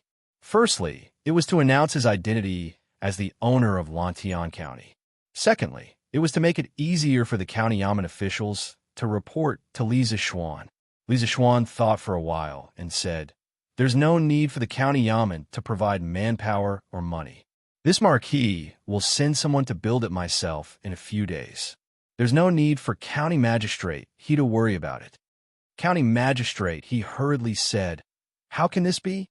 Since Marquis has been granted the title of Lantian County, renovating a residence for Marquis is the responsibility of the Yamen. How can we let Marquis spend money? Li Zishuan waved his hands and said with a smile, that's enough. This Marquis doesn't lack that bit of money. If County Magistrate, he really feels apologetic, take the money that was originally given to this Marquis to renovate the residence and give my brothers in the Yamen double their monthly salary. Just treat it as a token of my appreciation. Others would be strict with new officials, but Li Zishuan was giving everyone a piece of candy as soon as he took office. However, his candy wasn't that delicious. In the future, if he discovered that someone in the county Yamen wasn't doing their job well, he wouldn't hesitate to take it back by double. County Magistrate, he thought of Li Zishuan's current wealth and couldn't continue to persuade him. He could only cup his hands and say, then this lowly official will represent everyone in the Yamen in thanking Marquis. County Magistrate, he said his goodbyes after he finished explaining the matter and did a preliminary handover of some affairs in Lantian County. He was very satisfied with the outcome of this negotiation. Li Zishuan did not make things difficult for him, and for the time being, he would not interfere with the county Yamen's personnel structure and government decrees. Lantian County would also not be thrown into chaos because of a sudden arrival of a new master. Time passed quickly, and in the blink of an eye, it was the 15th day of the first lunar month. The Lantern Festival, also known as the Lantern Festival, the lesser first lunar month, the Lantern Festival, or the Lantern Festival. The 15th day of the first lunar month was the first full moon of the year. It was also the night when spring returned to the land. People celebrated it and also celebrated the continuation of the new year. Sima Qian created the Taichu calendar and listed the Lantern Festival as a major holiday. Since the Sui, Tang, and Song dynasties, it had flourished. Fiery trees and silver flowers combined, the iron locks of the Star Bridge opened. And Chun left with the horse, and Mingyu chased after the man. The roaming horsemen all trotted to the Li, and the song ended with the plum blossoms. Gold doesn't stop the night, and jade doesn't rush it. From the Tang people's 15th night of the first lunar month, one could roughly see how the Tang people celebrated the Lantern Festival.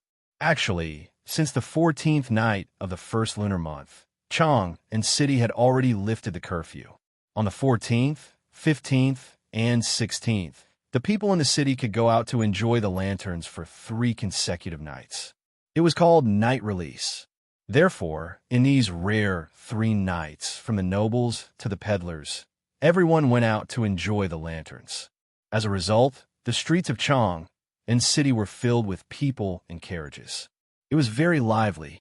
As for Li Zishuan, because he was trapped in Yinshan, he naturally couldn't feel the liveliness in Chang and city last night. However, early in the morning, someone rushed from Chang and city to Yinshan. Chapter 1187. Changqian, why are you here? That's right. Li Changqian came to Cloud Mountain near noon. Haha, little Xian, I'm here today to ask for a favor. Li Changqian said with a chuckle after entering the main hall. Li Zishuan shook his head helplessly and said, Changqian, just say what you want. I can't bear such words. Li Changqian grinned and said, cough, cough. Little Xian, it's actually nothing much. I'm here to ask if you're planning to set off fireworks at the academy tonight. Li Zishuan was taken aback. Then he said with some amusement, ha, Changqian, you want to bring a batch of fireworks back to Chang'an, right? He would never believe that Li Changqian came all the way here just to ask such a boring question. The only possible explanation was that this fellow was here to ask for fireworks. This. To be honest, I want to make use of the Lantern Festival to set up a fireworks show in the palace this time to make father, mother, grandfather, and Changle happy. Li Changqian said with some embarrassment. Seriously speaking, this fireworks show was Li Zishuan's original patent. It felt a little strange for him to ask for it this time. Li Zishuan did not care about this. He smiled and said, I was wondering what it was, so it's fireworks. Changqian, why did you have to come personally for such a small matter? There will indeed be a small fireworks show at the academy tonight, but there are still extra fireworks in the warehouse. I'll get someone to send them to the palace later. Compared to New Year's Eve, Li Zishuan prepared plenty of fireworks this time. The day before yesterday, he even got someone to send an ox cart of fireworks to Old Chung. Old Chung had pre-ordered this long ago. Something would happen if he did not give it to him. Even so, he was still quite rich. He did not plan to sell this in the short term. It was good to give it to Li Changqian. Then I'll thank you. Li Changqian said with a smile and cupped his hands. But Changqian, you have to take care of the fireworks and prohibit all sources of fire from getting close. Otherwise, this thing will cause a lot of damage. No, I'll send a craftsman over to take care of the fireworks for you. The Imperial Palace was an important place. Once an explosion or fire occurred, the impact would be no small matter. Li Zishuan had no choice but to be cautious. Yes, that's for the best.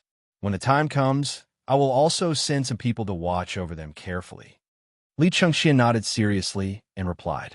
Li Zishuan explained some other things to take note of. Seeing that it was already noon, Li Zishuan symbolically asked Li Changqian to stay for lunch. Unexpectedly, Li Changqian agreed without hesitation.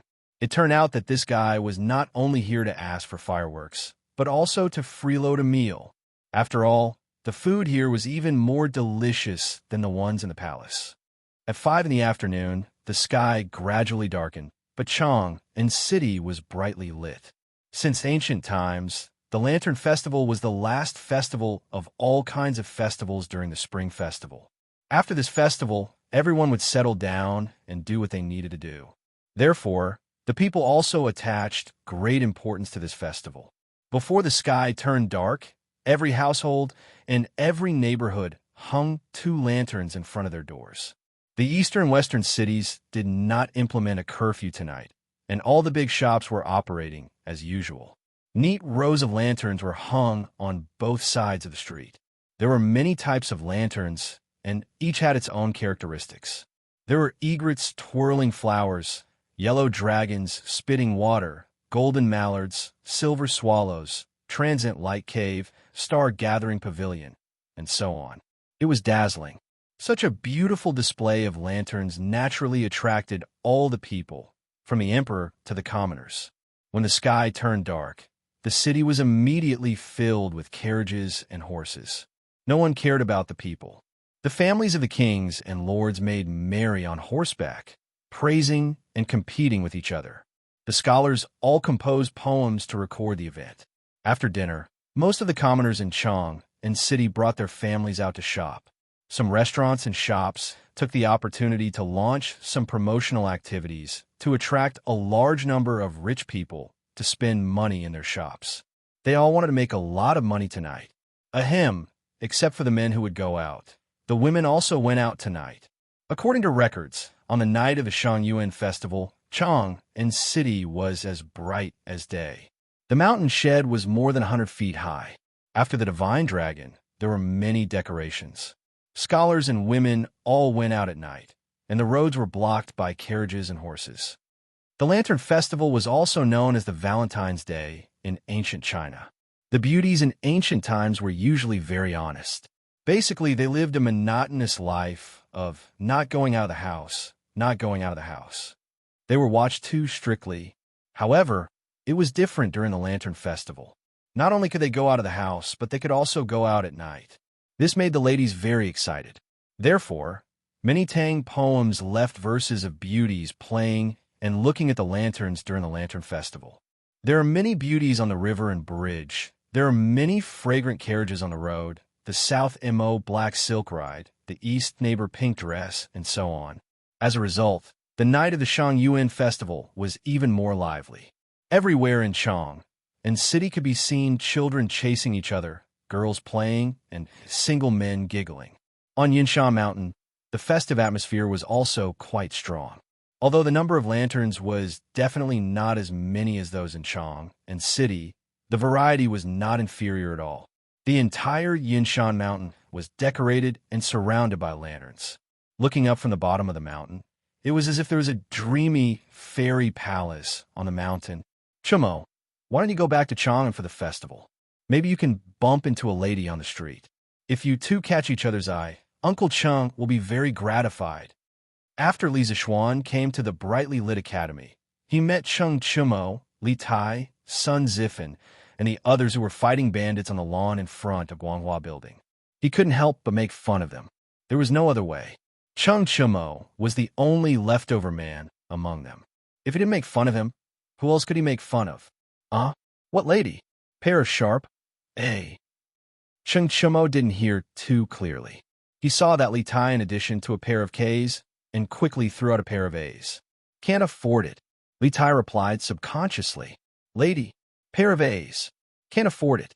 On the other hand, Li Zixuan was dumbfounded and almost laughed out loud, because the unintentional conversation between these two guys reminded him of some modern jokes. Cough, cough. He coughed twice and shook off the nonsensical thoughts in his mind. Then, he repeated the words just now to Cheng Chumo. Lady? Forget it. Those ladies from the noble families in Chang, and were all so weak that they couldn't even lift a finger. They were so weak that they couldn't even stand a gust of wind. Fighting bandits is more fun. Come, come, come. 3, 4, 5, 6, 7 straight. Cheng Chumo curled his lips and complained. In the blink of an eye, he continued to join the battle. Chapter 1188. Yamacho, will there be lanterns at the academy tonight? After the game, a piece of paper appeared on Cheng Chumo's forehead. While the cards were being shuffled, Li Tai raised his head and asked Li Zixuan. Of course, not only will there be lanterns, but there will also be riddles. The riddles will begin at 5:45 p.m. Li Zixuan nodded. Riddles? Are they going to write riddles on the lanterns for people to guess? Li Tai was puzzled. Although lanterns were popular in the Tang dynasty, riddles had not appeared yet. Riddles were riddles written on lanterns. They originated from China's folk and were later turned into riddles by scholars. They had a long history in China. During the spring and autumn period and the Warring States period, there were riddles. During the Qin and Han dynasties, riddles were written creations. During the Three Kingdoms period, riddles were popular. However, it was not until the Song dynasty that riddles officially appeared. People tied riddles to colorful lanterns for people to guess. Li Zixuan nodded and praised. That's right. The riddles are riddles written on lanterns. Every time you guess a lantern correctly, you will receive a small prize. After the riddles are over, you can take the lanterns and go to the teachers to receive your prize. In addition, the 3 students who correctly guess the most riddles will receive a special prize. All right. As for the detailed rules, Mr. Mo will tell you next time. Since the teachers at the academy were working on the 16th of the first month, those who lived far away had arrived at the academy earlier today. Otherwise, they would not be able to find anyone to help organize such a grand riddle-guessing event. What special prize? Cheng Chumo's eyes lit up as he asked. Li Zixuan rolled his eyes and said unhappily, "No matter what the prize is, what does it have to do with you?" He did not believe that this idiot could get first place in the riddles. Feeling Li Zixuan's contempt, Cheng Chumo said unhappily, F***CK? Yamacho, what do you mean by this? Although I'm not good at all subjects, I'm definitely better at guessing riddles than Qin K. Okay? I've been playing with this since I was a child, and I'm tired of it. He didn't know if this idiot was bragging or not, but strangely, Li Tai didn't refute him. However, Li Zixuan definitely didn't believe this idiot. He curled his lips and said, "Enough. Brat, keep bragging. You guys continue playing. I'm going to look for Mr. Mo." At 5:45 p.m., the riddle guessing competition began on time. There were 5 lantern matrices set up in 5 different places in the academy, which meant that tonight's riddle guessing activity was divided into 5 teams. The students could choose any team to participate in the riddle guessing activity. After all, there were quite a number of students in the academy at this time. If they were all placed together, it would seem very crowded. In every square array of lanterns, there were more than 10 teachers from the academy maintaining order and tallying the results. Li Zixuan was not bluffing when he said that the top 3 students with the best results would receive special rewards. He really had prepared 3 special rewards for tonight. 2 big ones and 2 small ones. Type a word. Li Tai stared at a piece of paper under the lantern and murmured. In fact, guessing riddles was not his strong point. This was because it was similar to brain teasers, which required a lot of imagination. Last year, when the Strange Taste Pavilion first opened, he, who had just finished reading Journey to the West, wanted to recruit Li Zixuan and write novels for him. At that time, Li Zixuan had set 10 questions and claimed that if he could answer one correctly, he could go back with him and write novels for him for free for 3 years. But who would have thought that he couldn't answer a single question correctly out of the 10 questions and was beaten black and blue? It was all because his imagination wasn't big enough. Hey, it's a Qin word. Isn't this too easy? As Li Tai frowned and pondered, Cheng Chumo's voice suddenly came from beside him. This guy's arrogant laughter immediately attracted everyone's attention. Wang Ji, who was in the crowd, laughed and said, "Yo, not bad, not bad. I didn't expect someone to guess a lantern riddle right so quickly. And it's Cheng Chumo. I'll give you 1 point." After that, he lowered his head and added 1 point to Cheng Chumo in his little notebook. Cheng Chumo laughed proudly and opened the next level. Noodles but no mouth, feet but no hands. You can eat rice and drink wine. Make a family of furniture. I've got it. Cheng Chumo seemed to have the help of God tonight. As soon as he finished reading the next riddle, he immediately shouted, "It's the table." "Is it, Mr. Wang?" Wang Ji was surprised. He thought that Cheng Chumo's usual grades were not good. Why was he like a child prodigy when he guessed the riddle? The answer came out of his mouth easily, and his accuracy was surprisingly high. That's right. It's the table. Chung Chumo. At another point, the students were in an uproar. They all looked at Chung Chumo in surprise. At the same time, they also sighed in their hearts that this riddle was very interesting. It was much more interesting than just guessing riddles. Chonyo, how can you guess so accurately? When did you become so good? Sun Ziffin could not help but tug at Chung Chumo's arm in wonder. Chung Chumo said proudly, Hee hee, what else could it be? It's because I'm a prodigy. Sun Ziffin rolled his eyes and almost spat out last night's meal. F***CK. Stop bragging, Chumo. You call yourself a prodigy? Your grades are not even as high as mine in every exam. If you're a prodigy, then what am I? Tell me the truth. Don't talk nonsense. Chung Chumo looked embarrassed. He scratched his head and said the truth. Hee hee. Actually, there are many riddles here that I've seen before. At that time, my favorite thing to do was to guess riddles. I used this to win a lot of money from Zhang Sun Chong. Zhang Sun Chong, who was guessing the riddles in another square of lanterns, could not help but sneeze. Chung Chumo continued to break through all the obstacles, and his score continued to soar. Li Tai, who followed behind Chung Chumo, had seen more and more of the lantern riddles. He also began to understand some of the rules, and the riddles he solved slowly increased. The rest of the students showed their magical powers and displayed their intelligence. They wanted to get more prizes. Some people even wanted to fight for the top 3 places to get the so-called special prize. The academy suddenly became a sea of joy. The festive atmosphere was not worse than some places in Chang'an City.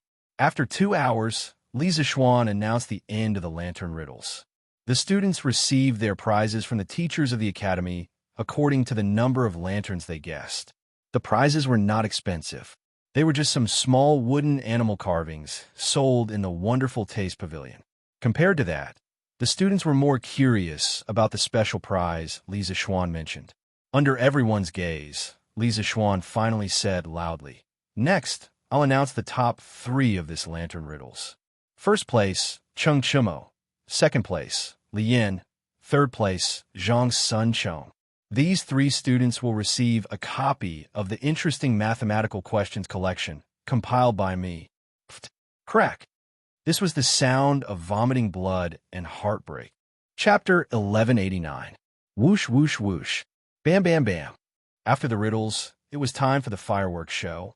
Several plates of fireworks were lit at the same time, and a spectacular scene of thousands of flowers blooming appeared in the sky.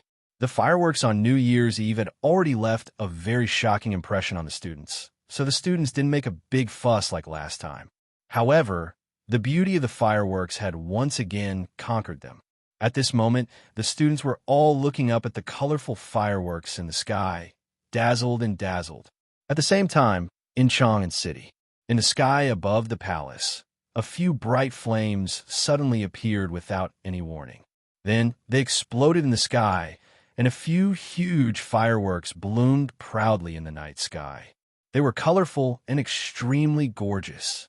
The ever-changing fireworks gracefully unfolded her smiling face in light yellow, silver, green, light purple, clear blue, and pink. It was too beautiful to behold. The petals fell like rain, falling one after another. People seemed to be able to touch them, but when they stretched out their hands, they couldn't touch anything. In an instant, whether they were shopping, looking at the lanterns, or flirting in Chang'an City, all of them turned their eyes to the direction of the palace in the north at the first moment. It's fireworks. There are fireworks in the palace. Someone suddenly exclaimed. On New Year's Eve, hundreds of thousands of people in Chang'an City went to the foot of Yun Mountain to watch the fireworks festival. Therefore, when the palace released the fireworks tonight, someone immediately recognized it. Wow, these are fireworks. So beautiful. The ladies who came out to the Lantern Festival tonight were seeing the legendary fireworks for the first time, and their hearts were instantly hooked. Since ancient times, beautiful things had always been a fatal attraction to women. Huan Long, these fireworks are so beautiful. Can you personally set off a plate of fireworks for me in the future? This kind of creature not only existed in modern times, but also in ancient times. However, at this time, There were actually many young ladies who were infatuated with fireworks. This made the infatuated men who wanted to take advantage of tonight's date suffer, because they had already asked around and found out that fireworks were not sold anywhere. Wanru, it's not that I don't want to, but these fireworks can't be bought at all. But how would the ladies who lived in the boudoir for a long time know about this? In their impression, what in the world couldn't be bought with money? What can't be bought? How could not be able to buy it? The way I see it, you just can't bear to. I misjudged you. Let's not meet again. Hey. Wanru, listen to me. I didn't lie to you. Alas, it was supposed to be an exceptionally festive lantern festival or Valentine's Day. Who would have thought that because of the fireworks, it would become a parting day for these infatuated men and resentful women? Countless people would probably not be able to sleep tonight. Swish, swish, swish. Bang, bang, bang. The fireworks in the palace only lasted for about half an hour. As if it had been discussed beforehand, when the fireworks in the imperial palace finished, a few fireworks also appeared in the direction of Cheng's mansion. Those who didn't go to Yinshan to watch the fireworks show on New Year's Eve couldn't help but exclaim. Finally, they could see so many fireworks in Chang'an. After a night of fun, everyone went to bed very late into the night. For the students of Yinshan, the happiest thing on Shangyuan night was not watching the fireworks, but guessing riddles. As soon as this new type of game was released, it received the approval of most people. Furthermore, almost every student had won something last night. Although a small prize was not worth much, it was still a symbol of honor. Moreover, from the looks of it, the small handicrafts made by Strange Interest Pavilion were very pleasing to the eye. It would be a good choice to use it as a small ornament. However, for Chung Chumo, last night's memories weren't so wonderful. He had worked so hard to overcome all the obstacles and finally won first place.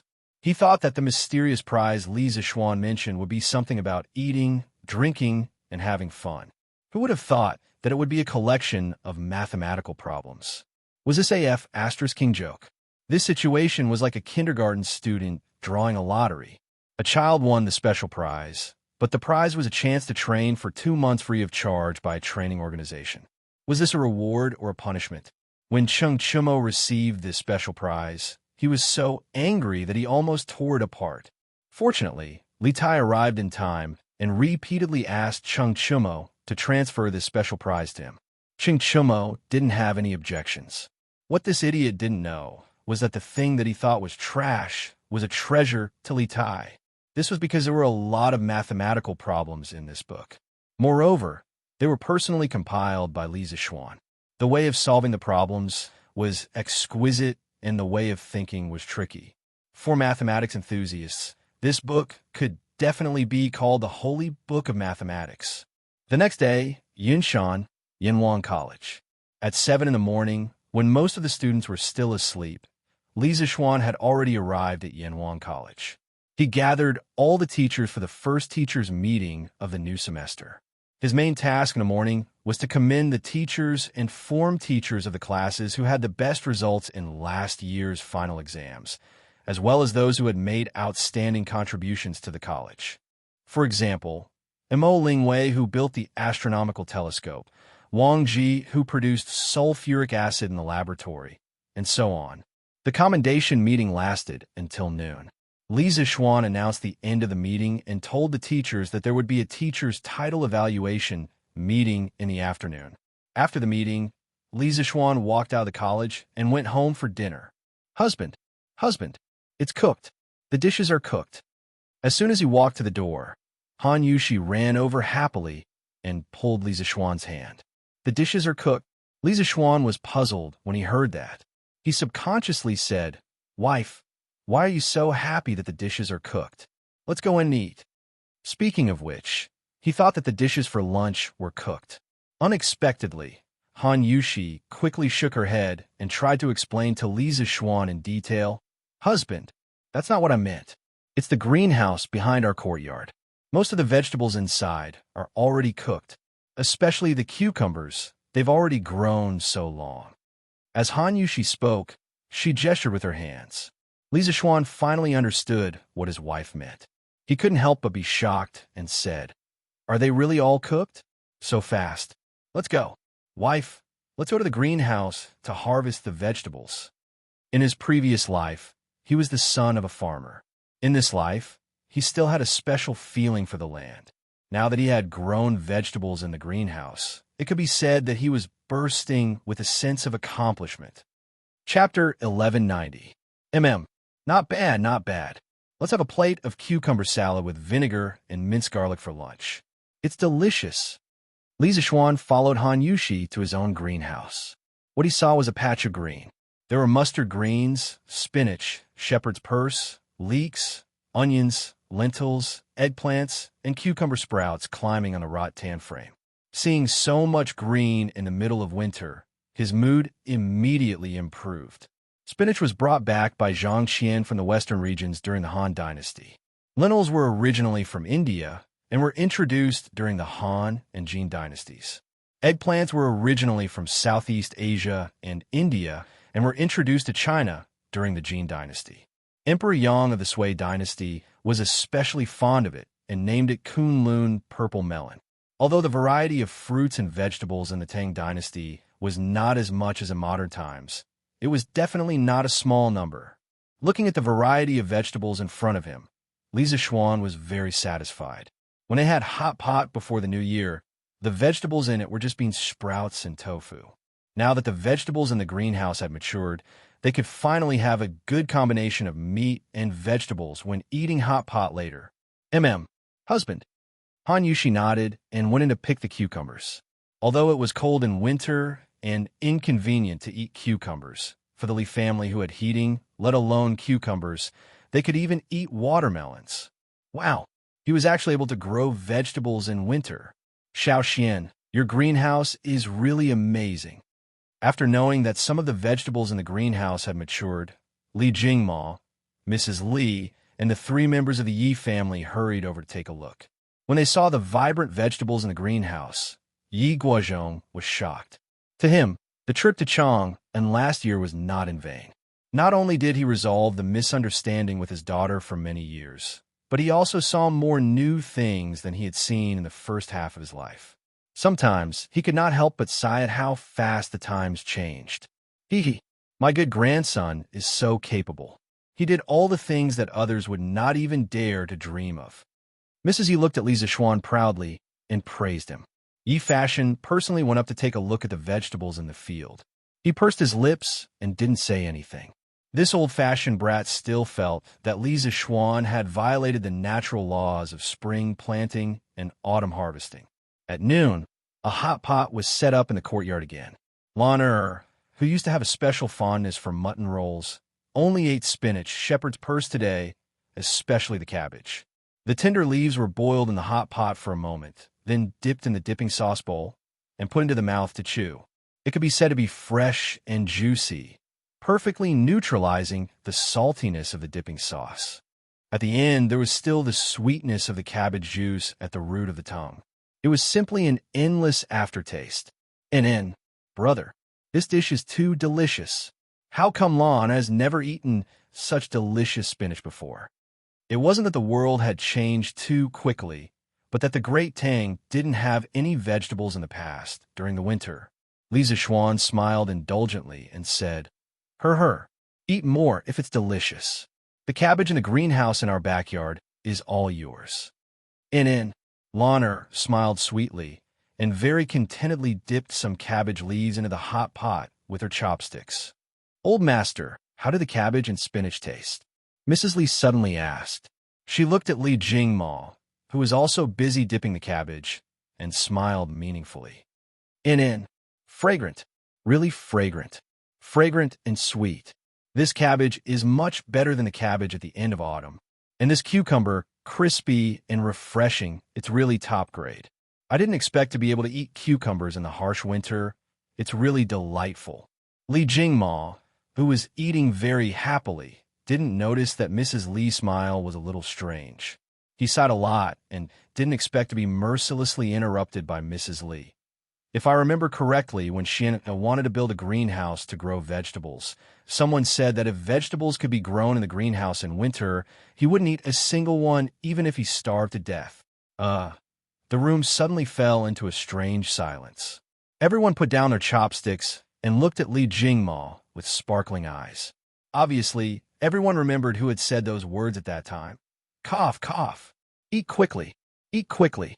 Today's food is so delicious. Don't waste it if it gets cold later. Li Jingma's face was red, and he glared at his wife. But Mrs. Li mercilessly glared back and secretly stepped on his foot. Mrs. Li now had her son and her family backing her up, so why would she be afraid of him? Father, we're eating hot pot. As long as the stove is on, the food won't get cold. Lan raised her head and corrected Li Jingma with a serious expression. Old Master Li almost vomited blood. He couldn't stay in this house anymore. His wife was mocking him, and even his daughter was against him. Lan, eat quickly, don't talk. Father, you should eat quickly too. That was just a joke back then. At the critical moment, Li Zishuan couldn't bear to see his father embarrassed, so he spoke up to help him out. Li Jingma was crying in his heart. His son was still the best to him. Come. One for each of you. Have a taste. In the afternoon, Li Zishuan brought food to the conference room of the Academy's Guanghua building with a basket of freshly picked cucumbers. The conference room was already full. Li Zishuan smiled happily and instructed Fu. Now that Sanbao had gone to Sichuan to look for ores, Fu was naturally promoted to Li Zishuan's #1 lackey. Cucumber. Yamacho, where did this cucumber come from? Yin Sila's eyes were about to pop out. He suddenly stood up and said in surprise, Could it be from the palace? That's too precious. Yamacho, you should take it back. Li Gang was very knowledgeable. He knew that the palace could get fresh cucumbers from the soup bureau in winter, so he said that. Hearing this, the gentlemen in the meeting room all declined. That's right. Yamacho, this cucumber is too precious. You should take it back. That's right. This is too precious. Li Zishuan waved his hand and laughed loudly. Gentlemen, you don't have to decline. These cucumbers were planted by my family, not by the soup bureau. It's not expensive. Everyone can have one cucumber. After eating, we'll continue the meeting. He planted it himself. When he said that, everyone in the room was even more shocked. How could he grow cucumbers in winter? Yin Silu said with a look of suspicion. Yamacho, are you joking? Although I heard that you have a hot spring in your courtyard, you can't grow so many cucumbers, right? Mr. Yin, who said that you can only grow vegetables next to a hot spring in winter? Everyone here will be the inheritors of engineering in the future. We engineering are good at doing things that seem impossible. Chapter 1191. Ka. In the conference room on the first floor of Guanghua Building. The first Yinhuang College Teacher Title Evaluation Conference actually started with the crisp sound of cucumbers being eaten. Everyone was sitting in their chairs, enjoying the fresh cucumbers that were just plucked from the seedlings. They were tender and juicy, making people salivate. The conference room was also filled with the unique fragrance of cucumbers. For many people, this was not only a feast for their taste buds, but also a feast for their ears, because the sound of so many people eating cucumbers was too pleasing to listen to. That crisp sound seemed to be able to stir people's nerves, making them unable to stop even if they wanted to. So much so that some people's faces were not only filled with enjoyment, but also a trace of intoxication. Li Zishuan expressed his understanding of this. In his previous life, there was a short video of watching others eat cucumbers for more than a minute on the internet that went viral on Weibo. Many people said that the sound was too crisp, and they were already deeply immersed in it, unable to extricate themselves. Actually, this phenomenon was very normal, and it had a special term, ASMR.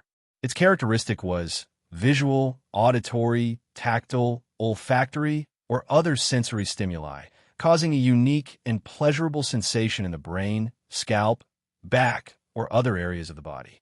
Scientific research showed that when people hear soft voices or objects make light sounds, the brain's amygdala would become very active, and the amygdala could stimulate a human sense of pleasure.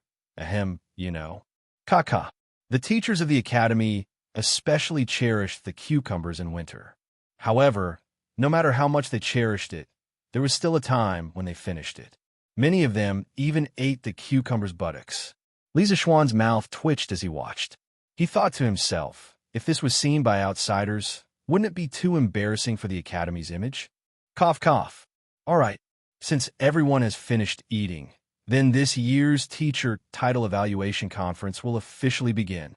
Seeing the 80 teachers in the room reluctantly throw the last bit of cucumber's buttocks into the trash can, Li Zishuan coughed twice and solemnly announced.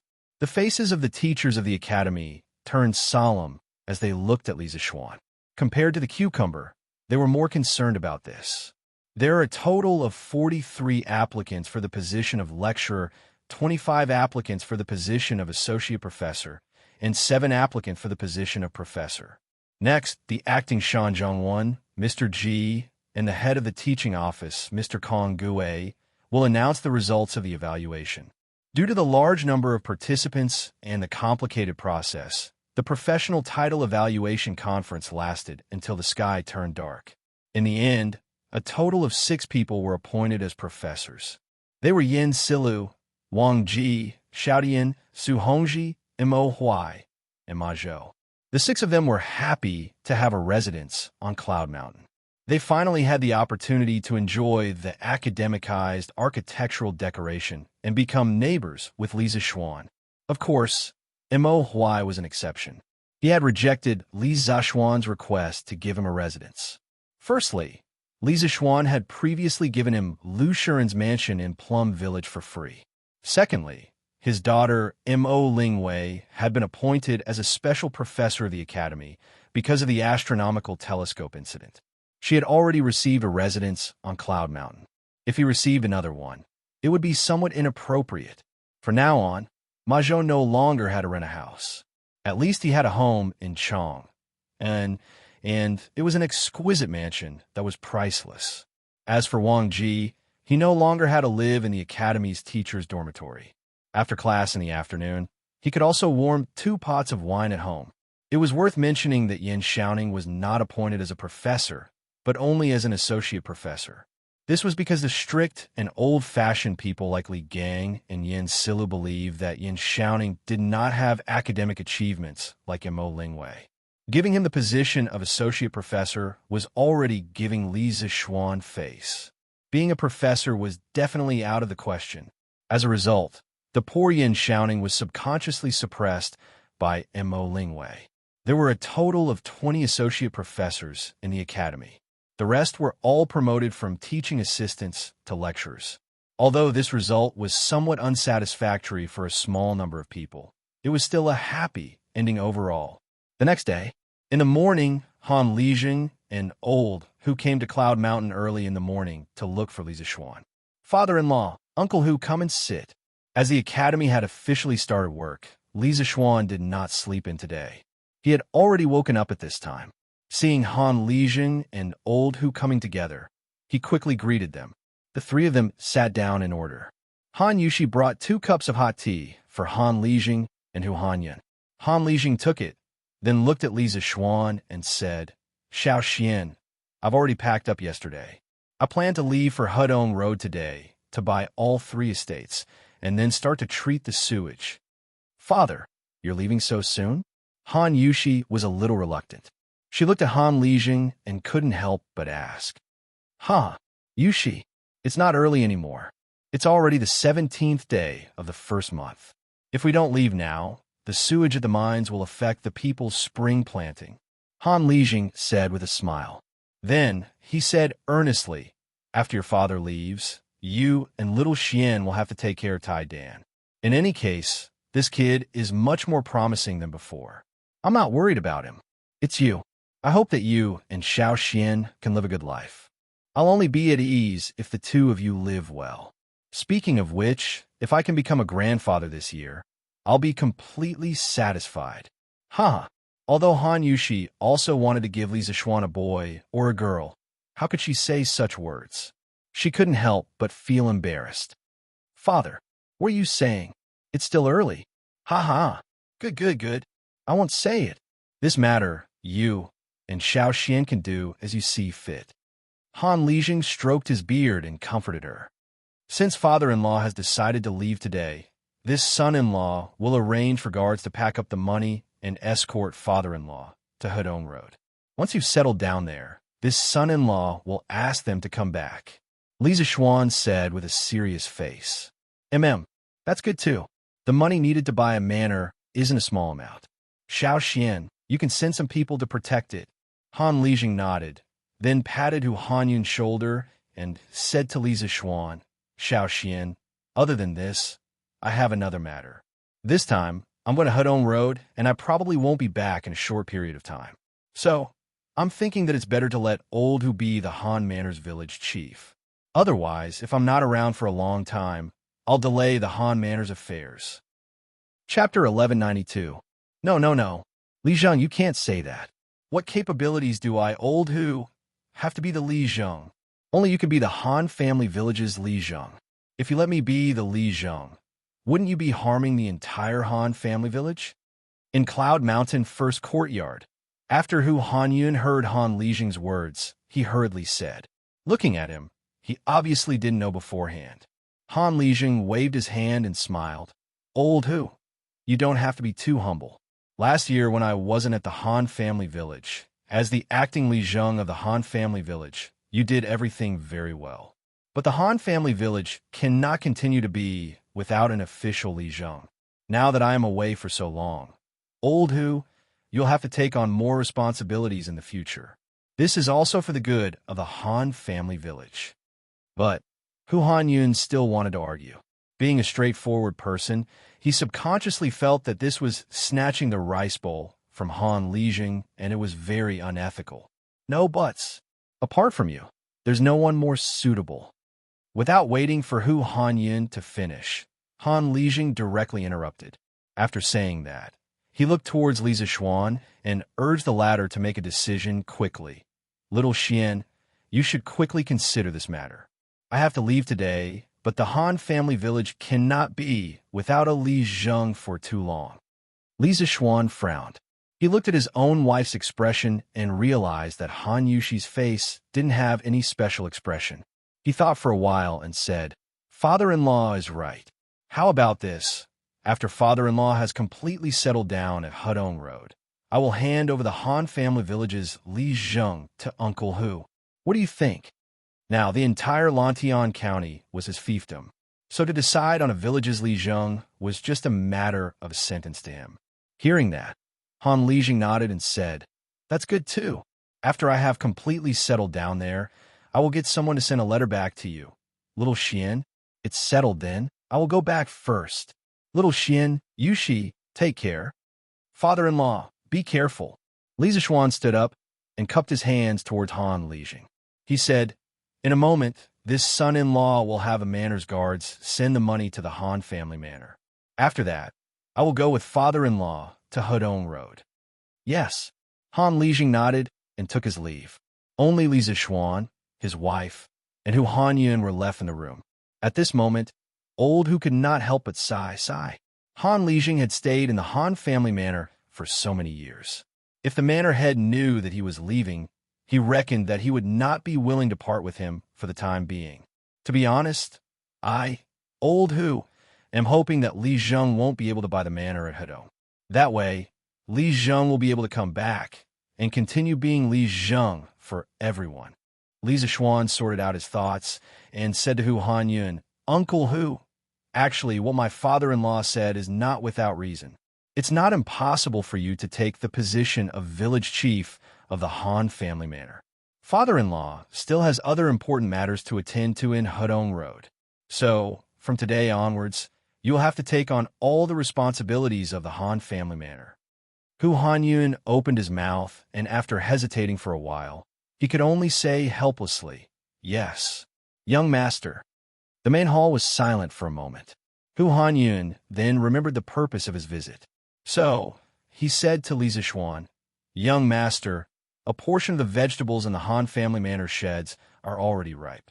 2 days ago, the manor heads were discussing with me if we should take a batch to Chong and city to sell. After all, these things can't be kept for long. Li Zishuan smiled and nodded, Yes. Then let's sell them. Before the new year, the manor heads had spent a lot of money to manage these sheds. It's time for them to reap the rewards. Old Hu chuckled and said embarrassedly, young master, everything else is easy to discuss. It's just that the manor heads don't know how to set the price. After all, none of us have ever sold vegetables in the winter before. Li Zixuan instantly understood what Hu Hanyun meant. It was most likely that the manor heads felt that the vegetables in the winter were more valuable. However, as they were used to being honest, they were too embarrassed to ask for too high a price. So, they asked Old Hu to come over and ask for his opinion. After pondering for a moment, Li Zixuan opened his mouth and said, I can't tell you the exact price. Uncle Hu, go back and tell everyone that they can refer to the price of each vegetable in autumn and summer and multiply that price by 20 to 30 times. In modern times, the price of the same type of vegetables grown in the winter in greenhouses was generally twice as high as the price of the vegetables grown in the summer under natural conditions. Because the manor heads under him were the first batch of Tang Dynasty farmers to grow vegetables out of season on a large scale, it wasn't excessive to ask for 20 to 30 times the price. In fact, even if he asked for 100 times the price, there would still be people who would buy it. According to historical records, the cucumbers in winter in the Tang Dynasty were priceless treasures. Even after the Ming and Qing dynasties, the price of cucumbers in winter was still calculated by the roots. A single cucumber was worth tens of thousands of dollars. However, if he set the price like that, there would be a lot less people who would buy it. However, the 8 manor heads under him all grew vegetables in greenhouses. With such a huge amount, he had to set a price that was acceptable to the rich in Chang'an City. Although in the future, as more and more people knew about the technology of growing vegetables in greenhouses, the price would definitely decrease year by year. However, what did that matter? Anyway, it was fine as long as his manor heads could enjoy the first wave of huge profits. 20 to 30 times, Old Hu's eyes widened. He was tongue-tied and said, young master, isn't this a little too greedy? What if we can't sell it? What should we do? Before he came, he had discussed with the manor heads. At most, the price of the vegetables in summer was 5 times the price. He didn't expect Li Zixuan to be so ruthless and ask for 20 to 30 times the price. Greedy? How is this greedy? Uncle Hu, don't worry. There will definitely be a lot of people buying at this price. You just have to listen to me. Li Zixuan waved his hand nonchalantly. Believe in the young master, and you will be rich. This was already a principle that Li Zixuan's manor heads had long been engraved in their hearts. Old Hu was no exception. When he heard Li Zixuan's confidence, he immediately put away his previous doubts. That's fine. I will go and inform all the manor heads who have greenhouses. We are all young master's people. That means we are family. When we go to Chang'an City, we have to maintain the same price. Old Hu stood up and prepared to leave. Li Zixuan laughed in his heart. He didn't expect Old Hu to be so meticulous. He even came up with the idea of a uniform price. This way, it would be very good to avoid the vicious competition between the manor heads and the manor heads. Good. Uncle Hu, take care. If there's anything, you can come to Yun Mountain to find me. Li Zixuan also stood up and said. Old Hu nodded his head and left. Looks like there are many people in the fief. This year, they can directly become well off with the vegetables in the greenhouses. Looking at Hu Hanyun's back, Li Zixuan was happy in his heart. Chapter 1193. Shopkeeper Lu, do you want spinach, cucumber, or spinach? The next day, before dawn, many farmers had already entered the city with 2 baskets of fresh vegetables. Of course, there were also those who directly pulled ox carts into the city. With the help of the cement road, the speed of the ox carts was naturally very fast. Unsurprisingly, the farmers chose the Drunken Immortal restaurant as their first stop to sell their vegetables. In the past, when the bean sprouts were just grown, they also did this. Yo, Old Hu, come in quickly. The Drunken Immortal restaurant had just opened when shopkeeper Lu saw that Old Hu had brought dozens of farmers with him. Second Master Lu didn't come today, but his sons did. Old Hu, the vegetables in your shed have all grown? As one of the few elders under Li Zixuan, shopkeeper Lu knew that the farmers under Li Zixuan were secretly cultivating vegetables. Seeing so many fresh vegetables, Shopkeeper Lu was first shocked. Then he said in realization. Old Hu grinned and said yes. A portion of them have already grown. Everyone wants to bring some to Chong and City and see if they can be sold. Easy to sell. Easy to sell. Of course they're easy to sell. Shopkeeper Lu hurriedly nodded. Speaking of which, when he saw those green spinach and cucumber, he couldn't help but salivate. Ding San. Quick, get a scale and weigh all these vegetables. Shopkeeper Lu didn't even ask about the price and directly called the servants over to weigh the vegetables. In any case, these vegetables were processed by the Drunken Immortal restaurant and sold at a sky-high price. As long as the prices of the farmers weren't too outrageous, the Drunken Immortal restaurant would definitely make a huge profit. After all the vegetables were weighed, Manager Lu asked, "The weight of each of the vegetables is recorded here. Old Hu, tell me the price of each of the vegetables. I'll get the cashier to settle the bill for you right now." The Drunken Immortal restaurant was backed by Li Zixuan and could be said to be rich and overbearing. Shopkeeper Lu naturally wouldn't owe the farmers money. Hu Hanyun scratched his head and said somewhat embarrassedly, "Shopkeeper Lu, you also know that these vegetables were all grown in the greenhouse, so in terms of cost, it's much more expensive than growing vegetables in the summer." He was afraid that Shopkeeper Lu would misunderstand, so he spoke in advance. Haha. No matter how unreasonable Lu is, he still understands this. Old Hu, just name the price. Don't worry about it. No matter how high it is, the Drunken Immortal and will still make a profit. Shopkeeper Lu laughed and waved his hand carelessly. Old Hu breathed a sigh of relief and said with a smile, "Let's discuss these dishes. Shopkeeper Lu, you just have to pay us 10 times the summer price." Li Zixuan had clearly said that it would be 20 to 30 times, but Hu Hanyun had said that it would be 10 times. This was also something they had discussed in private before they came. Anyway, 10 times the price was already very profitable for them. Just today's trip alone had allowed them to earn back the cost of the greenhouse. 10 times? Manager Lu frowned, shook his head, and said, "Old Hu, you're deceiving me again. How precious were the vegetables in winter? How could they sell them for 10 times the price? No matter what, it had to be 20 times. Ding San, quickly call the bookkeeper over to settle the bill. Let's settle it at 20 times the price." Speaking of which, Shopkeeper Lu was also a person who had seen the world. Although Li Zixuan had never told him about the guiding price of the vegetables in the greenhouse, with his shrewd eyes, how could he not see that Hu Hanyun was deliberately lowering the price for the sake of the Drunken Immortal Inn? You can't. Shopkeeper Lu, these vegetables aren't worth this price. That's right. Shopkeeper Lu, 10 times is too much. Old Hu and the others were shocked and shouted from behind, but Shopkeeper Lu went straight to the backyard without looking back. Master, there are people selling fresh cucumbers, spinach in the East Market. Chongren Square, Chow family's courtyard. A servant girl ran in excitedly and said, "What?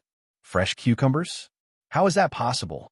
Chow Wendong stood up in shock and said in disbelief. This servant girl was in charge of buying fruits and vegetables in the Chow family's kitchen. Seeing that her master didn't believe her, she almost swore to the heavens. "Master, it's true. This servant saw it with my own eyes in the East Market, and there's more than one seller." Chow Wendong stared at the basket on the servant girl's arm and said in a bad mood, "You saw someone selling cucumbers, and you didn't buy them? Do you know how hard it is to get a cucumber in winter? That's something that can't be bought with money."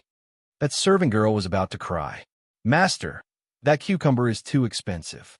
It's 30 times more expensive than summer cucumbers. This servant doesn't dare to buy it." Chow Wendong said resentfully, "What's so expensive about it? You call this expensive? Go quickly. Get someone to carry the money, and go quickly. Buy as much as you can for this old man. Don't you know that your master likes to eat cucumbers the most?" "Yes, master, this servant will go right away." Chow Wendong's family wasn't the only one who knew the news. Chong and City was a place where high officials and nobles gathered. With so many rich and powerful families, which family didn't have a servant in charge of purchasing vegetables? A large number of fresh fruits and vegetables suddenly appeared in the market in winter, which naturally attracted their attention. As a result, countless servants of rich families used ox carts to pull copper coins and hurriedly rushed to the East Market. After all, these fresh fruits and vegetables were in high demand. Everyone was afraid that they wouldn't be able to buy them if they were late. Your Majesty, Your Majesty, this servant heard from the steward of the imperial kitchen that there are cucumbers and vegetables in the East Market, and they are all freshly picked. In the imperial palace's west court, a palace maid hurriedly walked in and said to Empress Zhangsun, "Oh, there are actually fresh cucumbers in the market?" Empress Zhangsun frowned and said doubtfully, "Could it be that someone in the imperial kitchen sold cucumbers to civilian merchants without authorization and used this opportunity to make a huge profit?" Thinking of this possibility, Empress Zhangsun's face became a little serious. The palace maid raised her head and replied, "Your Majesty, that's not it. The number of cucumbers in the East Market is more than the imperial kitchen, and those who sell cucumbers are farmers outside the city. Even if the imperial kitchen is willing to sell them cucumbers, they can't afford it." "Oh, that's even stranger. How can these farmers have the conditions to grow cucumbers in the harsh winter?" Empress Zhangsun's mind was full of doubts.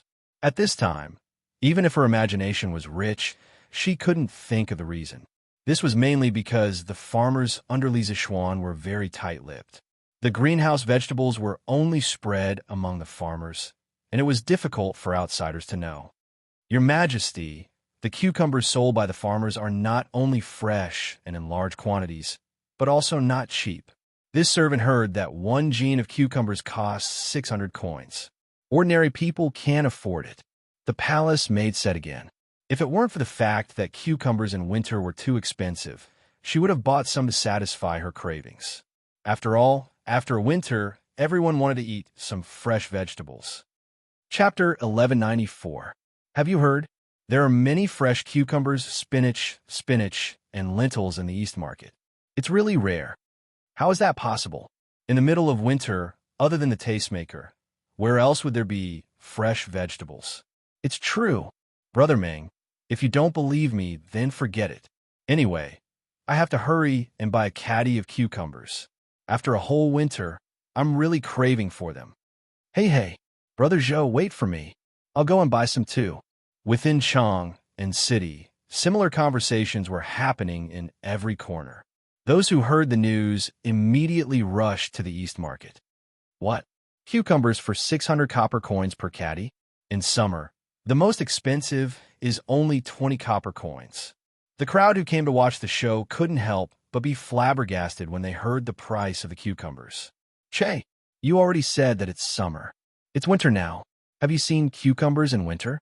600 copper coins is already very cheap. Immediately, someone who knew the industry refuted. Aren't these people from the Han village? No, there are also people from the Plum village and the Liujia village. Oh my God, why do they have so many cucumbers and vegetables? Although the spectators couldn't afford it, there were still many who recognized the villagers who were busy selling vegetables and collecting money. No, strictly speaking, they're all villagers under the Marquis of Yongin. Could it be that the Marquis of Yong and taught them to grow these vegetables? Someone thought of a very serious question and instantly attracted a round of exclamations. Oh my God, if that's really the case, then wouldn't the villagers under the Marquis of Yong and have completely struck it rich this time? Sigh, why don't I have the fate to become a villager under the Marquis of Yong?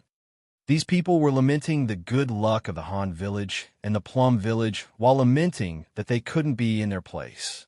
As for those farmers who came to sell their vegetables with baskets, they had already been surrounded by the servants of those rich families. They couldn't even win money. Hey, my master wants all the cucumbers you have here. Can you help me send them to my master's residence? A well-dressed manservant shouted at a villager. The farmer wiped his sweat and said with some embarrassment, "Little brother, if it were any other time, I would definitely help you deliver it. But as you can see, I can't leave at all." The manservant rolled his eyes and said, "Why can't you leave? Other than the cucumbers, bring the rest of the vegetables to the residence. My master wants them all. I definitely won't shortchange you." The villager thought about it, nodded, and said, "All right then. Little brother, please lead the way." No, no. Why do you have to buy all the vegetables by yourself? This big brother don't go. My master is willing to pay twice the price to buy 10 caddies of cucumbers from you. Seeing that all of the farmer's vegetables were about to be snatched by this manservant, someone at the side was immediately unwilling to do it. Ahem, get out of the way. Let this old man buy first. This old man will pay 3 times the price. In the morning, Hu Han Yun and the others sold a batch of vegetables to shopkeeper Liu at 20 times the original price. When the other farmers found out, they immediately raised the price of the vegetables to the rich people in Chong and by 30 times. Their thoughts were extremely simple. In any case, the price they sold to the immortal indulgence and absolutely couldn't be higher than the price they sold to outsiders. In other words, the price they sold to outsiders absolutely couldn't be lower than the price they sold to the immortal indulgence in, since he sold it to the drunken immortal restaurant at 20 times the original price. Then if he sold it to someone else, he would sell it at 30 times the original price. At first, they were a little nervous, but later, they found that even if the price was 30 times higher, it would still be immediately sold out. Moreover, there was a large number of people willing to buy at a higher price. The farmers happily counted their money while secretly rejoicing in their hearts. Fortunately, they had asked Li Zixuan about the price yesterday. Otherwise, if they foolishly came to Chong and to sell vegetables at 5 or 6 times the price, wouldn't they be cheated miserably by outsiders? The momentum of the East Market's popularity gave the farmers a very sensational publicity for their cucumbers and vegetables. At the same time, the immortal indulgence was busy advertising their vegetables and cucumbers. Cold cucumber salad, shepherd's purse fried lentils, vinegar spinach, chive scrambled eggs. Yo, shopkeeper Liu, the immortal indulgence is very capable.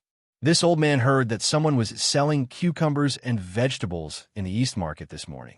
I didn't expect that you would have ready-made cucumbers and vegetables at noon. Sure enough, you didn't let me down.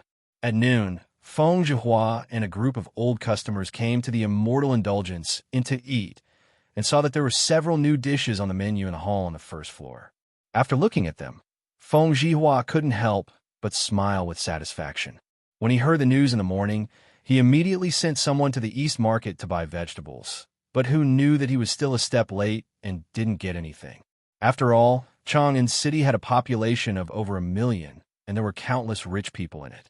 Although there were many farmers who came to sell vegetables, there were still so many people who came to buy at the same time. Therefore, Feng Zhihua, who didn't get any fresh vegetables, wanted to come to the immortal indulgence to try his luck. He didn't expect that he would really come across it. Since things had developed to this point, many people had already guessed that behind this group of farmers selling vegetables, it was very likely that Li Zixuan had taught them how to grow vegetables in winter. Feng Zhihua also thought so. Otherwise, he wouldn't have chosen to come to the immortal indulgence to try his luck. Hee. Boss Feng, you flatter me. What do you want to eat today? Shopkeeper Liu smiled like a Mithriya Buddha as he greeted.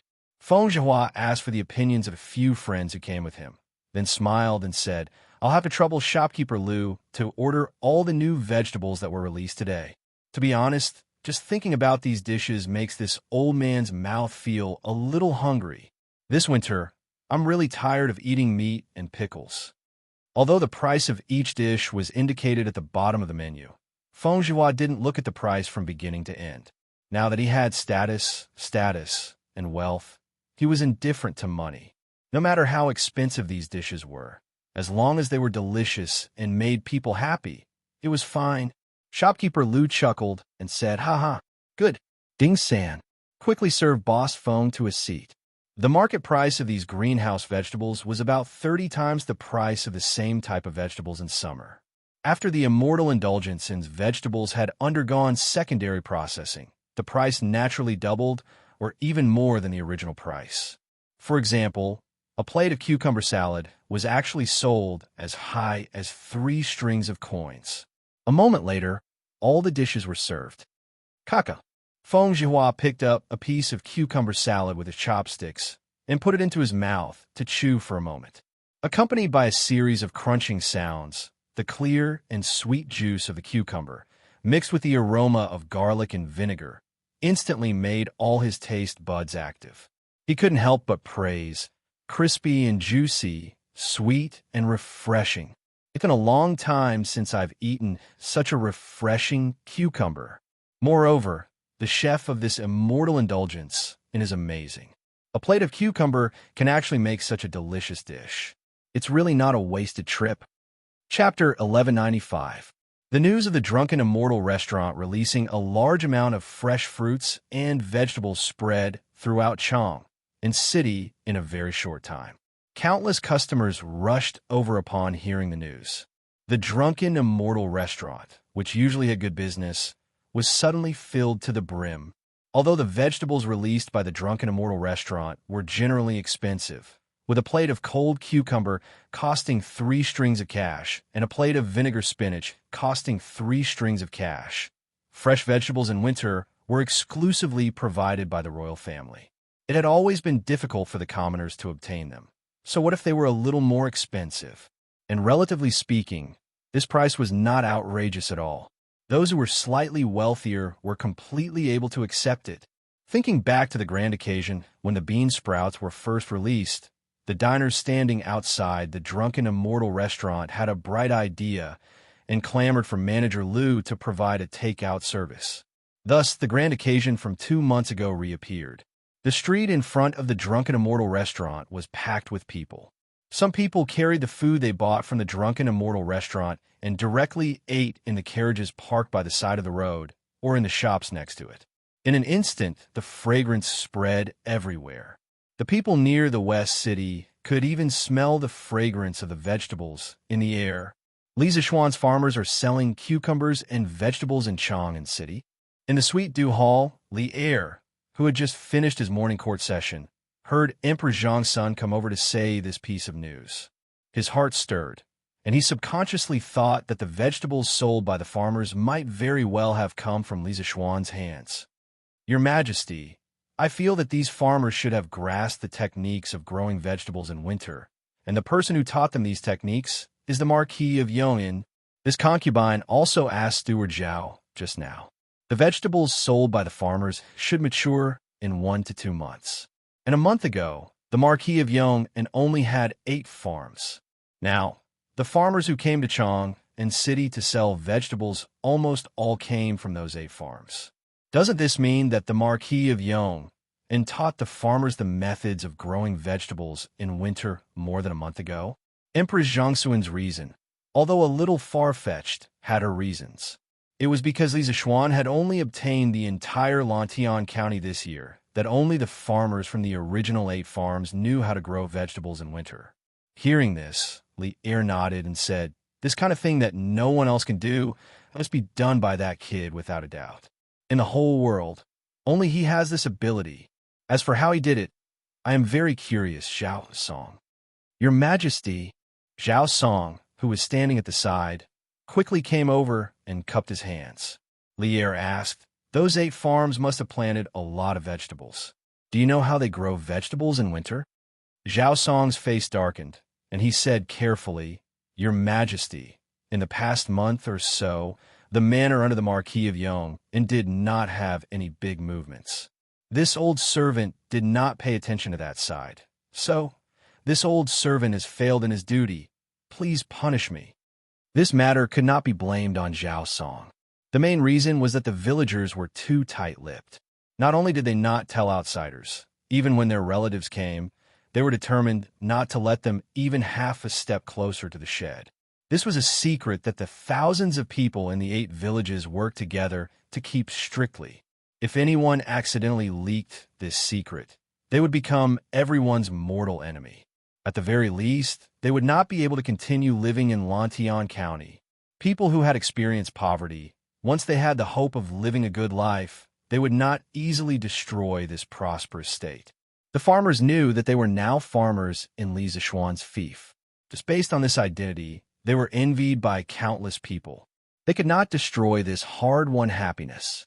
As for Zhao Song, he would definitely not send people to investigate the 8 farms that seemed peaceful on the surface for no reason.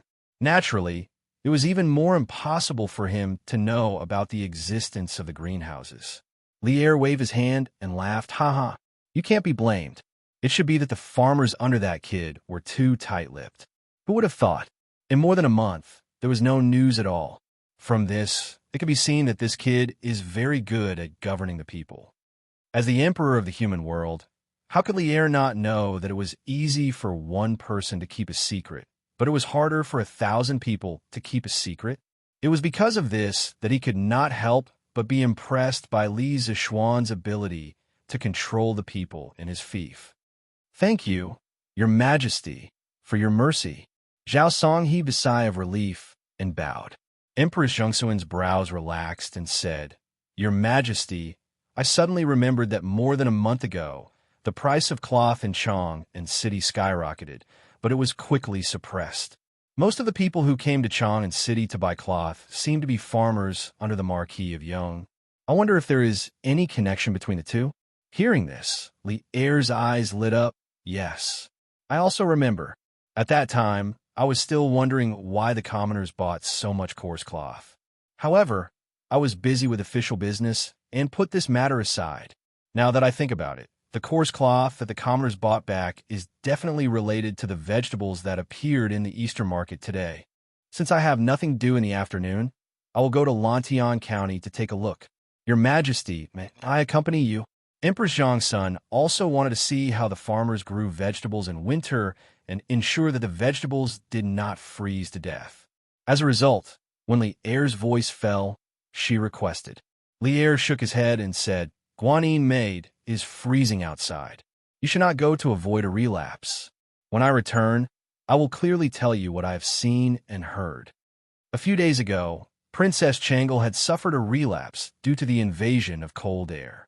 How could Li Er dare to let Empress Zhongsun go out in such cold weather? Li Er himself did not believe it. At this moment, he even faintly hoped that the plague of locusts would quickly arrive.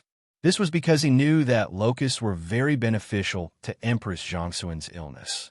Unfortunately, there were no locusts in this season. Using the words of modern people, as long as the locusts came, Old Li would definitely let his wife eat until she exploded. Then, many thanks to your Majesty. Although Empress Zhongsun felt regretful, she was not the type of woman who was unreasonable and liked to pester endlessly. She nodded her head and softly replied, Your Majesty, His Imperial Highness, the Crown Prince, requests an audience. He says that he has prepared some new vegetables at the Drunken Immortal restaurant and wishes for your Majesty and Her Imperial Highness to taste. At this moment, an attendant walked in through the yellow door and bowed in salute. Oh, haha, it is likely to be vegetables from the Drunken Immortal restaurant. This is perfect. I can see the difference between the vegetables from the Drunken Immortal restaurant and those from the palace. Quickly, let Chang Xian in. Li Er and Empress Zhongsun looked at each other and then laughed heartily. Chapter 1196. Husband, you're back? Quickly go sit down and rest. In Liujia village, a man walked into a dilapidated courtyard. A farmer woman quickly came out to greet him. While helping to take the man's shoulder pole from the ground, she quietly observed the latter's expression. Seeing that the man's face was full of joy, she couldn't help but ask, Husband, the 2 baskets of vegetables we picked last night have all been sold out. The man nodded. His voice carried excitement as he excitedly said, Haha, they're all sold out. My child's mother, kill that old hen at noon and give it to Huzi to nourish his body. In 2 days, I'll prepare some gifts and go to the village entrance to find old Mr. Sunday.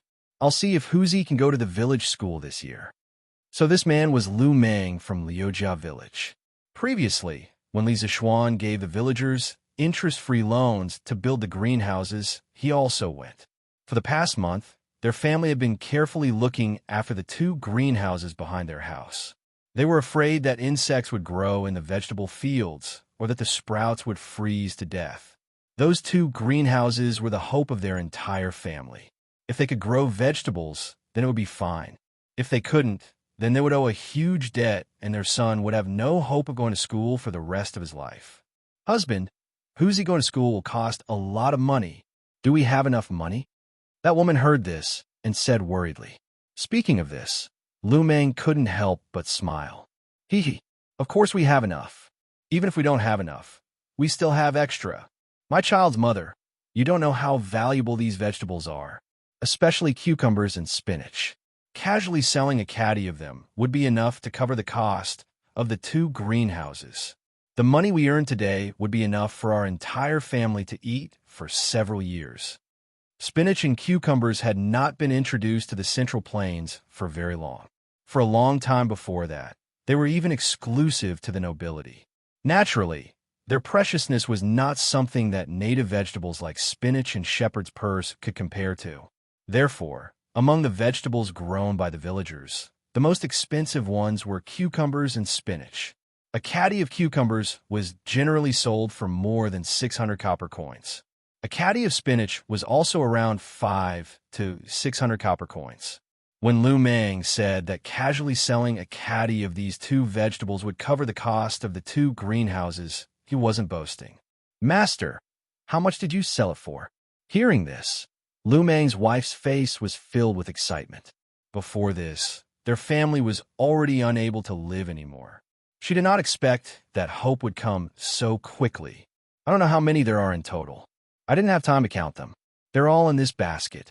Although the top was covered with grass, the bottom was covered with copper coins. Judging by the weight of the coins, it should be more than 100 caddies.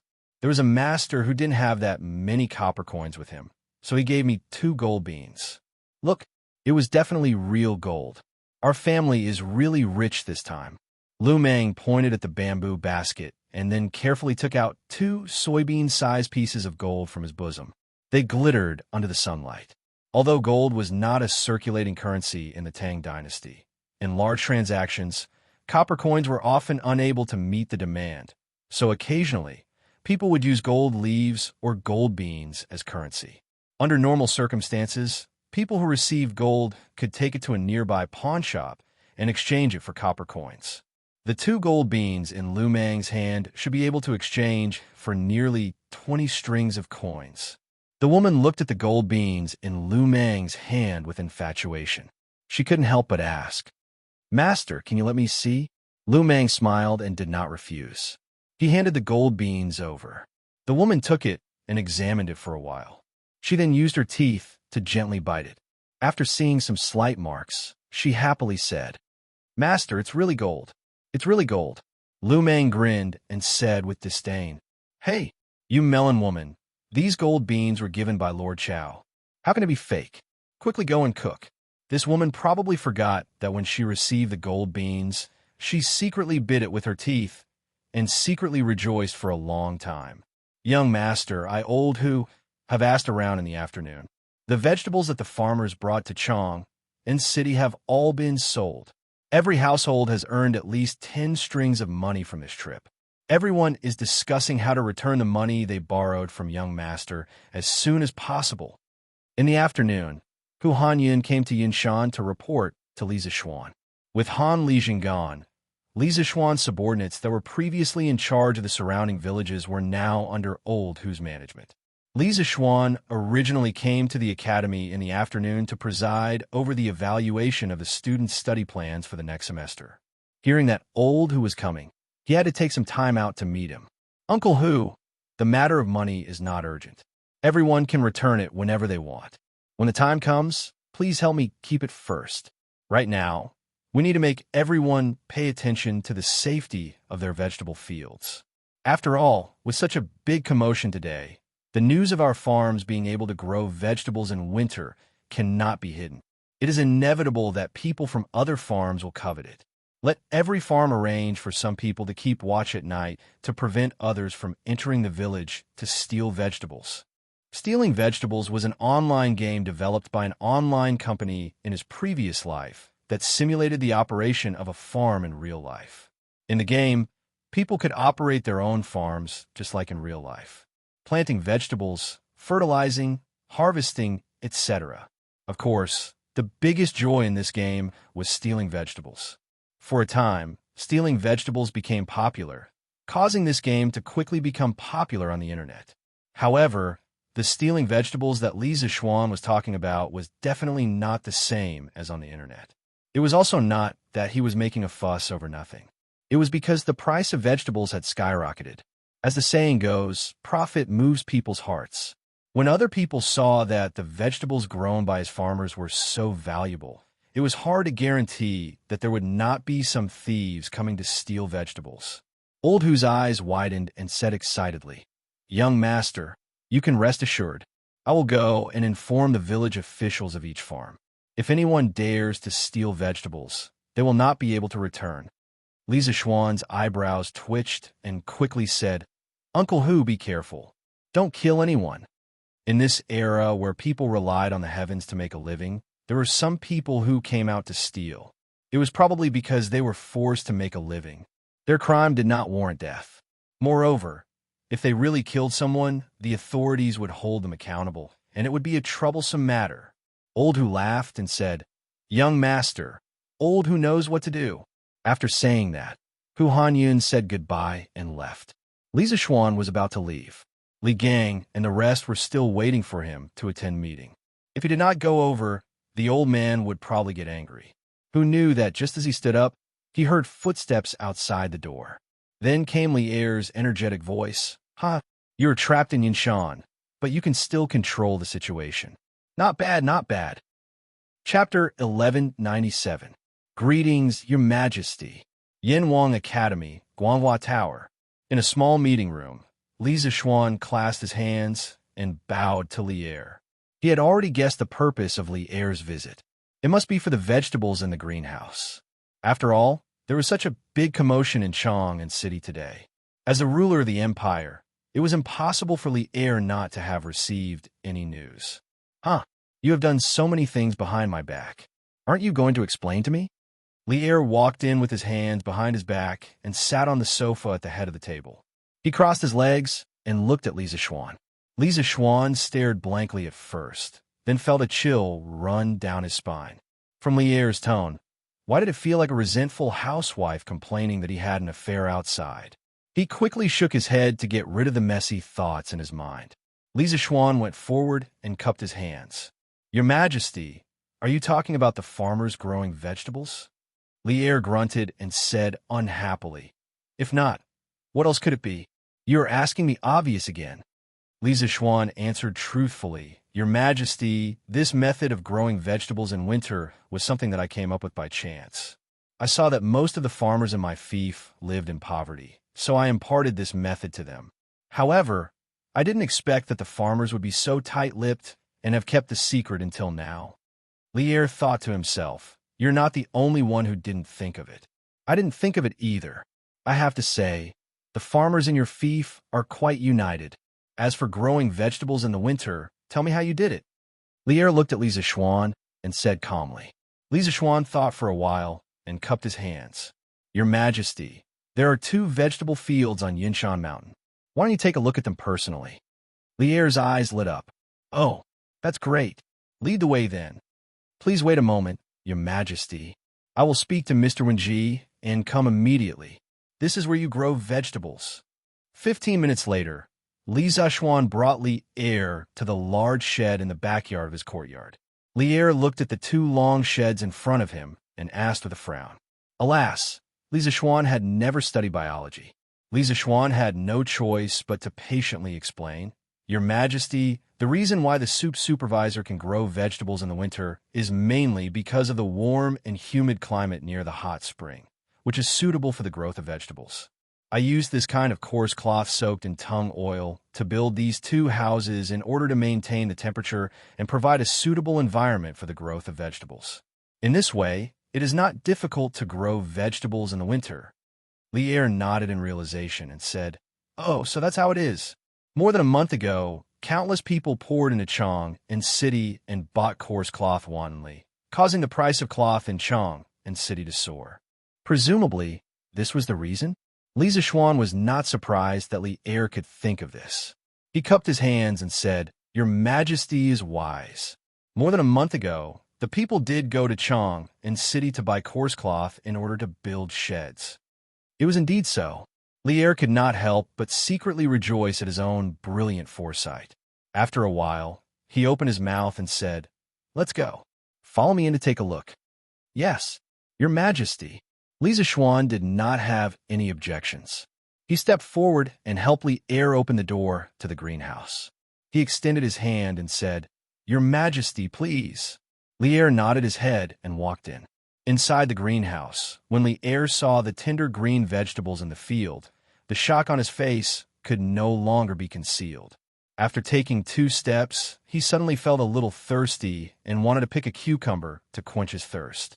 But when he walked into the cucumber vine and saw the bare cucumber sprouts, his head was filled with question marks. Marquis Yong, and did your house get burglarized recently? When Li Zishuan heard this, he was a little confused. But when he followed Li Er's gaze and looked at the cucumber vine, he suddenly understood and hurriedly replied, "Your Majesty, it was not burglarized. It was just that the cucumbers on the seedlings were all plucked yesterday." Then, he explained to Li Er in a few words. Yesterday, during Yanhuang College's first teacher title evaluation conference, Li Zishuan treated each teacher of the college to a cucumber. Although 1 cucumber per person did not seem like much, there were many teachers in the college. In the blink of an eye, 40 to 50 caddies of cucumbers were gone just like that. His greenhouse was only so big. It would be strange if the cucumber vine was not bare. Teacher Title Evaluation Conference? When Li Er heard this, his eyes flashed, and he said lightly, "Tell me the results of the evaluation in detail."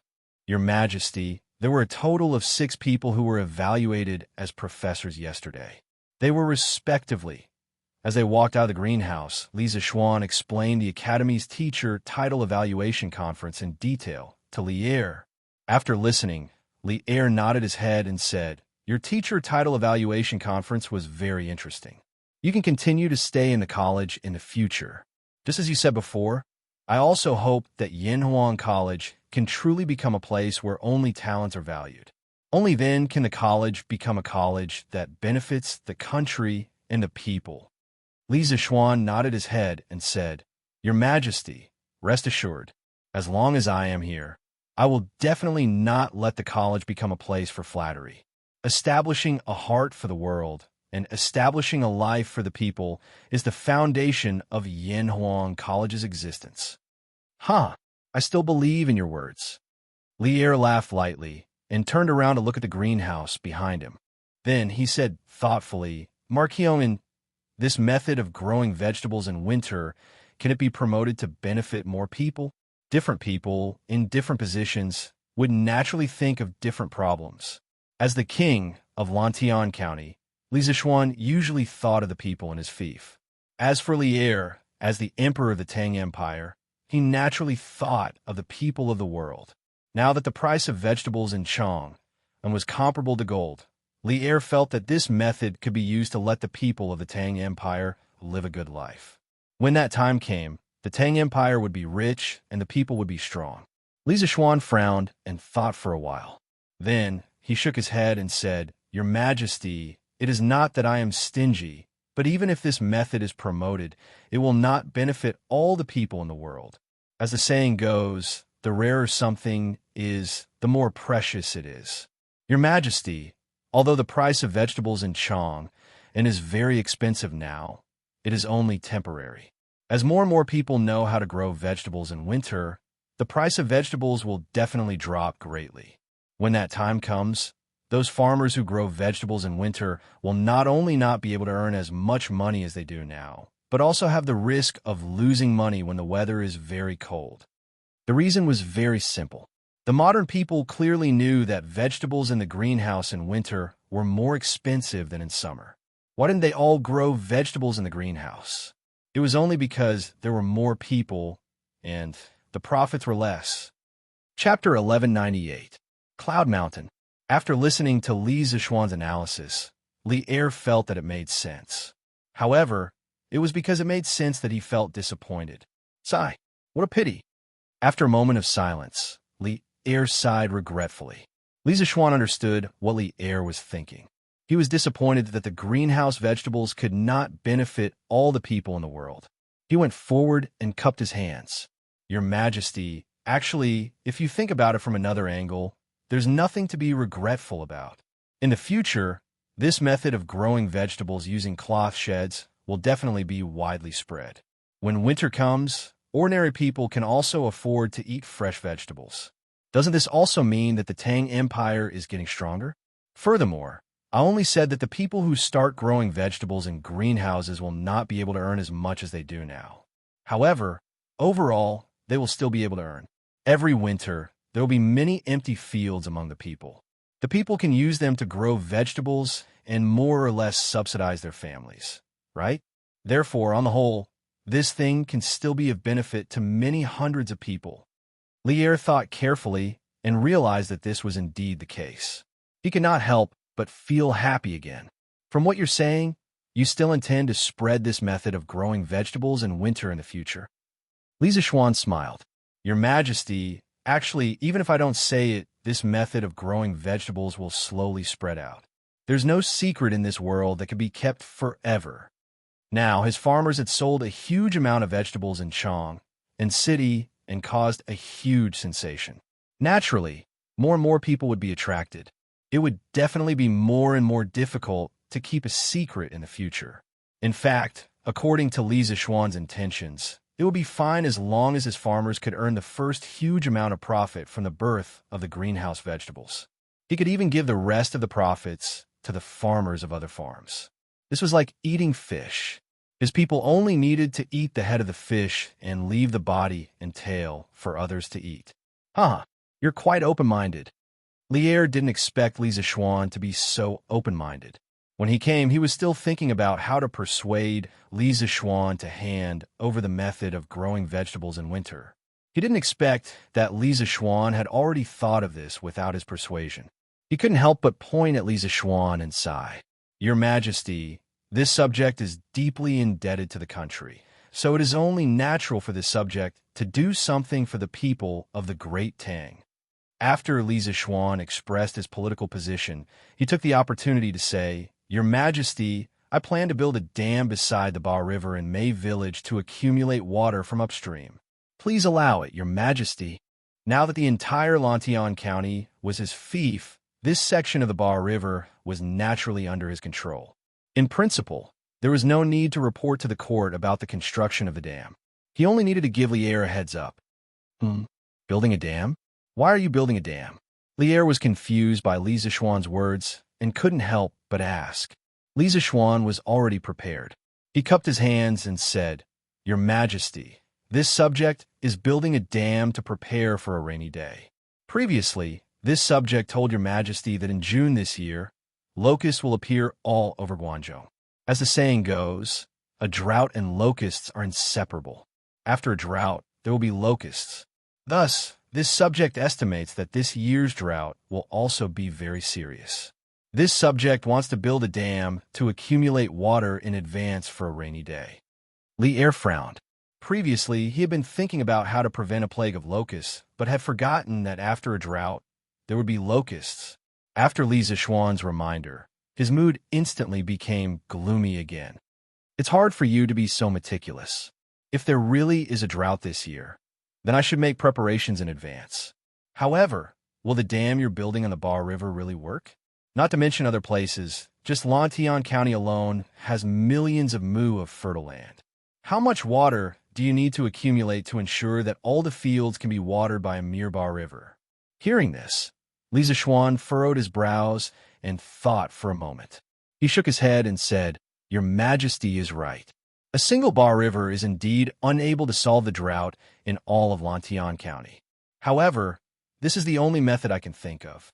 I can only do it first and talk later. This subject still believes that nothing in the world is difficult. If one has the will, there will definitely be other methods before the drought arrives. Furthermore, other than building a dam to fight a drought, this subject also plans to build something on the dam and use this thing to create something new that the Tang Empire has never seen before. If it succeeds, the impact on the Tang Empire will be unprecedented. Lier raised his eyebrows in surprise. Something that Li Zishuan was so serious about was definitely not ordinary. He asked, What new thing is it?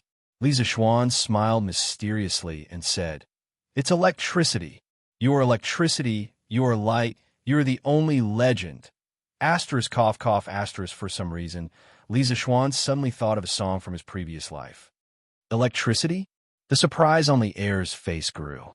He pondered for a moment and suddenly said, "The telegraph machine you built previously, did it use electricity to send messages?"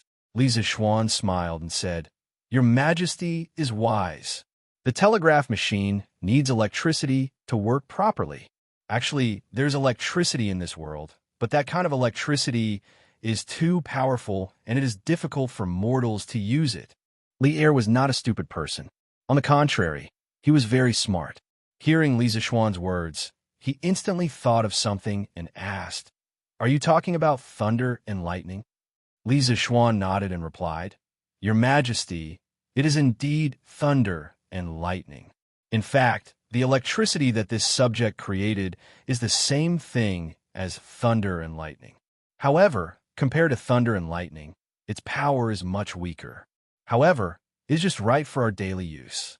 In the future, if we want to popularize the telegraph machine on a large scale, we must have an endless supply of electricity to support it. That is why this subject said that as long as we can create a machine that can generate electricity, it will definitely have an unprecedented impact on our Tang Empire."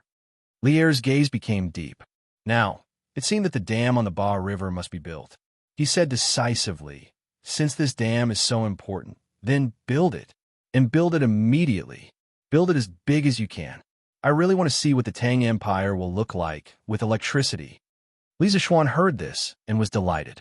He rubbed his hands and laughed. He, "Thank you, Your Majesty." Then, "Your Majesty, the money for the dam, what do you think?" This guy wants money, cough, cough. I suddenly remembered that there are still important matters in the palace. You should build the dam as soon as possible. I will return to the palace first. Li Er's expression changed. He hurriedly waved his hand at Li Zixuan and then turned to leave without looking back. Seeing this, Li Zixuan was stunned. F***CK. F***CK. You're really a miser. You are so stingy. Li Zixuan only regained his senses after Li Er had walked away. He was dumbfounded. Chapter 1199. Emperor Li Er walked away slowly, leaving Li Zixuan alone in the wind in a mess. Actually, to Li Zixuan, even if the imperial court did not give him the money, he would still build the dam. The reason why he asked Li Er was just to test him. If Old Li gave him the money, he would naturally make a killing. If not, he would not lose out either. But in the end, Li Er's stingy way of doing things made him a little stunned. He did not expect Old Li to become even stingier now that he was rich. Indeed, the richer the person, the more stingy they were. But he was an exception. He was generous regardless of whether he had money or not. Since Old Li did not give him the money, he would pay for it himself. After all, Lantian County was his fief. He would not lose out by building some public facilities for his fief. Not long after Li Er left, Chao Wendong, Lin Wenyuan, Feng Zhihua, and the other members of the Flaming Yellow Chamber of Commerce all came to look for him. "Marquis, we are here today to ask for fresh vegetables from Marquis's farm." Li Zixuan brought them to the main hall of the Cloud Mountain residence. After taking a seat, Chao Wendong directly stated the purpose of their visit.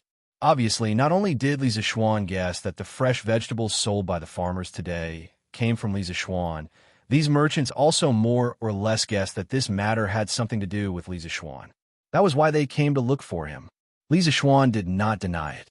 He leaned back in his chair and smiled slightly. "Oh, you're also interested in these fresh vegetables?" Chao Wendong coughed dryly and said embarrassedly, "Cough, cough. To be honest, Marquis, we all have restaurants, so we also want to sell some fresh vegetables recently. But Marquis, don't worry. After we buy the vegetables from the farmers, we will not provide them to the restaurants in Chang'an City. We will sell them to the restaurants in other states and counties, so it will not affect the business of the Drunken Immortal restaurant." Chao Wendong had been in the business world for so many years, so he had a sense of propriety when he spoke and did things. After hearing what he said, the other people who came with him also nodded in agreement. Li Zixuan waved his hand and said, "Haha, everyone, there's no need to be like this. This Marquis is not that petty. There are over 1 million residents in Chang'an City, and the drunken immortal in alone is unable to meet such a huge demand. So even if you have restaurants in Chang'an City, you should sell them. You don't have to worry about forcing the drunken immortal and out of business. Speaking of which, this marquis is very confident in the culinary skills of the chefs in my restaurant.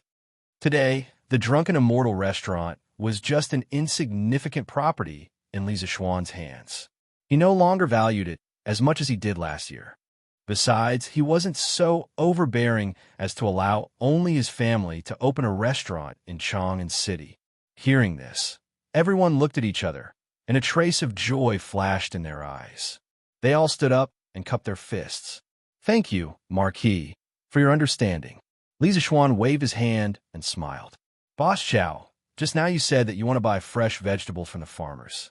What price do you plan to buy them at?" Compared to other things, this was the question that Li Zixuan was concerned about. Now, in the Tang Empire, there was no other place that could grow vegetables in greenhouses except for his. Although Cheng Yaojin and Qin Xiong also grew vegetables, they weren't ripe yet. So he was fully qualified and had the confidence to fight for more benefits for the farmers. Chao Wendong cupped his fists and said, "Marquis, we've discussed and decided to buy the vegetables at the price that the farmers sell them in Chang'an City today. This way, not only will they not make less money, but it will also save them a trip. What do you think?" Offering such a price didn't mean that Chao Wendong was crazy or that he didn't want to make money. But they felt that the price that the farmers sold the vegetables in Chang'an City today was a little too cheap, and there was still room to raise it. Once they monopolized all the goods in the hands of these 8 villages, it would be even easier to raise the price. It could be seen that some capitalistic monopolies, whether in modern times or ancient times, existed. In this way, we can't let you suffer a loss. As for the so-called purchase price, I allow you to fluctuate according to the market demand. Because according to my speculation, the current high price of vegetables won't last long. In another half a month, all the vegetables in the Cheng and Qin families' farms would be ripe. At that time, the price of vegetables in Chang'an City would definitely drop. So Li Zixuan added such a rule for Chao Wendong and the others. Otherwise, this group of people would definitely suffer a loss in the end. They were all members of his Chamber of Commerce and could be considered as his own people. He didn't need to cheat them for such a small amount of money. Chao Wendong and the others were delighted. "Thank you very much, Marquis." Li Zixuan waved his hand and said, "In a while, I will send someone to pass down the order. When the time comes, you can go directly to each farmer. They will assist you to buy vegetables or cucumbers from the farmers. But all of this depends on the farmer's willingness. If they want to sell it themselves and don't sell it to you, you can't force them." Of course. Chao Wendong and the others hurriedly responded. Li Zixuan thought for a while and said, "In my opinion, in order to ensure the freshness of the vegetables, you can wake up early every day and come here. Let the farmers who want to sell you vegetables help you pick the vegetables, and then use the carriages to transport them to Chang'an. Now that the official road between here and Chang'an City has been paved with cement, a round trip can save a lot of time and ensure the freshness of the vegetables to the greatest extent." Chao Wendong nodded happily and said, "Marquis idea is indeed a good idea. The freshness of the vegetables is the key. With this cement road, we can quickly transport the freshly picked vegetables to the restaurant and start selling them. In terms of freshness, there is naturally no problem." "That's great." The others also felt that Chao Wendong's words were reasonable and nodded in agreement. After chatting for a while, Chao Wendong and the others finally bid farewell and left. Li Zixuan hurriedly called Pang Feiji and told him that Chao Wendong and the others wanted to buy vegetables before spring. He also sent him to inform the farmers of the 8 big farmers to cooperate with Chao Wenzhong and the others. In fact, this was a good thing for the farmers, because with Chao Wenzhong and the others in charge of buying the vegetables, not only could they save a few trips, but in terms of price, Chao Wendong and the others were professional businessmen. Their ability to control the price would definitely be better than the farmers. Chapter 1200. The next day, Chao Wendong, Lin Wenyuan, and the other members of the Yanhuang Chamber of Commerce arrived at Li Zixuan's farmsteads early in the morning. Dozens of carriages were parked at the entrance of each farmstead. The farmers must have received the notice last night. Before dawn, they had already woken up to pick vegetables in their greenhouses. When Xiao Wendong's group of carriages arrived, they immediately began to load the vegetables into the carriages. The money each household earned from selling vegetables was recorded in the ledger. In order to save time, Xiao Wendong and the rest decided to collect the vegetables first, and then send someone to settle the bill in the afternoon. The farmers also knew that Xiao Wendong and the rest were Li Zixuan's men, and were not worried that Xiao Wendong and the rest would go back on their word. Every single one of them sent over all the vegetables they had picked in their greenhouses. As early as yesterday afternoon, Xiao Wendong and the rest had calculated the total amount of vegetables they had to collect each day. They also informed the village leaders of the 8 farmsteads, and the number of vegetables each farmstead received was up to them to decide. Then, the village leaders of each farmstead would inform the farmers of the amount of vegetables they had to collect according to their village's allocation. Because there weren't any good methods of keeping fresh in this era, vegetables couldn't be kept for a long time. The best way was to pick them up and sell them immediately. Anyway, every kind of vegetable had a relatively long maturity period, so it wouldn't go bad even if it was left in the field. This way, they could also achieve a long-term result. Otherwise, if they collected this batch today, they would not be able to collect any more in the future. Even so, Xiao Wendong and company's trip had made every household earn more than yesterday. Every household earned at least 20 strings of coins. If all the vegetables in the greenhouses were sold out in the future, the income of the farmers would definitely be more than 100 strings of coins. 100 strings of coins was an astronomical figure to the commoners. It was basically money they would not be able to earn in their entire lives. The farmers of the Han family farmstead, Plum Village, and the other farmsteads had relied on the vegetables in the greenhouses to enter the well-off class in one fell swoop. At the very least, these farmers who had enjoyed the benefits of the first batch of greenhouses would not have to worry about food and clothing in the future. Look, isn't that old Chow's carriage from Chang'an City? They're collecting vegetables in Plum Village. Wow. So the people of Plum Village really do know how to grow vegetables in winter? Of course. I guess Marquis taught them. They made a fortune this time. Yesterday, I heard that they were selling vegetables in Chang'an City. Just cucumbers alone cost 600 copper coins per caddy. 600 copper coins per caddy. Then, wouldn't each household be able to earn at least 100 strings of coins? At the very least. TSK. It's a pity that our manor was only incorporated into Marquis' fief this year.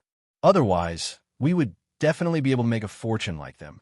Yes, what a pity. Hey, why are you guys being so jealous over there? Now that we are all farmers under Marquis, following behind Marquis, do we still have to worry about not being able to earn money and eat meat in the future? It was Zhong Lijing from the Yu family manor. He couldn't help but scold these people after hearing their envy. Xiao Wendong and the rest naturally couldn't hide the fact that they were collecting vegetables in such a big way. When the farmers from the surrounding villages passed by and saw this scene, they were filled with envy. However, no one was jealous. Now that their farmsteads had become Li Zixuan's fief, although they didn't have the huge profits of the first batch of greenhouse vegetables, as long as Li Zixuan was there, they would definitely be able to live a good life in the future. This wasn't blind confidence in Li Zixuan, but the consensus that everyone in the world had for Li Zixuan. In the world, the person who was the best at creating wealth was definitely Li Zixuan. Uncle Zhong is right. As long as we follow behind Marquis and do whatever Marquis asks us to do, we will definitely not have to worry about food or clothes in the future. Everyone will even have the opportunity to read and write. Yu Deheng also happened to pass by today. He encouraged the villagers around him. Scholar, you said it well. Following behind Marquis will lead a good life. Yes, following behind Marquis will lead a good life. What Li Zixuan didn't expect was that this group of farmers who had just joined his fief, after seeing the Han family manor and the other farmsteads making a lot of money, not only were they not jealous, but they were even more loyal to him. Head of the household, how much did you sell today? Liujia Manor, Lu Mang's house. After the large group of people who came to collect vegetables left, Lu Mang's wife quickly came over and asked anxiously. Lu Mang grinned, and his expression was full of pride. Hee, I just saw Lord Lin's account book. This time, we sold 35 strings of coins and 73 copper coins.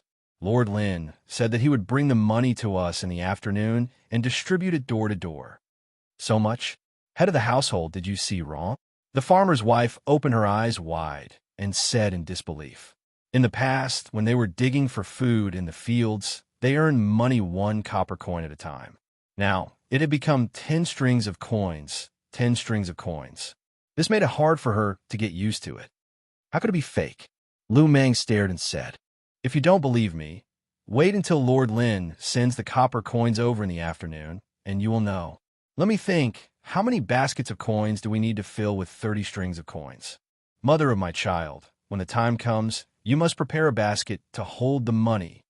The woman responded and then sighed. She said with some regret, I'm sorry. Head of the household, if we knew that these greenhouses were so profitable, we would have made a few more. This time, we would definitely be able to earn more. Actually, she wasn't the only one who had this thought. At this moment, who knows how many of the farmers in the 8 farmsteads were secretly beating their chest and stamping their feet. When Li Zishuan told them to make greenhouses, many of them were still worried about whether or not they would lose money. But now, looking back, they suddenly felt how stupid they were at that time. If they had completely believed in Li Zishuan and made a few more greenhouses, then the money they earned this time would definitely be enough to ensure that their entire family would not have to worry about food and clothing for the rest of their lives. Go away. Don't be unsatisfied. Think about it. Even if you wanted to make a few more greenhouses, where would we have the extra money to buy cloth? Now that we have earned so much money, we should be satisfied and even more grateful. If it wasn't for Marquis, we probably wouldn't even be able to eat a hot meal right now. Following behind Marquis, we will definitely be able to live a better life in the future. Look at old Hu from the Han village. Not only is he now the village chief of the Han village, he also made 7 or 8 greenhouses this time. This time, he made the most greenhouses out of all the 8 farmsteads. His family will probably be able to earn thousands of strings of coins this time. But who told him to be an old man by Marquis' side? Not only does Marquis believe in him, he also believes in Marquis. Otherwise, he wouldn't have made so many greenhouses at once. Chapter 1201. In the afternoon, more than 100 ox-drawn carriages left Yinshan Gate in the east of Chong, and city one after another, and went straight to the Han Village, Plum Village, and other big villages in the east. Each ox-drawn carriage was piled with 4 or 5 red wooden chests. As the road was bumpy, the chests swayed and clanked, and the sound of something breaking inside could be heard. This huge convoy naturally attracted countless gazes along the way. Wow, there's so many ox carts. What are they carrying? What else could it be? It must be money. Didn't you hear the clanking sound when the cart shook? Some of the more experienced people had already seen through the contents of the large chest on the ox cart. Money? There are so many carts filled with money. How much money do they add up to? Oof. It's at least tens of thousands of strings of cash. TSK, you have no taste. What tens of thousands of strings of cash? It's at least close to 100,000 strings of cash. 100,000 strings of cash. Someone shouted. The passers-by heard it and could not help but hold their breath. Whose ox cart is this? 100,000 strings of cash. They actually spent so much money. What are they going to do? Hey, it looks like there's more than one family. The Chow family's cart is at the front. Behind them are the Lin families, Feng families, Liao families. I know. They're going to give money to the Plum Village, Han Manor, Lu Manor, and Wang Manor's manors. Give money? What money? Don't you know? This morning, old Master Chow and the rest collected a lot of vegetables from the manors near the Han Manor. Today in Chong and City, those old masters' restaurants are all releasing all kinds of vegetables. They must have collected them from the manors. They're probably going to settle the bill for the manors now. Whoa, settle the bill. Do they need so much money to settle the bill? Wow, doesn't that mean that the farmers of those villages have really struck it rich this time? Sigh, that's right. It's not just those manners. If you ask me, under Marquis's leadership in Lantian County, every family will have thousands of strings of cash in a few years. Huh, let's not talk about it. A few days ago, there was even a matchmaker who wanted to matchmake for my daughter. The other party was from Lantian County. I have to hurry back and agree to this marriage. If my daughter marries over, she will definitely be able to enjoy life in the future. The commoners could see the bright future of Lantian County from the profits of these 8 villages. In an instant, all the villagers in Lantian County became the object of envy of the commoners around Chang. Those who had daughters were all wondering if they knew any young men in Lantian County so that their daughters could marry over. Who knew? They might be able to enjoy a good life in the future. After a long stretch of the cement road, the money delivery team finally arrived at the Han family manor, Plum Village, and a few other manors. At this time, Chao Wendong and the others couldn't help but admire Li Zishuan's foresight in building the road. With the cement road, their trip back and forth was more than twice as fast. 2 or 3 times. For businessmen, time was money. When the villagers heard the news, they all came to the village entrance to line up and wait. When they saw the servants moving boxes of money down, they were all stunned. For these farmers, it was likely that most of them had never seen so much money in their entire lives. Now, a considerable portion of this money was going to be theirs. This made the farmers feel like they were living in a dream. Han Xiaodong, 45 strings of coins and 300 copper coins. After all the copper coins were moved down from the carriages, under Old Hu's organization, for tables were set up at the village entrance. The commoners were divided into 4 groups and began to distribute money from house to house. Hey, coming. Thank you, old Master Chao. Han Xiaodong eagerly took a step forward and thanked Chao Wendong, who was beside him. Then he stood in front of the table, holding a gunny sack and waiting to receive the money. Yes, it was a gunny sack. After all, there were so many copper coins. He couldn't possibly hold it all in his hands. Here, 45 strings of coins and 300 copper coins. Please count it in person. The middle-aged scholar opposite Han Xiaodong said, after putting a few dozen strings of money into Han Xiaodong's gunny sack. Yes. Thank you. Han Xiaodong chuckled and lifted the gunny sack to the side and began to count. Speaking of which, with this sum of money, he would be able to renovate his house and get himself a wife. Thinking of this, he couldn't help but be overjoyed. Next, Nyo Dahai, 38 strings of coins and 700 copper coins. Hey, coming. All the way until the sky turned dark. The money from selling vegetables was distributed to all the villagers. The workers who were in charge of counting the money were really counting the money until their hands cramped up. All the villagers had a bountiful harvest and were beaming with joy. As the evening approached, the smell of meat wafted from every house. Although it wasn't a festive season, the villagers still wanted to reward themselves after earning so much money. After experiencing this, the 8 villages under Li Zishuan could be considered to have become rich overnight. For example, Old Hu's family had 7 or 8 greenhouses. His family's wealth was even greater than many of the rich merchants in Chang'an City. Logically speaking, with their current wealth, most of them could buy a house in Chang'an City. However, no one thought of doing so.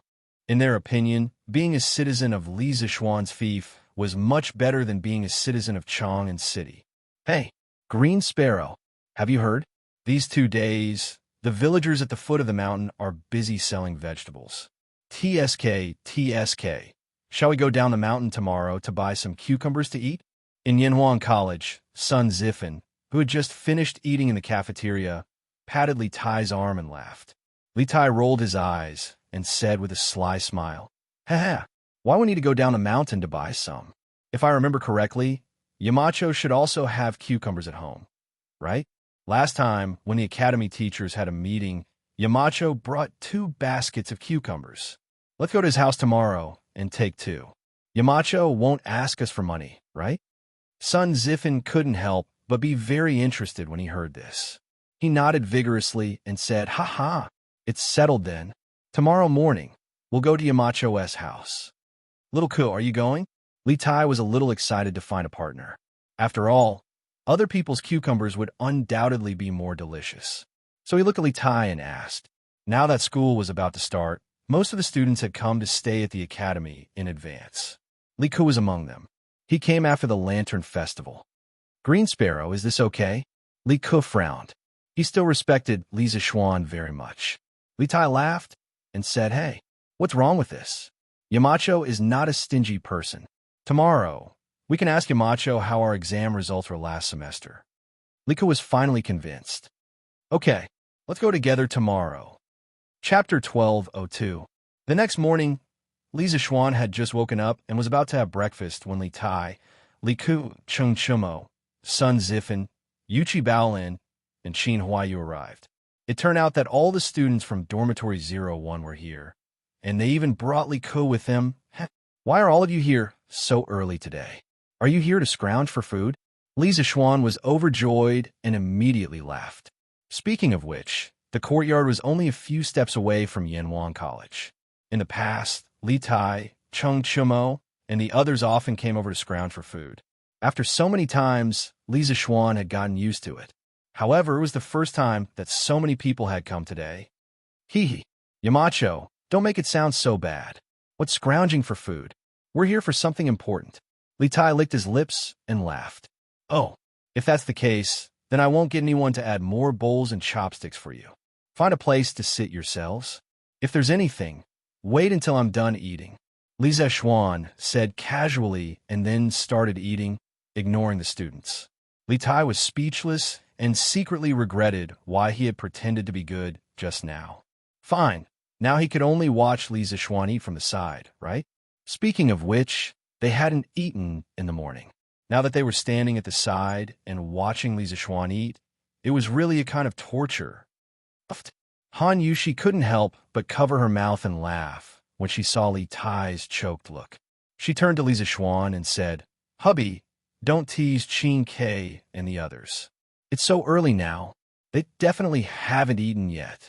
I'll get someone to add more bowls and chopsticks for them. With that, she got up and went to instruct the servants.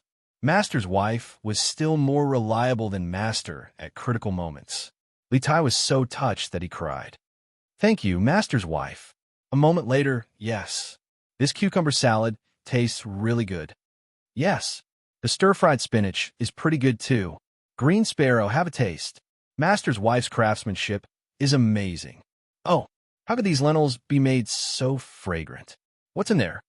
Once they were on the table, Li Tai, Cheng Chumo, and Sun Zifan, these three chatterboxes, couldn't stop talking. After looking around, only Yuchi Baolin was more honest. This child didn't have the time to comment at all. He only focused on stuffing the food on his plate into his mouth. Han Yushi saw that the dishes on the table were about to be eaten up, so she quickly went to the kitchen to cook a few more dishes at the last minute. Only then was she able to let these people eat their fill. Burp. After breakfast, Li Tai lay on the old-fashioned wooden armchair in Li Zishuan's house. He rubbed his stomach contentedly and burped. This was the happiest time of his life, because to him, there was nothing happier than just having a full meal. He had already secretly made up his mind to look for a princess consort in the future. Other conditions could be worse, but the other party had to have outstanding culinary skills like Han Yushi. In Li Tai's eyes, Li Zishuan's current state was a proper winner in life. Yamacho, have the final exam result from last year been tabulated? Unlike Li Tai, who didn't care about his image, Li Ku still cared about his image very much. Even after eating, he sat upright and still. At this moment, seeing that all the plates on the table had been removed, he asked respectfully. Li Zishuan replied, It's out, but if you want to ask me about the results today, then I think you should wait for another 2 days. After 2 days, all of your results should be posted.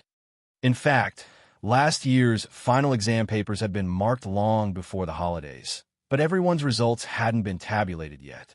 A few days ago, the teachers of the academy started school first, partly because they wanted to tabulate the students' results in advance. Oh, Li Zishuan nodded somewhat disappointedly. Unlike Li Tai and Sun Zifan, who had been learning new mathematics from Li Zishuan at the School of Mathematics since the beginning of last year, he only started learning from Li Zishuan in the second half of last year. He really wanted to know the results of his studies in the past 6 months. After all, he had been crowned with the hat of a master of both literature and martial arts since he was a child. Sometimes, honor was also a kind of pressure that made people worried about their gains and losses. He was in such a state now. Oh, in that case, we'll take our leave. Oh, by the way, Yamacho, these 2 days, the farmers at the village at the foot of the mountain have been selling cucumbers and vegetables. I heard that you also have a greenhouse that can grow vegetables in the winter. Can we go in and take a look? Li Tai stood up and was about to take his leave when he suddenly seemed to have inadvertently thought of something and added, "Don't worry." Sun Zifen, Li Ku, and the others looked at Li Zishuan nervously. Li Zishuan didn't know about the little fatty's dark thoughts. He nodded casually and said, "Chinke, if you want to take a look, then go ahead. The greenhouse is behind the courtyard. I still have something to do at the academy, so I'll take my leave first." Yes. Take care, Yamacho." When the little fatty heard this, he became even more excited. He couldn't wait for Li Zishuan to leave right away. Li Zishuan looked at Li Tai with a baffled expression. Then, he said goodbye to his wife and left the room. He had to go to the academy in the morning to discuss the construction of the dam on the Ba River with Mo Huai. As the head of the Mo family, Mo Huai's achievements in engineering were definitely not below Li Zishuan's. With such a great master in the academy, Li Zishuan naturally had to humbly ask for advice. After Li Zishuan left, Li Tai gave a look and whispered, "What are you waiting for? Go pick the cucumbers." After saying this, he took advantage of the time when Han Yushi and the maidservants of the Li residence went to the kitchen to take the lead and walked towards the greenhouse behind Li Zishuan's courtyard. A moment later, damn, it turns out that this greenhouse can really grow vegetables in the winter. Yamacho is really too talented to be able to think of this method. After seeing the green vegetables in the greenhouse, Sun Zifen suddenly exclaimed. This was because he had never seen such a scene in the winter before. Li Tai curled his lips. It wasn't like he had never been to the soup kitchen. Vegetables in the winter were not rare to him. What made him feel strange was Li Zishuan's method of growing vegetables in the greenhouse. Quickly pick the cucumbers and leave. Don't let Yamacho catch us by surprise." Li Tai called out, and the group immediately walked to the cucumber rack. However, when they got closer, they were stunned. Damn, where are the big cucumbers? Why are there only small cucumbers the size of a thumb left? Chung Chumo widened his eyes and wailed. The cucumbers in his family's greenhouse were far from fully grown, so he wanted to take a few cucumbers. However, now it seemed that they were destined to return empty-handed. Chapter 1203. Yamacho, the Ba River's riverbed, is nearly 1,000 feet long. How can it be easy to cut it in the middle and build a dam? In a meeting room on the first floor of Guanghua Building in Yanhuang College, Mo Zhong looked at a large map on the table and gestured with his hands as he spoke in a deep voice.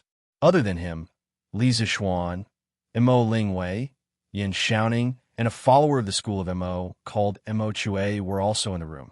It was said that he was a disciple that Mo Huai had focused on nurturing and was likely to be the next generation of the Mo family. Among the members of the Mo family, besides Mo Huai, Mo Lingwei was the most talented. However, Mo Lingwei was a girl, and Mo Huai couldn't bear for his daughter to shoulder too much. Therefore, he had never counted Mo Lingwei as one of the candidates for the next generation of the Mo family. Other than Mo Lingwei, the most talented person should be Mo Chue. He was about 25 or 26 years old and already had a family. He taught physics at Yanhuang College. Last semester, before the college opened, all the teachers were tested. In that test, Mo Chue's results were close behind Mo Huai's, which showed how talented he was. It was just that the Mo family had Mo Huai and Mo Lingwei, this pair of amazing father and daughter, which overshadowed his brilliance. Otherwise, he would definitely become a figure of the Mo family. At this moment, everyone in the meeting room was staring at a map on the table, frowning and deep in thought. Li Zishuan spoke in an unquestionable tone. There's nothing impossible in this world. The Ba River is only 1,000 feet wide. It's not impossible to build a dam on the riverbed. What we need to do now is to find a solution, not discuss whether it's feasible or not.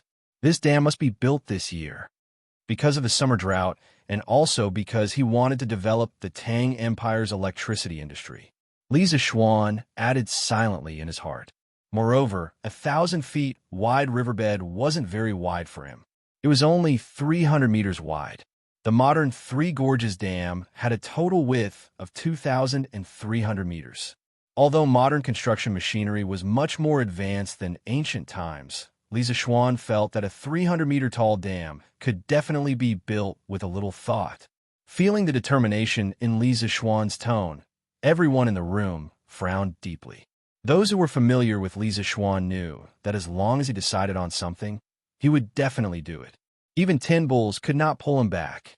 Now it seemed that Li Zishuan was determined to build this dam, so they could only think of a way to complete it. But the width of the riverbed is so big, and the current of the Ba River is so fast. If we throw stones down, they will certainly be washed away in a short while. How can we cut the river in half and build a dam? Mo Huai pondered for a moment before shaking his head. Li Zishuan recalled the construction process of a famous dam in his previous life. After a while, he pointed at the blueprint in front of him and gestured while slowly opening his mouth. First, we have to build a diversion canal to split the Ba River's water flow in the middle. Only then can we start the construction of the entire water project. After cutting off the Ba River's water flow, we will divide it from the north to the south. Then, we will build a channel in the middle. After the channel is completed, we will fill the two sides with large amounts of stones until there are enough stones to cover the water surface. Then the water in this channel will flow to the other side. Then, we will use the same method to build a channel on the other side. In the beginning, we will use pine wood to strengthen the foundation of the dam. First, we will use vertical pine wood to drive piles on top of the sand and stones. Then, we will lay them flat and vertically like building a house. Then, we will build a stone dam. Later, we will use cement pillars wrapped in steel rods to nail into the riverbed as the foundation of the dam. Once we have the foundation, the next step is to add stones to the dam. In order to build this dam, Li Zishuan was going all out. He took out his trump card, which was reinforced concrete. In ancient times, when building dams, wooden piles and sand were usually used as the main body of the dam. However, the Ba River's riverbed was too wide, and the water flow was relatively rapid. If wooden piles and sand were used, the dam would definitely burst after a long time. So, he could only use the more solid reinforced concrete. Anyway, he had a mine at home, and the production of steel in the workshop was gradually increasing. For the time being, he didn't lack iron. Moreover, if this dam was completed, it would give a huge boost to the industrial foundation of Lantian County. So, even if he had to invest a large amount of capital, Li Zishuan was willing to do it. Cement stone pillars wrapped in steel rods? Mo Huai muttered. Suddenly, his eyes lit up. Cement is a hard material. If steel is mixed into it after it is formed, it will definitely be very tough. Moreover, it will be able to withstand the violent impact of the river for many years. It is indeed a good material for building dams. But won't the consumption of steel be too large? The rest of the people also looked at Li Zishuan. Obviously, they had also thought of this problem. However, Li Zishuan was still determined. No matter how large the consumption is, we must build this dam. Even if we don't have enough iron, I will think of another way. Mo Huai was speechless. This was the first time he had seen Li Zishuan so stubborn about something. Of course, this also showed how important this dam was. Yamacho, I wonder if the imperial court will provide support for building this dam? Yin Shouting suddenly asked. Now that he was a teacher at Yanwan College, of course, he couldn't directly call Li Zishuan by his name in the academy. He had to follow the others and call Li Zishuan Yamacho. Li Zishuan's mouth twitched and his face darkened. Currently, the imperial court's finances are tight. Although His Majesty wants to support us, he can't take out the extra money to support us building the dam. We have to rely on ourselves for everything. Hearing this, Yin Shouting was speechless.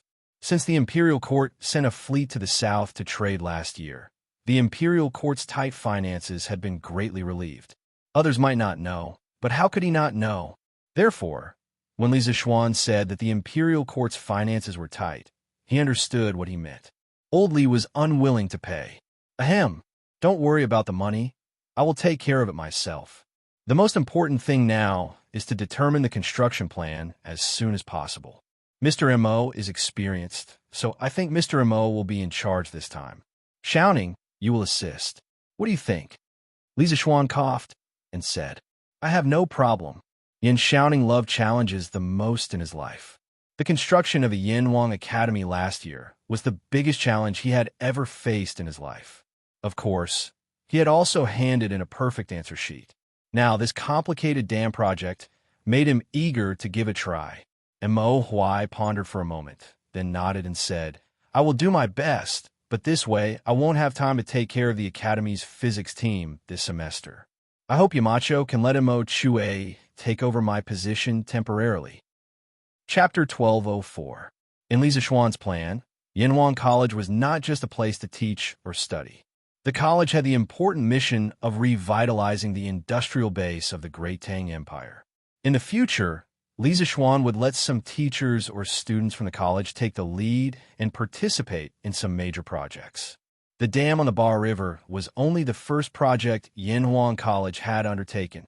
As engineering developed rapidly in the future, the college would have to take the lead in more and more projects.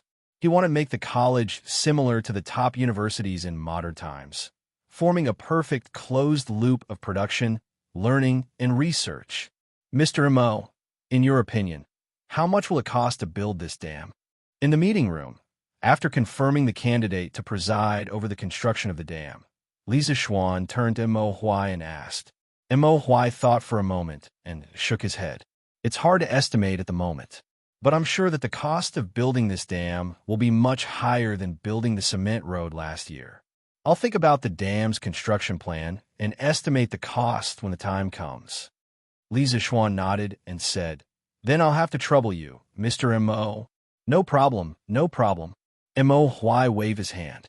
Putting aside his identity as a teacher of the college, as the son of the M.O. family, he was very passionate about this kind of project. Although the task given by Li Zixuan seemed difficult, it was also a difficult challenge for M.O. Huai. He was very willing to accept this challenge. In this aspect, he was somewhat similar to Yin Xiaoning. Yamacho, what should I do?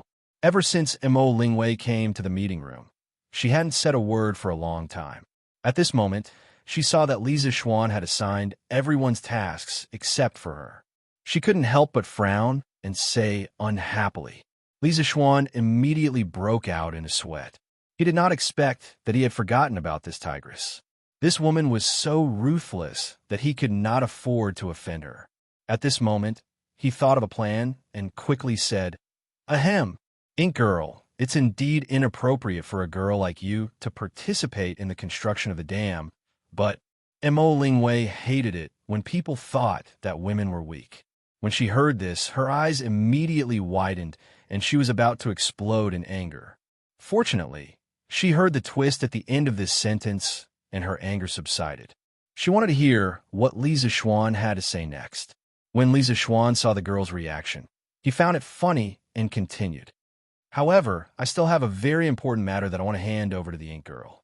Its importance is no less than the dam on the Bar River. Mo Lingwei's eyes lit up, and her expression quickly turned to one of excitement. Yamacho, what kind of mission is it? Looking at her competitive appearance, Li Zixuan felt a little speechless. He thought to himself, why is this like coaxing a child? Last year, I made the telegraph machine. Ink Girl should already know the general principle behind it. The reason why I want to build this dam this year, other than to store water to prevent drought, is to use this dam to generate electricity. The most important thing is the generator.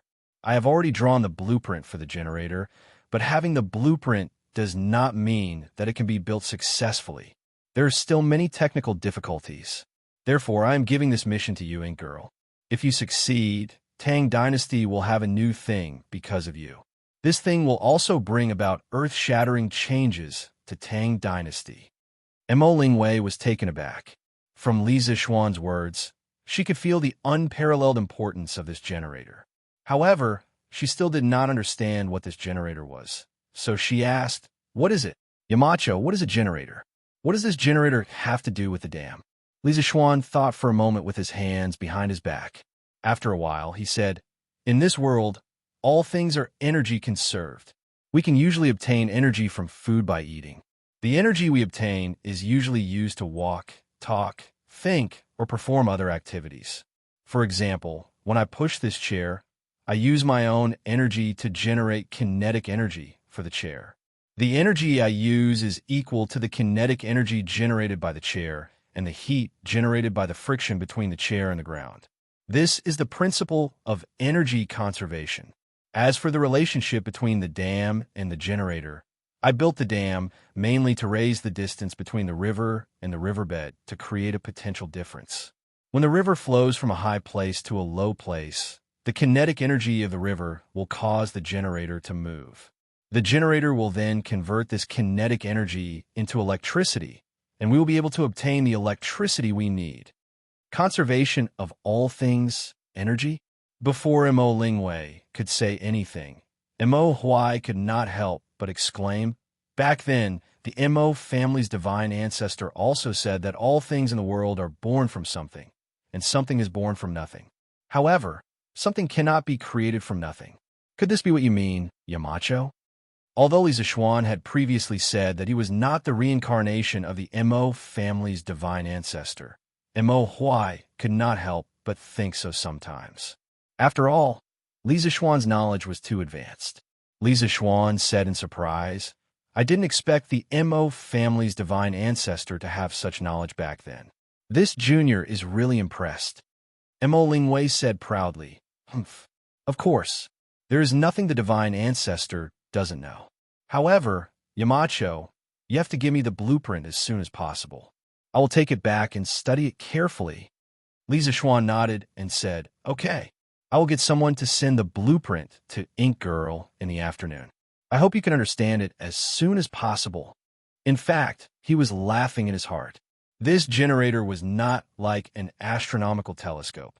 Its internal structure was very complicated. Although the Mo family was good at engineering, they definitely did not know anything about electricity. He hoped that when Mo Lingwei saw the blueprint, she would not come looking for him with a big head. Yes. Mo Lingwei did not know about Li Zixuan's sinister intentions. She nodded happily and replied, "Oh, it will take a long time to complete the dam. During this time, I suggest that Ink Girl study the Academy's physics textbook for the first and second semester. It will be very helpful for you to build the generator." Li Zixuan thought about it and gave Mo Lingwei a suggestion out of goodwill. This was because the Academy's second volume of physics textbooks had already started to explain electricity. If Mo Lingwei studied it carefully, she would encounter much less resistance when building the generator. "Oh, then I will ask my father for 2 textbooks.